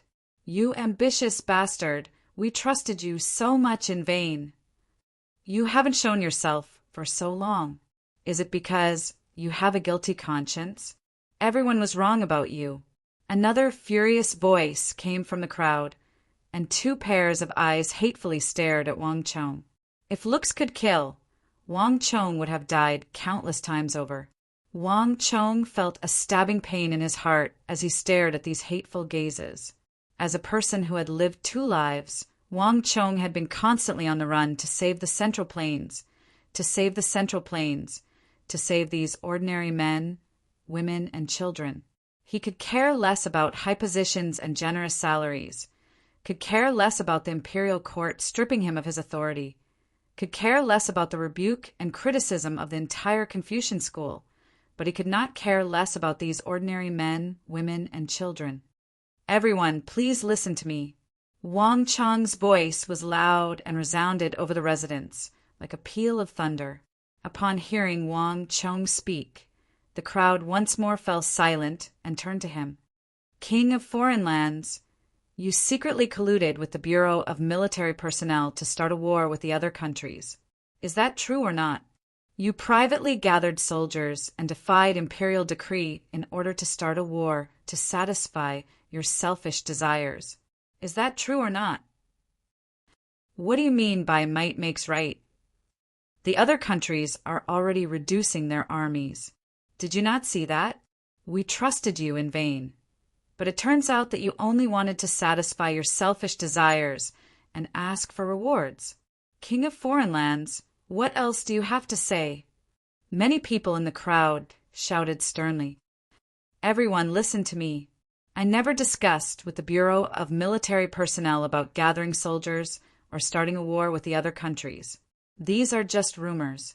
It's true that I privately gathered soldiers and defied imperial decree to open the armory, but all of this was to protect Anxi, Qixi, Longxi, and the capital. The general is on the battlefield, and orders cannot be obeyed. The situation on the battlefield can change at any moment. If I waited for the imperial court to decide, it would take a very long time. Not only would the Anxi protectorate army be buried on the other side, even Anxi, Qixi, and the Qixi imperial armory would fall into enemy hands. I only did what I had to do. Rather than let those armaments fall into enemy hands and be used by the Arabs, it was better to open the armory ahead of time and use it to defend the central plains. Wang Chong's eyes were red, his hair fiercely dancing in the wind. The matter of the Qixi armory was a military affair, and Wang Chong had never explained much to anyone. Not even Xue Qianjun and the others had explained the matter of Qixi. But this time, Wang Chong was explaining to these ordinary people who knew nothing about the art of war. Wang Chong swears to the heavens that everything I do, is without any selfish motives. If I break this oath, may the heavens punish me. Wang Chong sternly said as he gazed at the unfamiliar faces before him. The moment Wang Chong finished speaking, the dense crowd in front of the Wang family residence instantly fell silent. Wang Chong, you've always said that the other countries are hiding their ambitions. But Uzun first reduced its army by 150,000, and then the Western Turkic Khaganate reduced its army by 200,000, and then another by 50,000. How do you explain this? Now, all of society is saying that you generals wrote might makes right to beguile the hearts of the people so that you can fight wars and gain merit. Isn't that right? A man in the crowd angrily bellowed, his face red and brimming with rage at being deceived. These words made Wang Chong feel like a sword had been stabbed in his heart. His months of painstaking effort had been exchanged for these words. In the end, the hearts of the people had once more been deceived. As he gazed at the honest faces of the people of the Tang dynasty, Wang Chong felt like his heart was being stabbed. Chapter 1340. At every autumn harvest, the Uzun, the Eastern and Western Turks, and the surrounding countries will invade the central plains, never once stopping. The Uzun army is only a delaying tactic. Once the time is ripe, they will rise again and wreak havoc on the central plains. Everyone, don't be so gullible. Wang Chong sternly said, "Buzz." Everyone fell so quiet at Wang Chong's words that one could hear a pin drop. There was no other sound but the rushing of air. You murderous demon king. Everyone, don't listen to him. Wang Chong, you're made king of foreign lands, and you've already killed 1 million people. Isn't that enough? Do you want to make the central plains a land of corpses and rivers of blood, turning it into a land of azuras? You generals are truly unscrupulous, resorting to every conceivable means. And to think that I trusted you so much, treating your might makes right like a supreme treasure, reading it over and over again, even going so far as to fall out with the master. It turns out that everything was just your selfishness playing tricks on you. You privately raised troops and disobeyed the sovereign's decree, plotting rebellion. I truly trusted you wrongly. Wang Chong, you ambitious man. A few moments later, the crowd exploded with a tsunami of voices, countless attacks and curses directed at Wang Chong. Their faces were seething with rage, none of them listening to Wang Chong's words. As he listened to those curses, Wang Chong felt his heart clench and convulse. Now that he had returned from the western regions, Wang Chong's blood had calmed down. But upon hearing the barrage of curses and attacks, Wang Chong felt his blood churning once more. Everyone, listen to me. Wang Chong still wanted to say something, but the furious crowd couldn't hear his voice at all. Bang! A stone came out of nowhere and smashed into Wang Chong's forehead. But Wang Chong stood there motionlessly. My lord! Seeing this, Fong Sanyuan, Su Shixian, and Su Qi paled. They hastily rushed forward to protect Wang Chong. Sir, let's go. Now is not the time to argue. Their misunderstanding of Milord is too deep. One day they will understand. Everyone said anxiously, "Bam, bam, bam," seeing that the crowd had come out to protect them. In an instant, countless stones swarmed over, and the surrounding protesters attacked even more fiercely. "Stop! I have something to ask you." At this moment, an old voice suddenly came from the crowd. In the next moment, the crowd parted like a wave. Right at the front of the crowd, an old man who looked at least 80 years old, wearing coarse linen clothes and holding a walking stick, slowly walked up from the back with his back bowed. The old man stared at Wang Chong with anger hidden between his brows. Upon seeing the old man, the crowd instantly quietened down. Countless gazes turned to the gray-haired old man and Wang Chong standing in front of the gate. Some of the figures retreated one after another to give the two of them enough space. 70 was a rare occurrence, but 80 was a very old age. In the Tang dynasty, those who could live past 80 were people of virtue and prestige, respected by all. Even the most stubborn and unruly person would not dare to attack an 80-year-old old man in front of so many people. "Wang Chong, you come from a clan of ministers and generals, a prince of the Tang dynasty. This old man is just an old man from the countryside. I cannot compare to you. If you have the ability, then beat this old man to death." The old man leaned on his walking stick and sneered at Wang Chong. These words were so sudden that even Wang Chong was left dumbfounded. This old man is 83 years old this year. Unlike others, this old man is from Jinchu, not from the capital. It's often said that a man strives for a breath of pride and a Buddha for a stick of incense. But this old man is different. This old man has lived for more than 80 years. And I've never gotten angry at anyone. Whenever I encounter a problem, this old man advises himself to endure and yield. But this time, this old man traveled a great distance to the capital just to see you. Do you know why? The old man's face was ashen as he thrust his walking stick at Wang Chong said, "Elder, stop! What are you doing?" Su Shixian, Su Kei, and the others were both shocked and infuriated, but none of them dared to step forward, let alone step forward. They didn't even dare to touch the old man. 80-year-old elders were the most respected people in the world. Anyone who dared to touch them would immediately be condemned by the masses, and there would be no place in the empire for them. For fear of harming the innocent, none of them dared to touch the old man. They could only step forward and use their bodies to protect Wang Chong from the old man's beating. "Su Shixian, Su Qi, get out of the way." At this moment, a voice came from behind him. Wang Chong stared in a daze at the gray-haired old man who clearly knew no martial arts. He had imagined all sorts of situations, imagined all sorts of opponents, but he had never imagined that he would be facing an ordinary and angry elder of the Great Tang, and that this was the group of people he had done everything in his power to protect.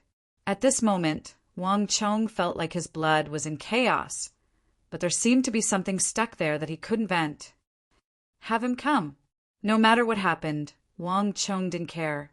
Only Wang Chong wanted to hear what this old man had to say, to know what he was thinking, and why he was so angry at him. Su Shixian and Su Qi went stiff at Wang Chong's words. Although they were unwilling, they didn't dare to disobey Wang Chong's orders. Their faces alternated between green and white as they retreated to the side. "Humph, brat, this old man has lived for many years and has seen many things. In this day and age, as long as you live long enough, you can see all sorts of strange and wondrous things.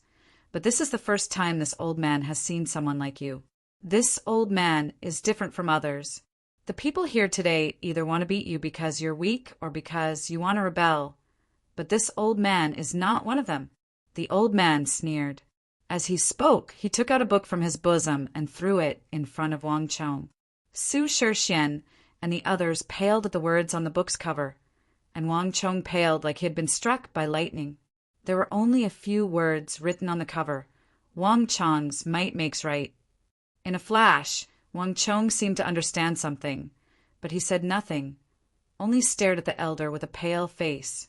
Might makes right. This old man has lived for many years, but he has never seen someone so grandiose as to print such words on a book cover and proclaim them to the world. Didn't you say in your book that tigers eat wolves, wolves eat dogs, and dogs eat rabbits? Didn't you preach something about the strong eating the weak and the survival of the fittest? Do you know what the Central Plains would become if this doctrine of yours were to be spread throughout the world? Come, come, come. This old man knows that you come from a clan of ministers and generals, that your martial arts are very high and formidable. So come and beat this old man to death. This old man has lived for several decades and doesn't have much ability. Since you think you're right, that you think might makes right, then come and beat this old man to death.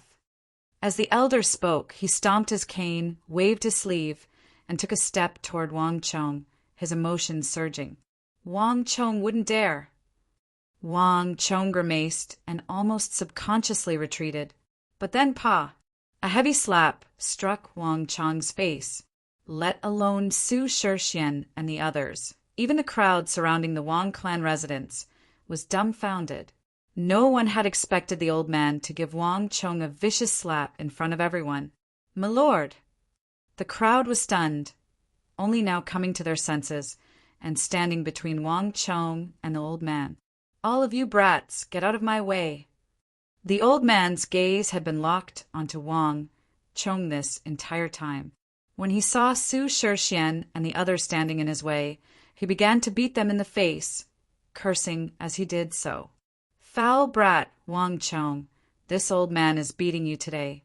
You are so young and arrogant, lacking any true ability, yet you dare to write books like Master Zhu and spread them throughout the world. If your crooked doctrines were allowed to be spread throughout the world, wouldn't this magnificent China become a land of beasts? You don't cultivate etiquette, you don't speak of benevolence, your fist is the truth, you don't have affection, you don't get close to your parents. Is this what Wang Gengji and your mother taught you? If your father won't teach you a lesson, this old man will teach you a lesson in their place. I'll beat you to death, foul brat." As the old man cursed, he raised his cane, circled around Su Shixian and Su Kai, and continued to beat Wang Chong. His face was ashen. Although he didn't have much strength, each blow was filled with all his strength, as if he was teaching a heinous criminal a lesson.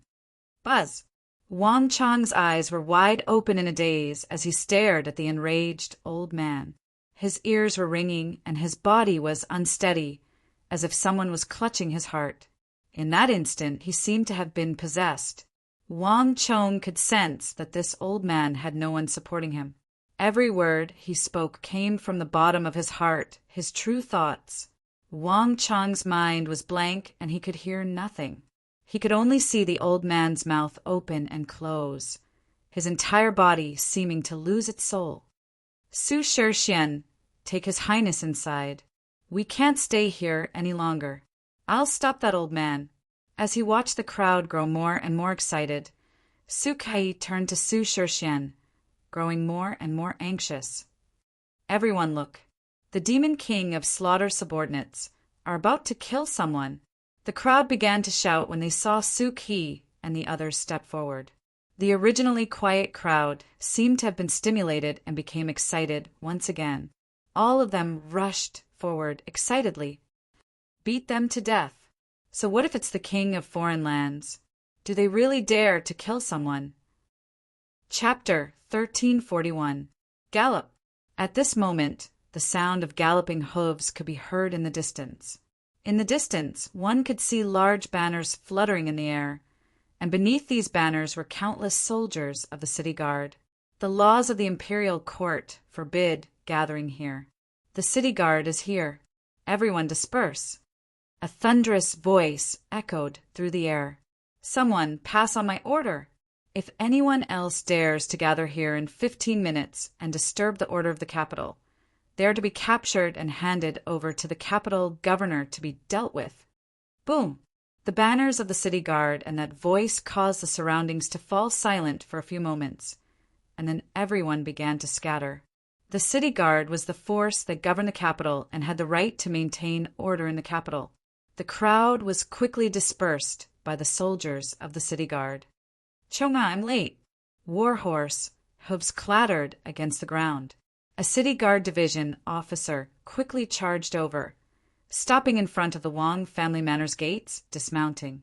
The general took off his helmet, revealing an uneasy and concerned face. It was none other than Wang Chang's uncle, Li Lin. Li Lin had an apologetic look on his face as he looked at Wang Chong. There was an accident. Someone from the imperial court specifically transferred away the soldiers of the city guard. I also received an order at the last minute and went back to report.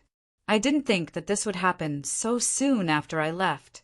Li Lin was in charge of the soldiers of the city guard stationed at the gate of the Wang family residence, and there had never been an accident. For so many people to appear at once, it was clear that someone was trying to guide them from behind the scenes. But Li Lin was in no mood to investigate this. He was more worried about Wang Chang's current condition. His face was pale, and he seemed to be in a daze. There was something very wrong with him. "Hurry and help him in."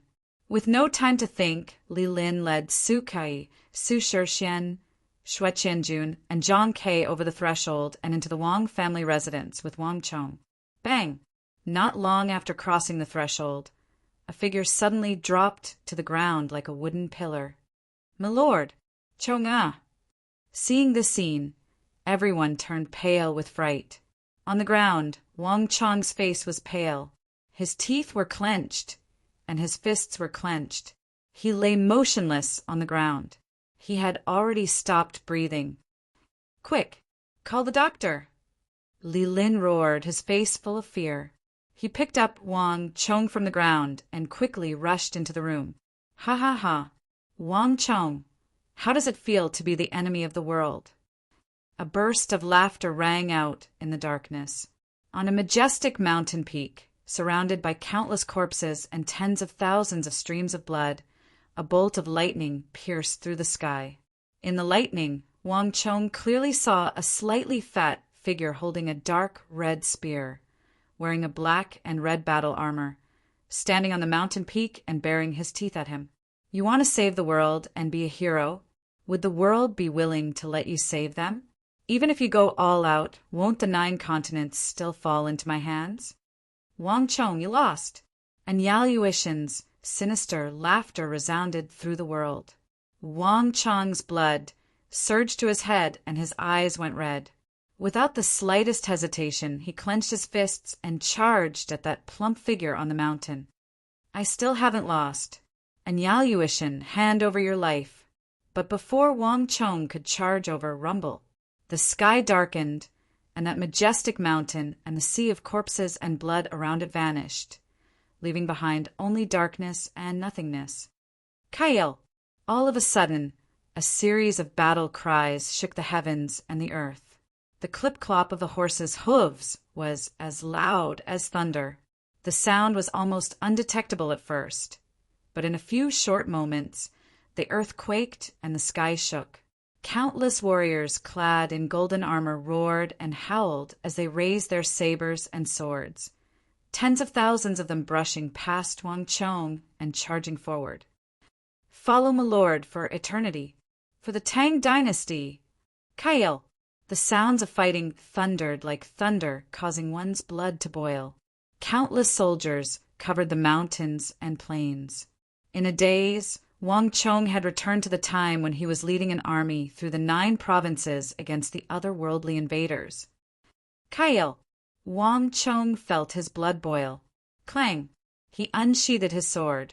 But before Wang Chong could step forward, a blood-stained hand reached out of the ground and grabbed Wang Chong's right foot. "My lord, no one understands us. Everyone has given up. Is there really any meaning in our persistence?" Wang Chong lowered his head and realized that the ground was covered in corpses, all of them soldiers who had fought with him. Beneath his feet was a general who had followed him to battle.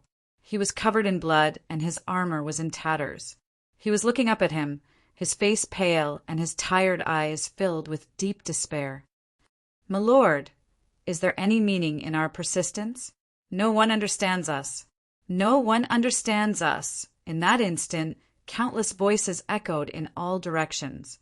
Wang Chong looked at the despairing faces at his feet, stunned and motionless. In that instant, the world spun. Wang Chong stood there in a daze, his body drenched in cold sweat. Are you the source of chaos in the world? A voice rang in his ears, and then it became thousands of voices. Rumble. All of a sudden, the ground collapsed and endless waves surged.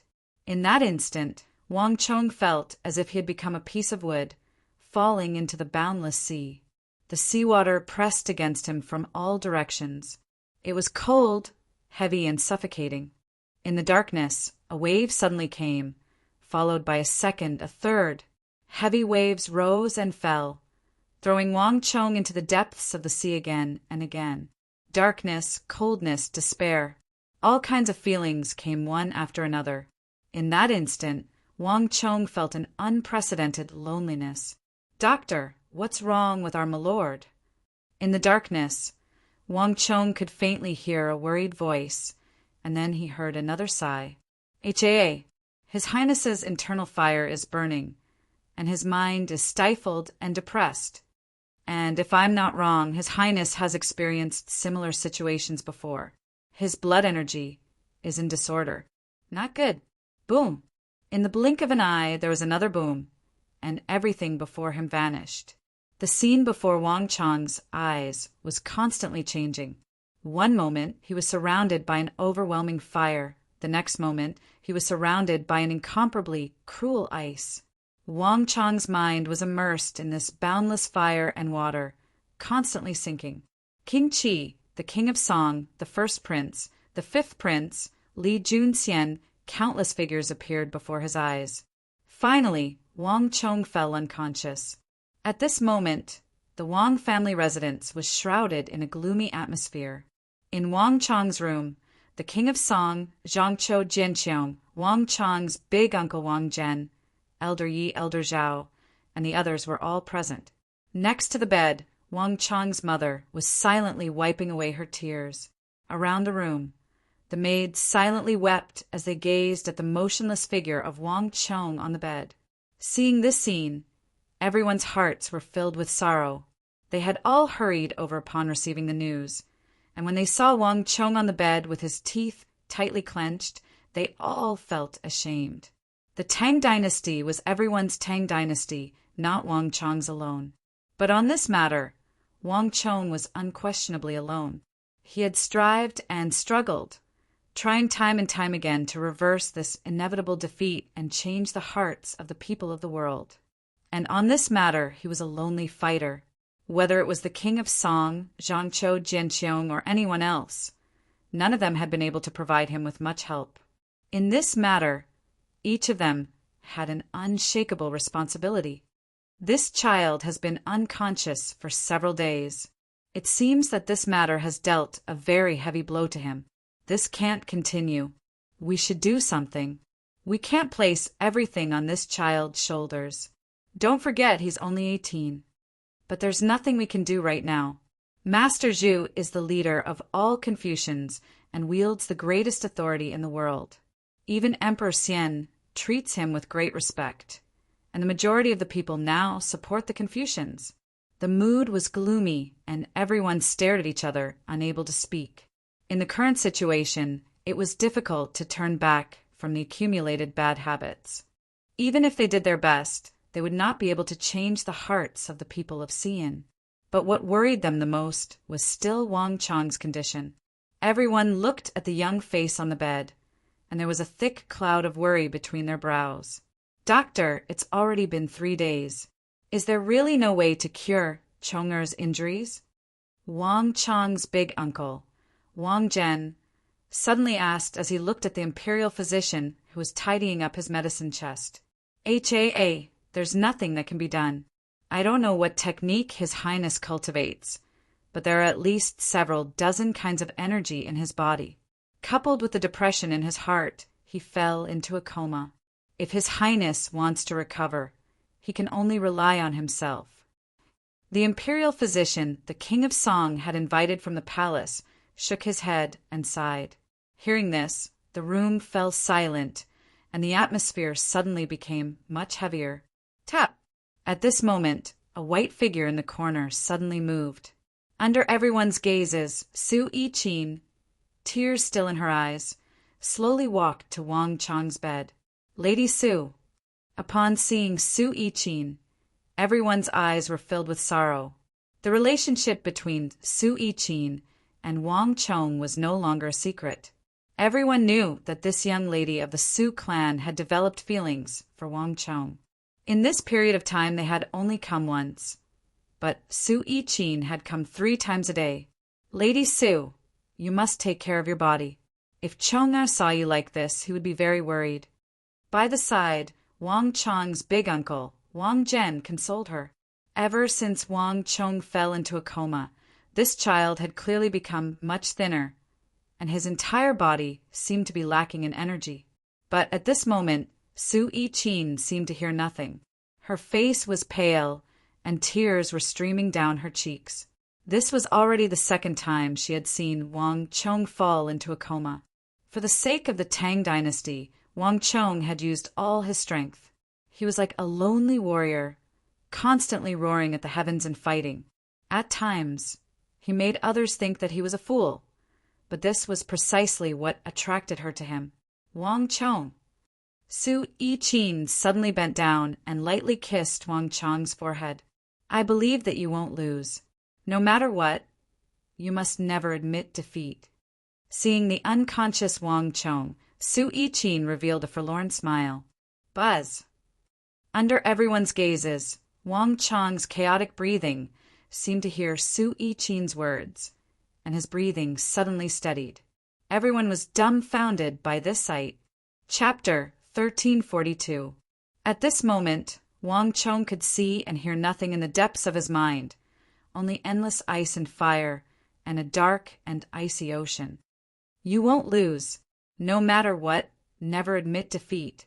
As Wang Chong was sinking into the ice and fire, a gentle voice resounded in his mind again and again. It was like he had discovered land in the middle of a dark ocean, and Wang Chong's mind suddenly calmed down. Chi-chin. Wang Chong spat out these 2 words, and then he knew nothing else. After what seemed like only one battle, but also like countless eons, Wang Chong finally awoke from the darkness with a light cough. Chong, you're finally awake. As Wang Chong slowly opened his eyes, Wang Chong's mother hugged Wang Chong, tears finally streaming down her face. Mother, big uncle. As Wang Chong looked at the 2 familiar voices, a surge of warmth flowed through his heart. Chong, you're finally awake. Wang Chong's big uncle, Wang Zhen, also spoke. He walked to the bed and helped Wang Chong up, his eyes brimming with concern. Wang Chong sat up and scanned the room. He saw several familiar figures. Su Shixian, Su Kai, Zhang Kai, and the others were all in the room.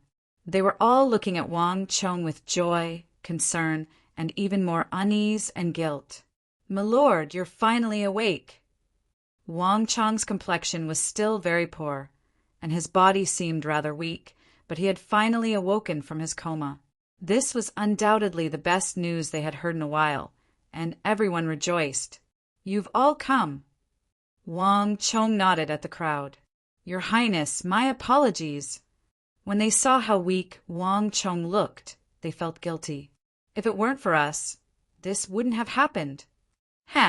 What does it have to do with you? It's just me from the beginning. Wang Chong shook his head, but his expression was unexpectedly calm. But when they saw Wang Chong's calm expression, whether it was Wang Chong's mother, big uncle Wang Zhen, Su Kai, Su Shixian, Shui Qianjun, or the others, they only grew more and more worried. Wang Chong's performance was too calm. This was not what everyone had imagined him to be. However, Wang Chong did not give them a chance to ask. Mother, during the time I was unconscious, did anyone come by? The King of Song, Lord Zhangqiu, Elder Yi, and Elder Zhao are all here. Wang Chong's mother said, a faint smile on her lips. Wang Chong was taken aback, but he quickly regained his composure.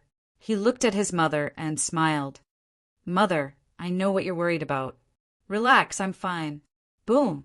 As they were speaking, another wave of raucous voices came from outside the Wang family residence. Everyone in the room tensed at these voices, but Wang Chong only blinked, his expression unchanged. "Cough, cough, Chong-er. You've only just woken up, and your body is still very weak. You should rest for now. Sister-in-law, let's go out and let Chong-er have some time to calm down."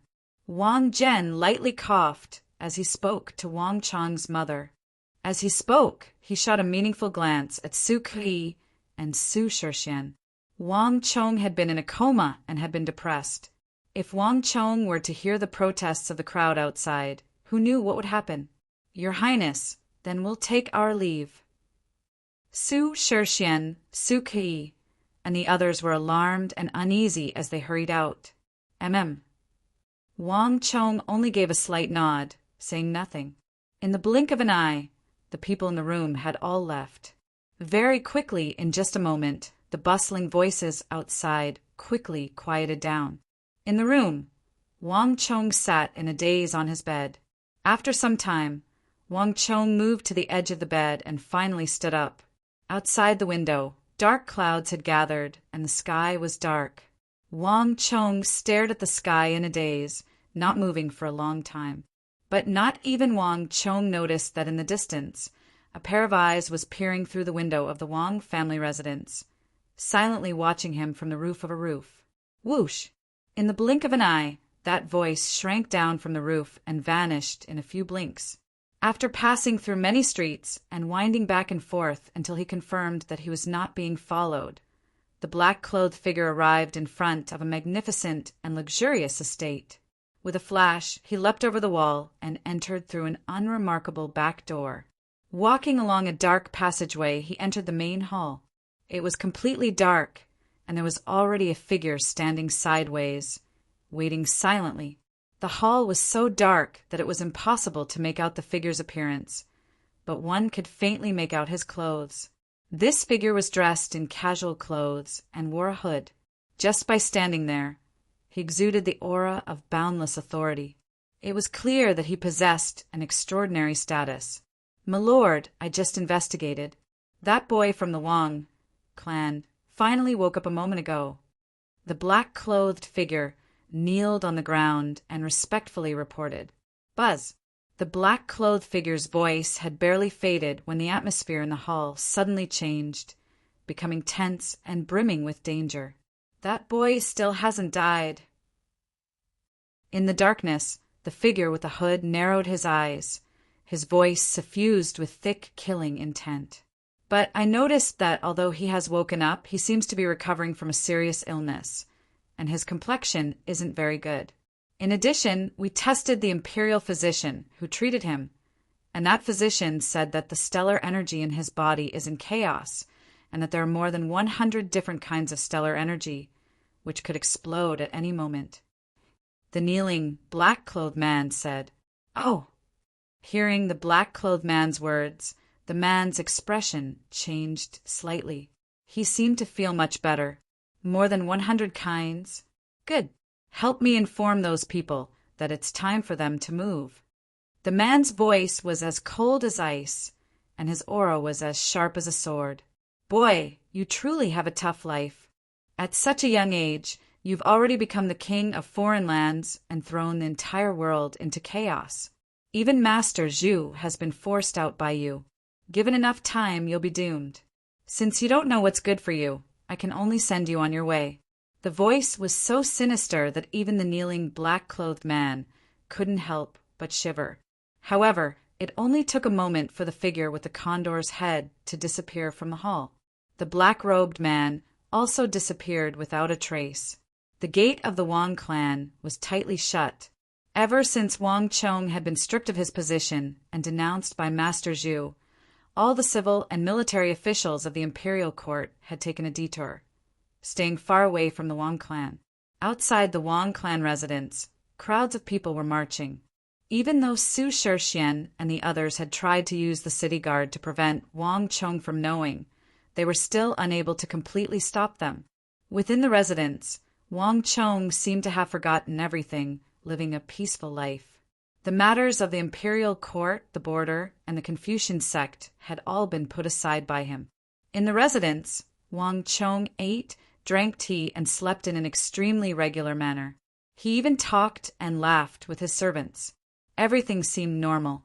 Moreover, Wang Chong never discussed any matters related to the imperial court. But when everyone saw this, they only grew more and more worried. "Doctor, just how is my son?"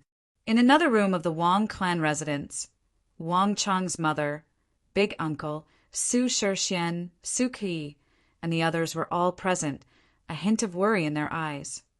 "HAA, His Highness looked normal, and his pulse seemed to be stable. But if this matter was not resolved, he would never be able to recover. Given the state of stellar energy in His Highness's body, he will probably be in even more danger." The gray-bearded imperial physician sighed. Experts were as common as clouds in the imperial palace, and imperial physicians not only had to treat ordinary palace maids, concubines, and imperial concubines, but also princes, guardians, imperial guards, and imperial princes of the Tang dynasty. In terms of understanding of the martial path, these imperial physicians had extraordinary attainments.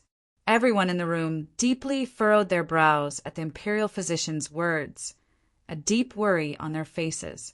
The conflict between militarists and Confucians had far-reaching implications, and none of them had a good solution. For a moment, everyone fell silent.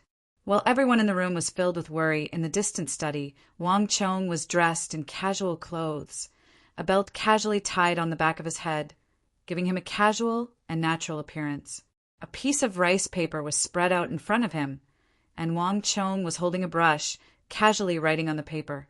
His expression was calm and at ease, seemingly unaffected by the outside world. Like spring, calm and tranquil, the sky above and below, a vast expanse of jade, seagulls soar, golden scales swim. This was a Wing Chun poem, and Wang Chong had forgotten where he had seen it from. All he knew was that he would write whatever came to mind. Perhaps it was because he had experienced so many things, but Wang Chong's heart had slowly settled. His writing was no longer as clumsy and childish as when he had first consort Tai Zhen's incident. Instead, it had an air of weathered hardships, grand, steady, and dignified. Each stroke was as sharp as an axe. While imprisoned in the estate, Wang Chong used this kind of calligraphy every day to pass the time and ease his mind. On the shore, Ting Lan yu Qing Qing. But when the long smoke cleared the sky, the bright moon stretched 1,000 miles, the floating light leaped over gold, the quiet shadow sank into jade. As Wang Chong continued writing, he seemed to be completely immersed in his calligraphy. Worry about advancing, worry about retreating. But when should I be happy? As the saying goes, worry about the worries of the world first, and rejoice in the joys of the world later. Chapter 1343. Blood splattered onto the paper. Drop by drop, blood splattered onto the paper. When Wang Chong lowered his head to take a look, he realized that because he had used too much force, the brush had stabbed into his palm, causing blood to gush out. However, Wang Chong didn't feel the slightest pain, as if the brush had stabbed into someone else's palm instead of his. Blood dripped onto the paper. Looking at the words, first worry about the world, then delight in the world, Wang Chong felt a stabbing pain in his heart. It wasn't from his palm, but from his heart. Wang Chong had always thought that he had forgotten about it, that he had learned to be indifferent to it. However, when he saw the 2 lines of words and felt the throbbing pain in his heart, Wang Chong realized that the pain hadn't disappeared. Instead, it had been hidden even deeper. Slowly retracting his palm, he wiped away the blood stains, applied medicine, and bandaged his wound. Then he switched to another brush and continued writing. It was as if nothing had happened at all.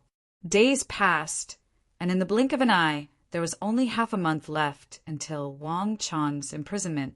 Wang Chong's second brother, Wang Bei, and little sister, Wang Xiaoyao, had also returned from the borders.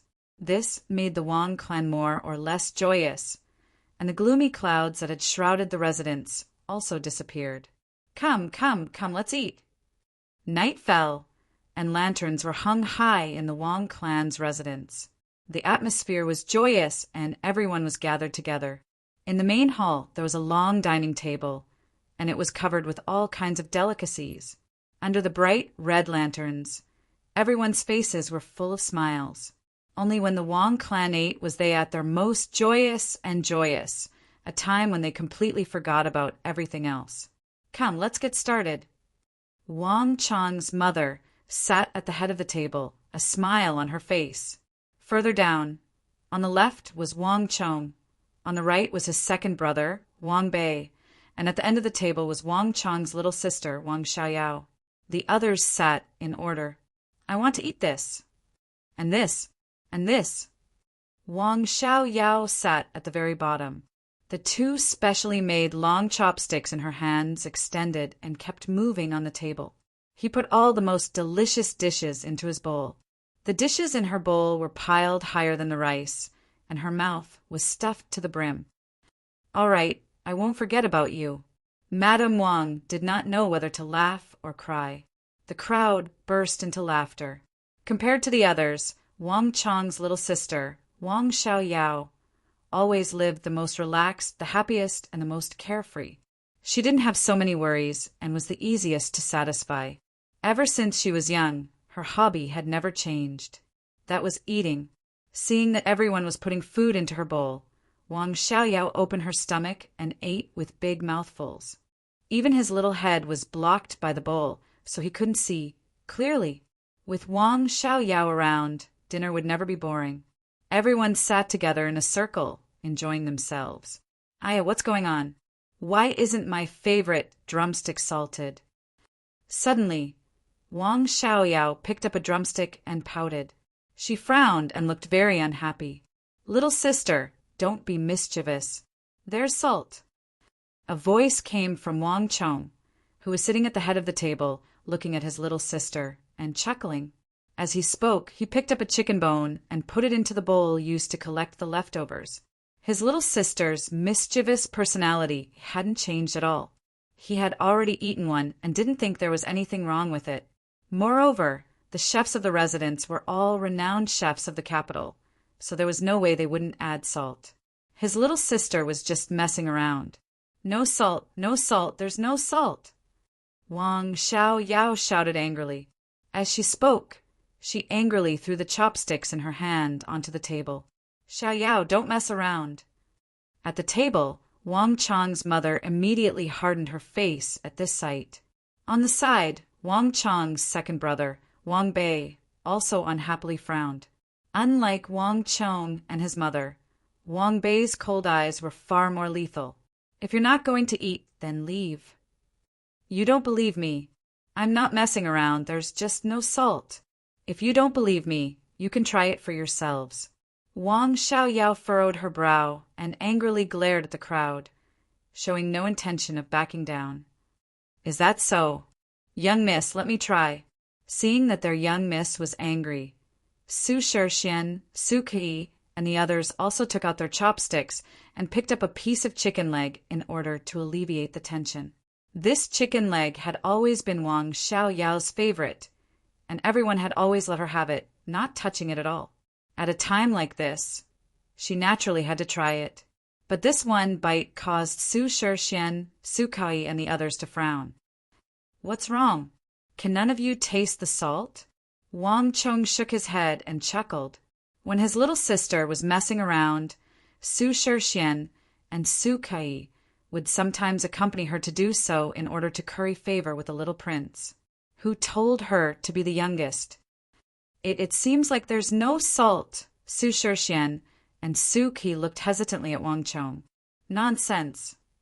Wang Chong shook his head, not knowing whether to laugh or cry. 1, 2, 3. Seeing that the situation wasn't right, more and more people reached out their chopsticks to pick up the chicken leg. At this moment, footsteps came from outside. Under the astonished gazes of the crowd, the chef in charge of the Wang clan's food and drink hurriedly walked in with a spatula in hand. Madam, second young master, third young master, I truly apologize. Just now, when I was copying the dishes, something went wrong. That bowl of young Mrs. favorite daunting chicken leg was brought out by the servants without any salt added. I'll go back to the pot. Madam, I truly apologize. As the old chef spoke, he took the bowl of chicken leg from the table and hurriedly left. Buzz. For a moment, the entire hall was deathly still. Everyone staring at Wang Chong, the mood frozen. All of them had tasted that bowl of chicken leg. It truly was tasteless, and because it hadn't been in the pot long enough, it still tasted a bit raw. However, Wang Chong didn't seem to be able to taste it at all. At that moment, everyone's expressions were complicated and their eyes were filled with deep worry. It had been some time since the incident. Everyone thought that Wang Chong had recovered and had forgotten about what had happened in court.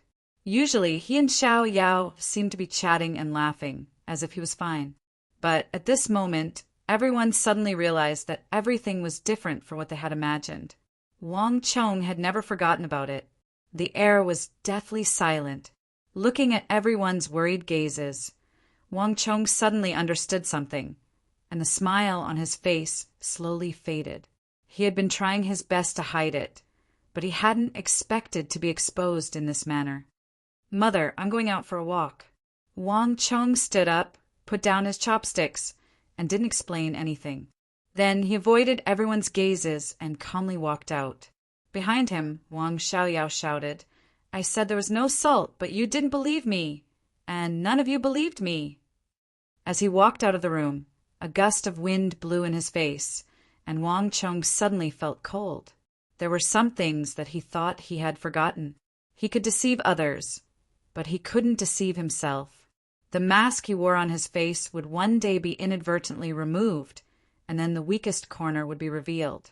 Wang Chong didn't want everyone to worry, and he didn't want them to worry about him. It was just that there were some things that he couldn't let go of. He couldn't understand, and he was lost. In the darkness of the night, he didn't know where he should go. Madam, we found this in young master's room. Not long after Wang Chong left, a servant girl suddenly came forward and opened her palm. In her palm, apart from a blood-stained bandage, there was also a vermilion brush that had been broken in two. Seeing the bandage and brush, Wang Chong's mother's face suddenly paled. Mother, I'll go find him. Wang Chong's second brother, Wang Bei, suddenly stood up and said, There's no need. Let him be alone for a while. Wang Chong's mother shook her head, her eyes dim. Wang Chong had already fainted twice, and no one could resolve the knot in his heart. In this period of time, they could only try their best not to provoke him. In the residence, they wouldn't talk about anything related to the court.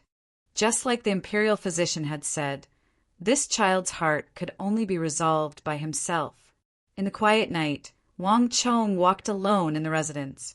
He intentionally circled around the place where his mother and the others were, and walked through the most remote plum blossom forest, the long corridors, and the fake mountains.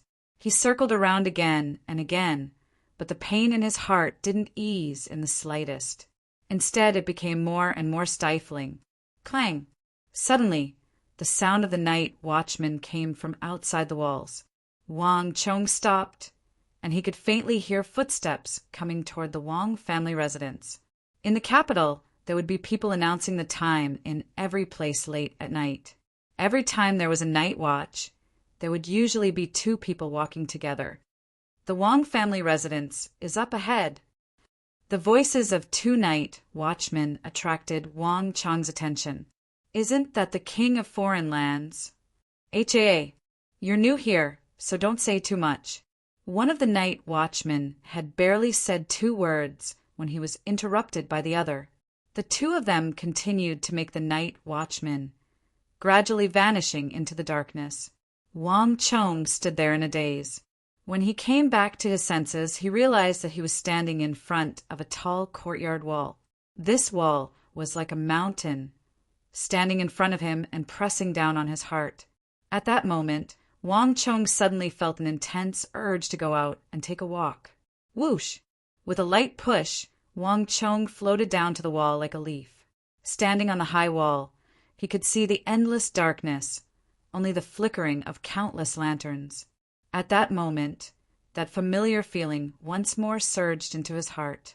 He was like a lone boat drifting in the boundless ocean, lost in the dark night, and had absolutely no idea where he should go. Wang Chong turned his head and saw that the two night watchmen were already getting farther and farther away. With a long sigh, Wang Chong jumped off the wall and headed in the opposite direction of the other two. Chapter 1344. Wang Chong aimlessly strolled through the streets, not knowing what he wanted or where he wanted to go. He only knew that this was the only way he could feel much better. Woof woof. The barking of dogs could be heard in the darkness, accompanied by the voices of their owners and the crying of a child. Wang Chong silently walked forward, not attracting anyone's attention. "Father, I'm sorry." Nearby, in the darkness, a house stood on the side of the street. A light was on in this house, and the sound of a father and son could be heard talking through the window. "I was wrong. I shouldn't have argued with you. I thought that the King of Foreign Lands was a great hero, that he was right. I didn't think that he was just an ambitious bastard with ulterior motives." Buzz. Wang Chong's heart tightened at these words, and his hands clenched into fists as he felt a stabbing pain in his heart. "Ha! It's all over. There's no overnight grudge between father and son. It's good that you understand. Not even I could have imagined that he would be like this, much less you." Wang Chong's eyes darkened as he heard his father's voice from the room. He passed by the father and son's window and continued forward. The night was cold and bleak, and Wang Chong could feel the chill as he walked down the street. At this time, there weren't many people on the streets. Wang Chong walked for a very long time, but he didn't see a single person. How formidable! The Confucian school has more than 2,000 schools in Arabia. The Caliph of Arabia is a man of his word. We wronged him before. There are probably hundreds of thousands of people in Arabia learning the language of our Tang dynasty. In the future, all the who in the region will be speaking the Tang language. Exactly. The son of my neighbor went to Khorasan to do business, and I heard that he's making a fortune. In this great world, who wants to fight when there's money to be made? It's all that King of Foreign Land's fault. That's right, that's right. Voices could be heard from the base of the wall. Two figures carrying buckets of paste and brushes were in the middle of pasting something onto the wall. As they spoke, they walked into the distance. Buzz!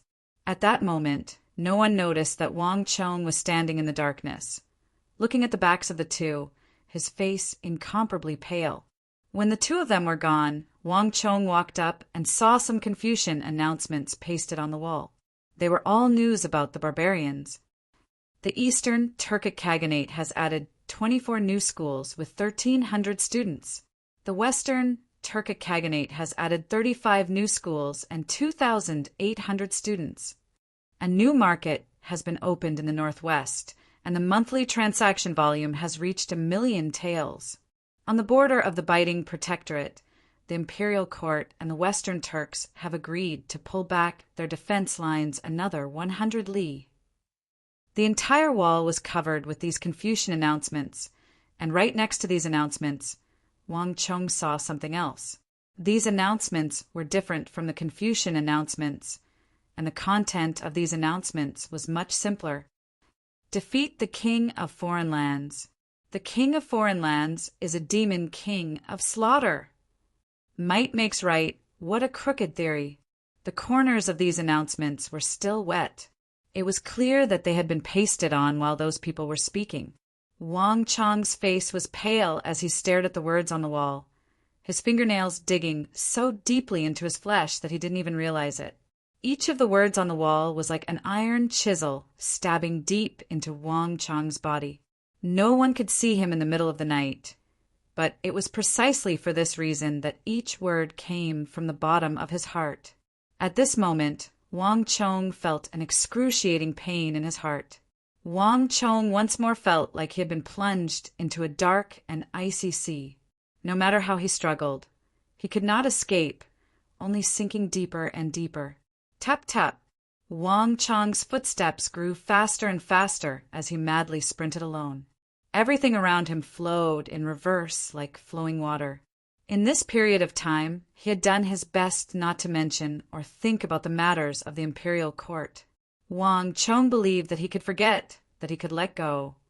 But only now did Wang Chong realize that these wounds were far more painful than he had imagined. After running for a very long time, when he felt rather exhausted, Wang Chong finally stopped. An unfamiliar forest stood before him, and a faint light peeked out from the sky.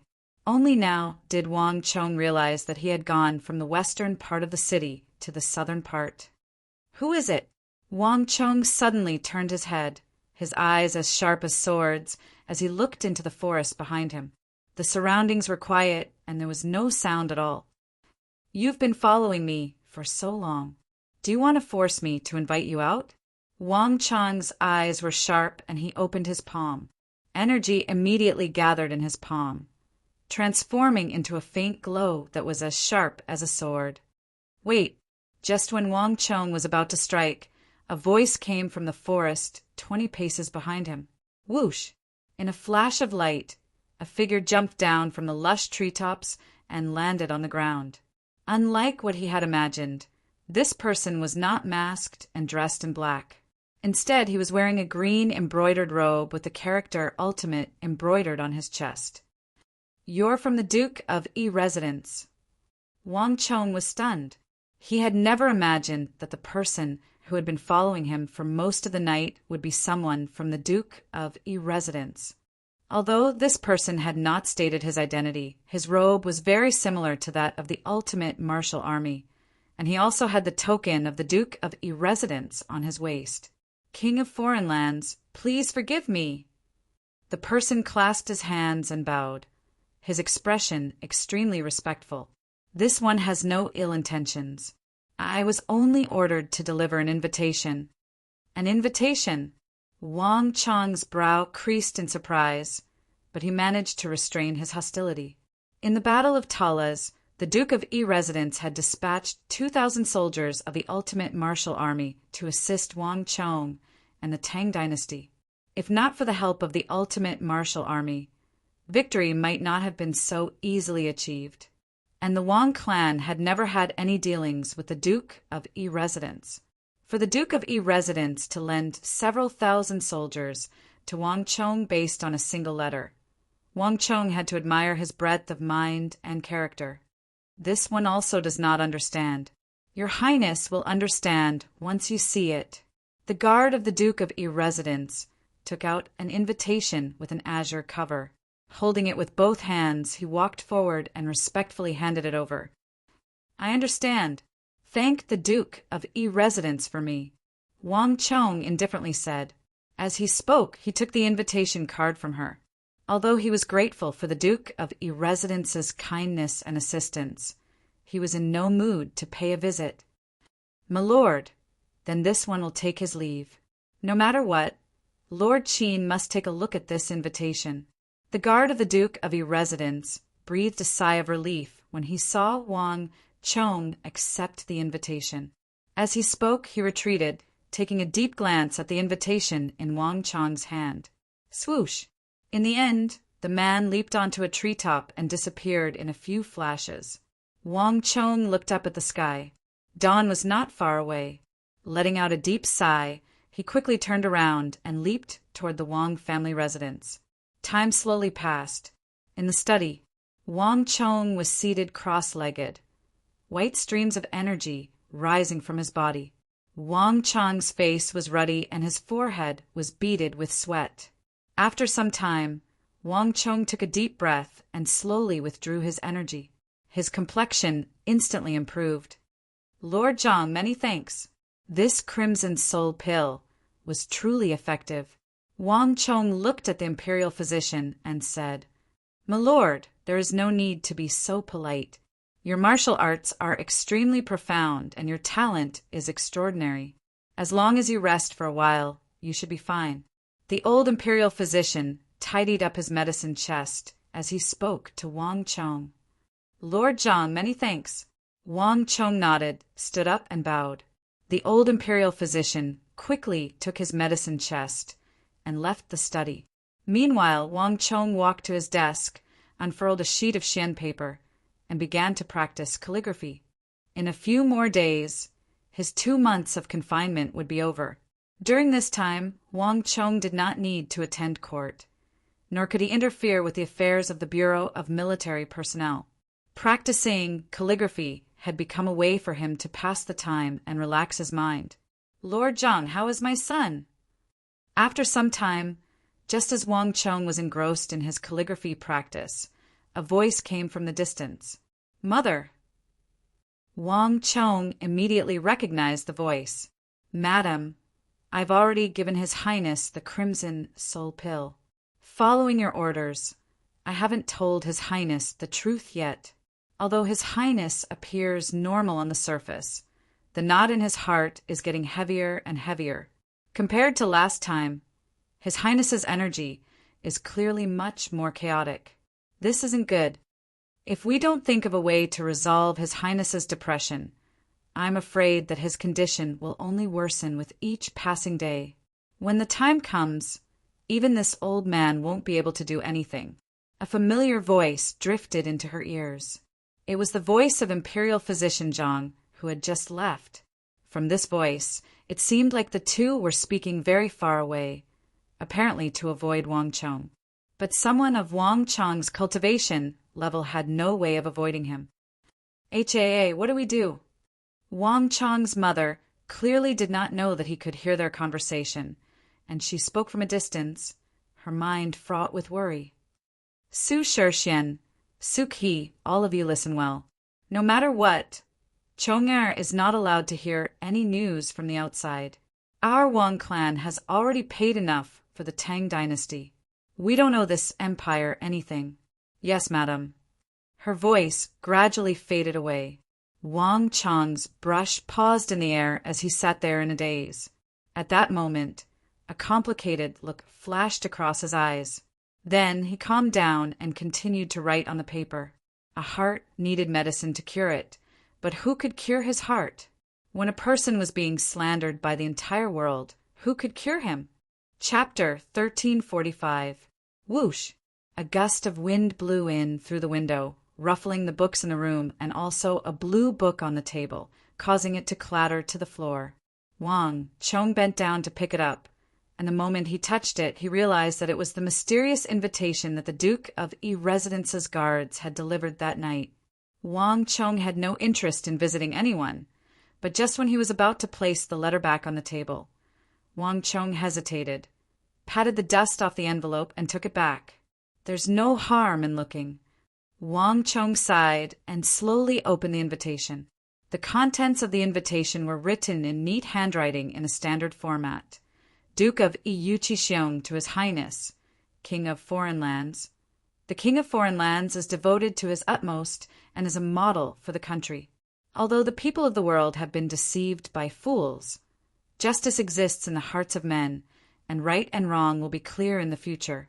In addition, Yuqi has been entrusted by another to invite Your Highness to a gathering at the Violet Forest Park in a small forest in the south of the city on the 17th day of the 6th month at the Z period. King of Foreign Lands, please be sure to attend. Entrusted by another? Wang Chong slightly creased his brow, his mind in turmoil. There was not much to this invitation, but the last part surprised Wang Chong. Wang Chong had originally believed that this letter was an invitation from the Duke of E, inviting him to the Duke of E residence. But it now appeared that this was not the case at all.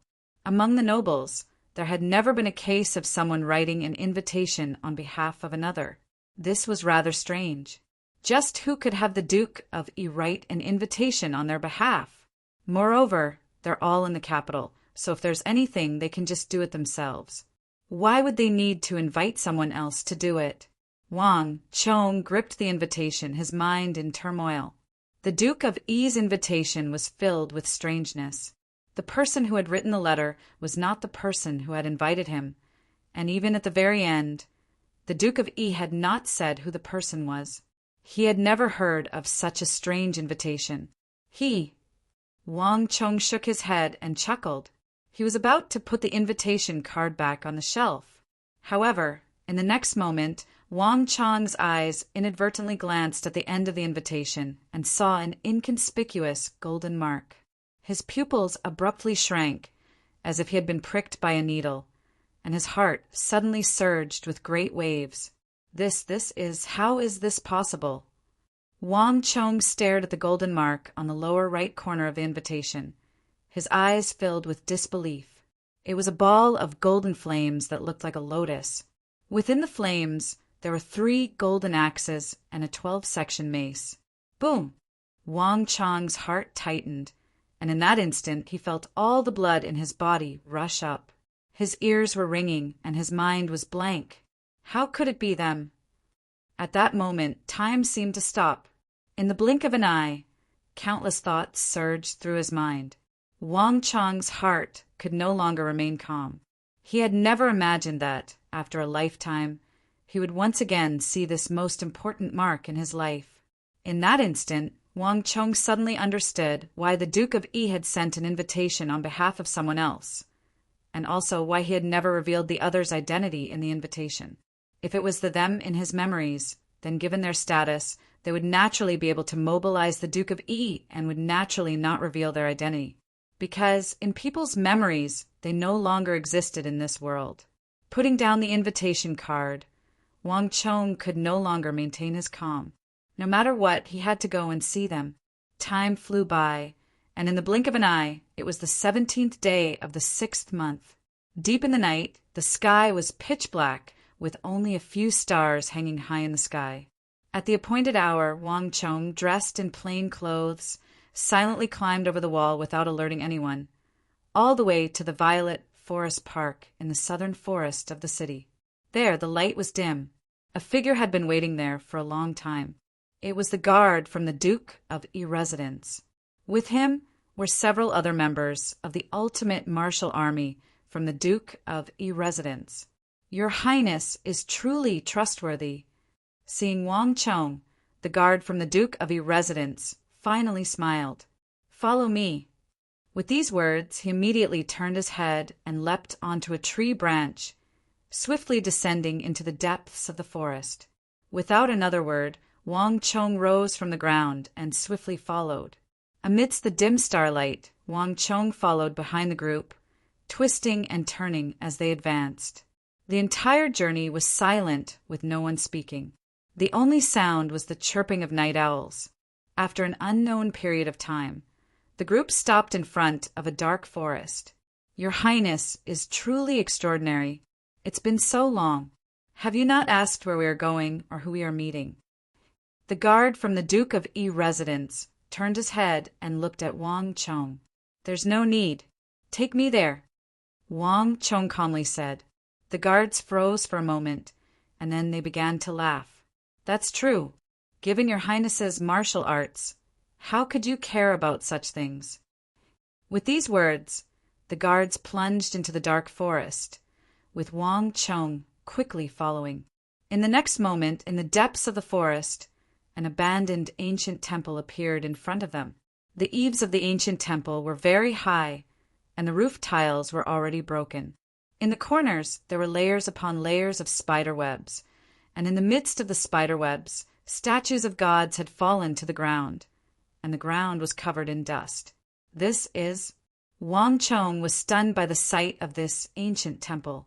He had been born and raised in the capital, and for 10 some years he had lived the life of a hedonistic scion, wandering around with ruffians like Ma Zhou. There was nothing in the capital that he did not know, but Wang Chong had no impression of this place. He had no idea that there was such an abandoned temple in this forest. Rumble. As Wang Chong was thinking, the guard from the Duke of Yi residence stepped forward, bent down, and grabbed a metal ring from the ground. With a rumble, a massive tunnel appeared before Wang Chong's eyes. King of foreign lands, before you enter, there are a few things that I hope that you will remember. First, you cannot speak of tonight's events to anyone other than you, me, and the Duke of Yi residence. You cannot tell anyone else. In addition, you are not allowed to speak of this matter in the future. Even if you seek out our Lord Duke, he will never admit to it. Second, this tunnel can only be used once. Once it is used, the mechanism will be activated and the tunnel will immediately collapse. Your Highness will not be able to come here again. When you meet them, Your Highness must remember not to ask about their identities. This is a great taboo. Your Highness, if you agree to these conditions, I will take you down, the Duke of E-Residence guard said. As he spoke, he gestured to the other two ultimate martial army soldiers.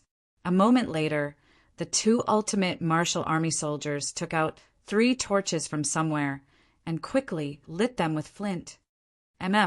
Wang Chong said nothing, only firmly nodded. The leading guard heaved a sigh of relief. He turned around and took the torch from one of the guards. The 2 of you stand guard here. Don't let anyone get close. King of Foreign Lands, please follow me. As he spoke, he swiftly entered the tunnel. A few moments later, the Duke of E-Residence guard had vanished. Without the slightest hesitation, Wang Chong moved like a gust of wind, brushing past the 2 ultimate martial army soldiers as he followed them underground. If it were anyone else, Wang Chong would never have followed them so unreservedly. Once the tunnel collapsed, there was a high chance that he would be trapped underground. But this time was different. As long as the invitation card had that symbol, even if he had to climb a mountain of daggers or a sea of flames, Wang Chong would follow without hesitation. Wang Chong was confident that the people represented by that golden symbol would not have any intention of harming him. Wang Chong quickly caught up to the Duke of E-Residence guard. Gusts of wind blew at Zhang Xian's face as he descended the stairs.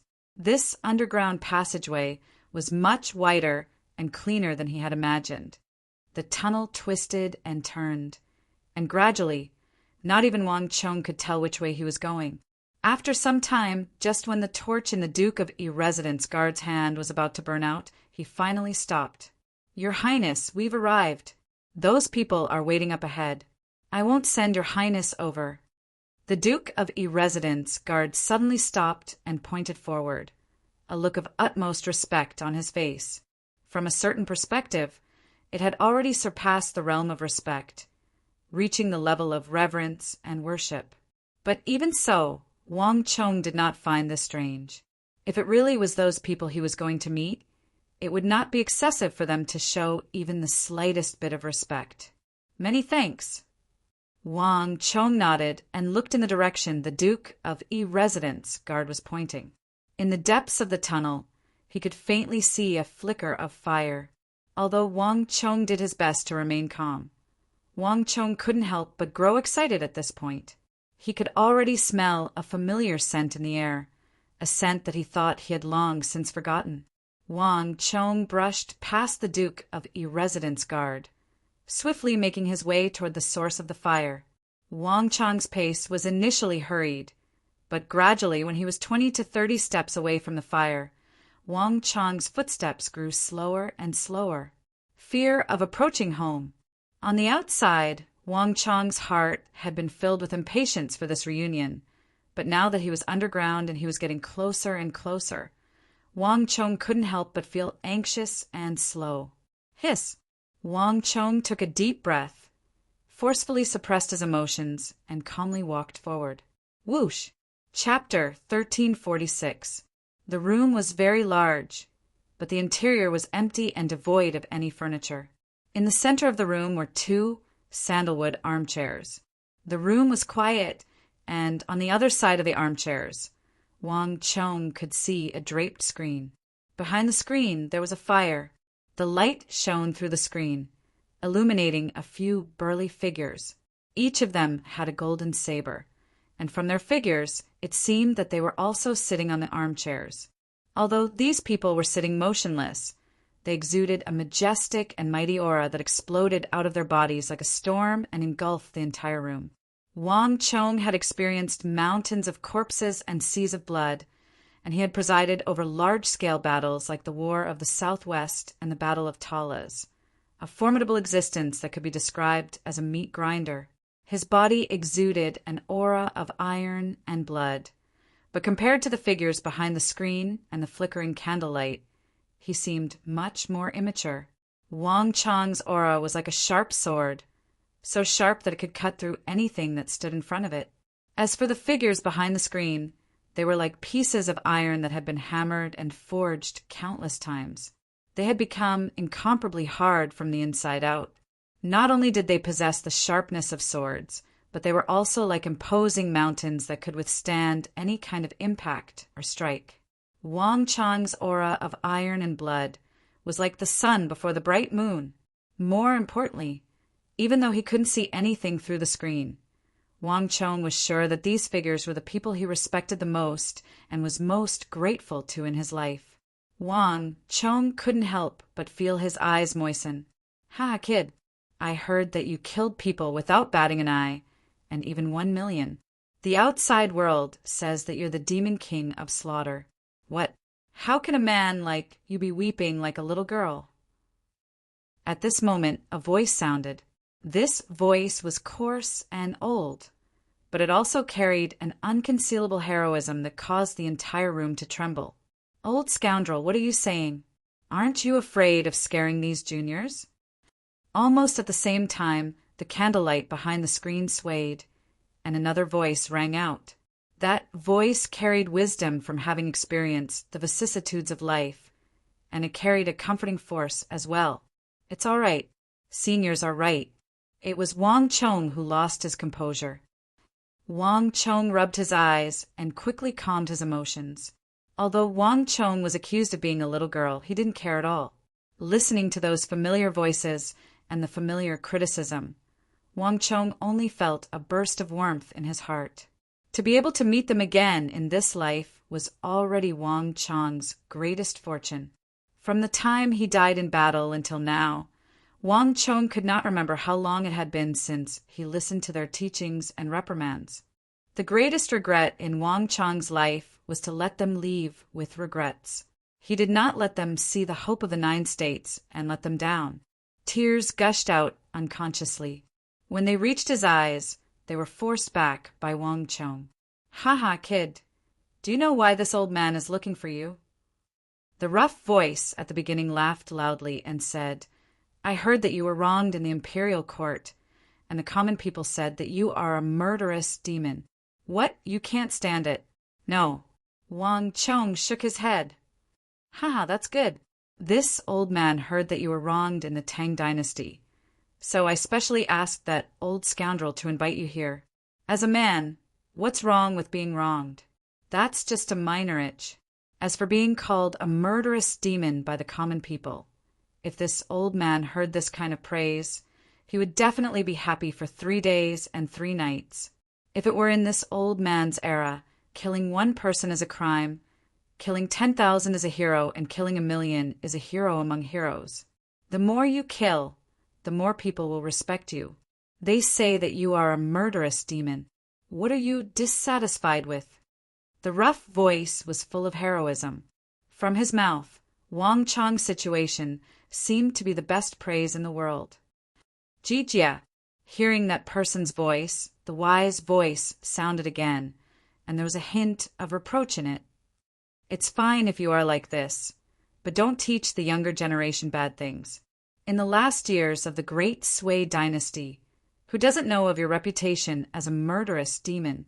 Kid, don't listen to his nonsense. This old man has also heard of your story.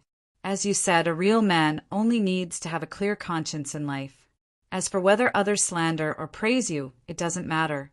A strong heart leads to self-improvement. This old man can see that your martial arts have reached a very high level, so you should also understand this truth. A real man only asks whether his actions are right or wrong. As for other people's opinions, even if you are misunderstood by the world, why should you care? One day, the clouds will be pushed aside, and the sun will shine brightly. People will understand your painstaking efforts." That person's voice was mellow, with a sense of inculcation. It was like the spring wind and rain, silently moisturizing everything. It blew into Wang Chong's heart and soothed the wounds in his heart. "Seniors, you are right. Wang Chong is wrong. Wang Chang's eyes were moist, and he lowered his head. At that moment, he felt like he had returned to the Doomsday era, back in that hall, and listened to the familiar teachings. Back then, when he was in dire straits and had lost everything, it was these seniors who brought him to the mountain, taught him martial arts, entrusted him with the world, and promoted him to the position of Grand Marshal. Seniors, Wang Chong muttered to himself. At that moment, it was as if he had returned to the past, and all the pain in his heart was soothed. Yes, if that senior was in his situation, no matter how big the misunderstanding and pain, he would not care. No matter how big the misunderstanding and pain, it became insignificant to him. Just like they said, a real man only asks whether his actions are right or wrong. Nothing else matters. It was he who had been bewildered. "Child, I called you here to tell you something." At that moment, another old voice rang out. It was completely different from the previous two voices. "What you have done is right, but no matter how big the misunderstanding, no matter how big the blame, don't take it to heart. What you want is nothing more than a clear conscience and a clear conscience. Could it be that you want other people's understanding and approval?" The last sentence had a hint of interrogative tone. Buzz, like a bolt of lightning, Wang Chang's heart trembled, and he suddenly felt enlightened. Yes, he had been in this world for a long time, constantly struggling and constantly working hard. In a trance, he had slowly forgotten his original intentions. He had never needed anyone's approval, nor did he need anyone's understanding. He had done all this because he wanted to, and not for anyone's understanding. Even if he was misunderstood by the whole world, even if he was condemned by the whole world and called a murderous demon king, so what? Since this was not his goal from the start, there was no need to care. Behind the screen, the flames flickered. The three burly figures were as imposing as mountains. Although they did not show themselves, the three of them had been observing Wang Chang's reaction. Seeing that he seemed to have listened, they finally nodded slightly. "Kid, it's good that you understand. When a man does things, he should not be ashamed of the heavens and the earth. How can he care so much? There are so many juniors in the Central Plains, but you are the only one I like the most. Those old fellows have lived for more than 100 years and never meet anyone easily. If not for the fact that I heard that you are depressed, I wouldn't even want to meet you." The rough voice sounded in the room again. "Thank you, Senior." Wang Chong felt a lump in his throat as he said, gratefully. Being able to see them again in this life, he had no regrets. "Child, although Jijia is a rough person, his words are not rough. As the saying goes, when heaven is about to bestow a great responsibility on a person, it must first torture his will and grind his muscles and bones. You were born in a family of generals and ministers after the age of 9. You are talented and have special achievements in the art of war. Although there were mountains of corpses and seas of blood along the way, it was very smooth and you did not encounter any difficulties. A little setback is also a good thing. Only after washing away the lead can one see the real gold. As long as you don't get knocked down, you will become even more outstanding," the wise voice said at the side. "Junior understands. Thank you for your teachings, Senior." Wang Chong stood up and bowed respectfully. "Kid, it's good that you understand. I thought you were a blockhead and would have to spend a lot of effort. It seems that those children were right. You are quite smart." The rough voice laughed out loud. "Jijia," the third rational voice, suddenly sounded. There was a hint of blame in the voice, but it quickly turned around and looked at Wang Chong outside the screen. "Child, in life, one cannot become a hero without going through hardships. As long as the world can be peaceful and prosperous, as long as you feel that what you are doing is right, that's enough. This junior has learned his lesson." Wang Chong replied, "Haha, it's fate that we meet. Since you called us Senior, we can't just call you that for nothing. We have to give you something. Otherwise, we will be laughed at to death." The rough voice said, "Buzz." Before Wang Chong could react, the earth suddenly shook and the sky shook. Three powerful and boundless spiritual forces suddenly locked onto Wang Chong. Before Wang Chong could react, the three powerful spiritual forces suddenly pulled and instantly dragged Wang Chong into a boundless spiritual world. Who? Before Wang Chong could react, a thunderous voice resounded in his ear. "You bastards! You bastards! You bastards! Kid, watch carefully!" The earth shook and the sky rumbled. Wang Chong looked back and saw that in the center of this world, three huge figures stood like mountains, emitting an endless aura of blood and fire. Chapter 1347 Golden Armor of 100 Battles. Right before Wang Chong's eyes, the burly figure spread his legs apart and raised his right hand above his head in an indomitable manner. Boom! As if a bolt of lightning had exploded. The world before Wang Chong's eyes seemed to have collapsed. Kill! In an instant, battle cries shook the heavens and the earth. On the cracked ground, countless soldiers charged out from every piece of land. They wore different armors and held up flags representing different forces. Like lightning, they charged out at an astonishing speed. Their targets were the three burly figures in the center of the entire land. Kill! The clouds of battle were fierce, and the flames burned fiercely. The flames soared tens of zhang into the air, and sand and pebbles flew everywhere. Tens of thousands of different iron cavalry roared and roared as they fought against each other. The clanging sounds of swords and armor rang out incessantly, and the three burly figures also disappeared in an instant. Looking from afar, Wang Chong could faintly see a few figures with resolute expressions amidst the flames. They wore the armor of generals and held halberds and spears in their hands. Under the frenzied attacks of tens of thousands of iron cavalry, they blocked left and right. In this endless torrent of steel, the three figures seemed incomparably lonely, like a small boat in the vast ocean. However, even so, the three of them gave off an incomparably powerful feeling. Countless horsemen charged forward, wave after wave, but the figures of the three of them were incomparably majestic, as if they were cast from steel and did not waver in the slightest. As the countless iron cavalry charged forward, the wounds on the three increased. Even the armor on their bodies began to break, but the figures of the three were still incomparably resolute, as if there was nothing in this world that could make them waver. Boom! With a flash of light, the sky split open, and a huge banner descended from the sky, landing in the center of the three. The banner fluttered, revealing a huge Tang character. "Haha, come!"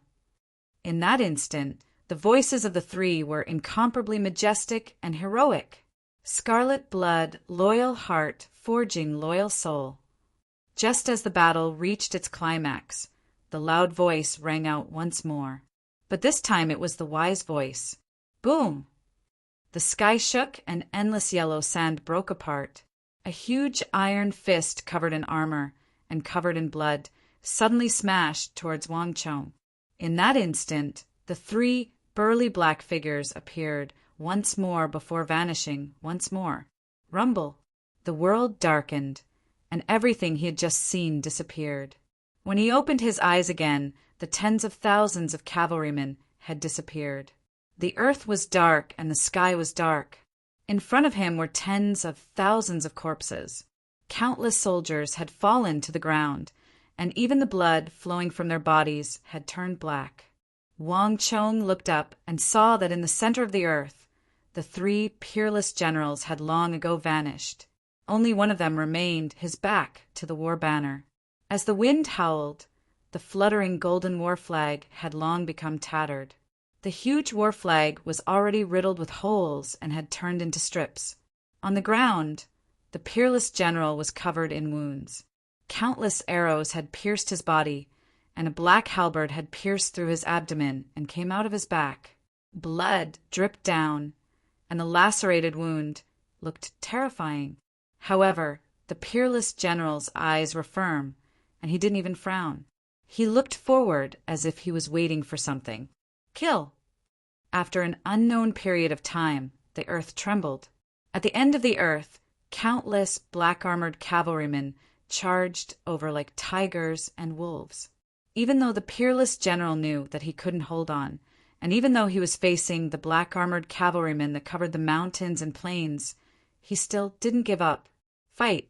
With an earth-shattering roar, without any hesitation, the peerless general gripped his spear and charged toward the black-armored cavalrymen that covered the mountains and plains with an unstoppable momentum. Undaunted in 100 battles, and unbroken heart. At this moment, the third old man spoke. Boom! A heavy war boot stomped down. In an instant, the earth trembled, and the mountains and rivers turned upside down. The three burly black figures appeared once again. Around them were blazing flames and endless yellow sand. Earth-shattering shouts rang out. Under the lead of a powerful general, 10 times the number of cavalrymen surged over like a surging river. However, this time, everything was completely different. Kill! With a loud shout, the sound of galloping hooves came from behind the trio. Nii! In the blink of an eye, a steed galloped out from behind the trio, followed by a second, a third, a fourth. Countless war horses charged forward, passing the trio and clashing with the enemy troops from all sides. Clang! Clang! Clang! Blade light and sword shadows were as dense as the tide. Countless cavalrymen were fighting and killing in this part of the world. There were people constantly falling, and there were people constantly surging out. They advanced wave after wave, and it was endless. After an unknown period of time, the vast sea of warriors could no longer be seen on the boundless earth. Countless corpses were strewn all over the ground. When the battle ended, dawn broke. A red sun slowly rose from the highest mountain peak. Everything between heaven and earth glowed with exuberant vitality. Green leaves, red flowers, and green grass gushed out from the ground, turning into endless, beautiful mountains and rivers. At that moment, it was incomparably magnificent, and also incomparably magnificent. Wang Chong stared at all of this in a daze. At this moment, he seemed to see the entire process of an era going from destruction to prosperity, from decline to prosperity. Silently looking at the mountains and rivers that were becoming more and more magnificent, Wang Chong seemed to understand something. Brett, do you see this? No matter what kind of grievances you and I suffer, no matter what kind of setbacks we suffer, the world's temporary slander or praise is of no importance. Only the continuation and prosperity of the world is our greatest reward. The mountains and rivers are flourishing. There is no need for words. The sun and moon are bright, and the world is clear. If you want to see the flowers bloom and the moon shine, you need to have a heart that has been tempered 1,000 times. Brett, do you remember this? That rumbling sound echoed in his ears, and the illusion in front of him. Everything suddenly disappeared. With a flash of light, Wang Chong returned to the underground room. Around him were neatly stacked stone bricks. Behind the screen, the light from the fire penetrated. The three burly figures stood majestically. They did not move at all.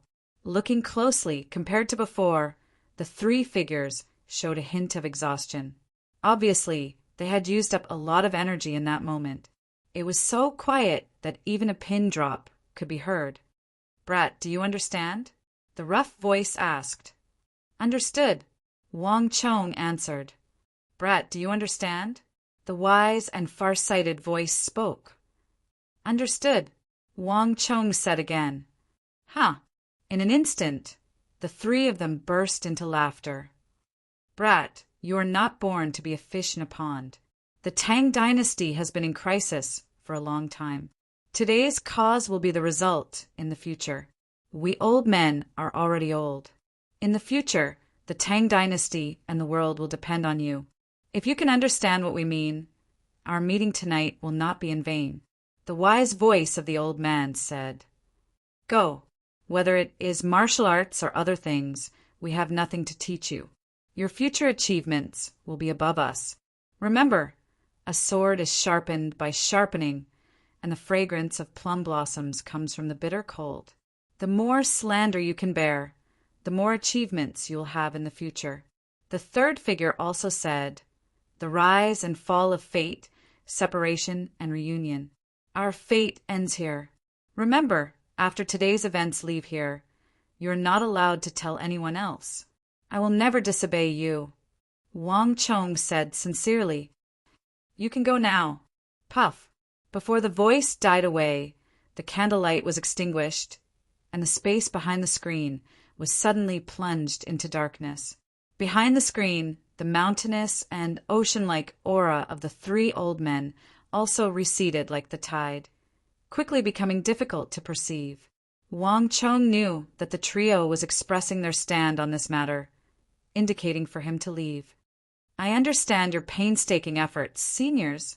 Wang Chong finally stood up from his seat and suddenly knelt in the direction of the screen. A surprised voice suddenly came from behind the screen, but Wang Chong pretended not to hear it and respectfully kowtowed 3 times. In his previous life, he was naughty and mischievous. Most of his time was spent on learning martial arts and adapting to the position of the Grand Marshal of the world. He fought and resisted with them. When he finally understood their painstaking efforts, everything was over. He didn't even kowtow to them. Seniors, in your last life, you worked hard for your entire lives, using your broken bodies to prop up the world's mountains and rivers. In the end, you reached the end of your lives. In this life, let me take over your heavy responsibilities. After kowtowing 3 times, Wang Chong did not linger. He stood up, took one last deep glance behind him, and then swiftly returned in the direction he had come from. My lord! At the exit of the ancient temple, the leading Duke of Irresidence Guard and 2 other ultimate martial army soldiers raised their torches. When they saw Wang Chong emerge, the 3 sighed in relief. Your Highness, please keep tonight's events a secret. Do not speak of it to anyone. Wang Chong was in a daze, but he still nodded. Even without their repeated warnings, Wang Chong would not speak of it to anyone else. The identities of those 3 seniors could not be revealed no matter what. Whoosh! Wang Chong leaped forward and led the way out. The others quickly followed. Rumble! Just as he started running, the earth suddenly shook and a series of explosions came from the depths of the earth behind him.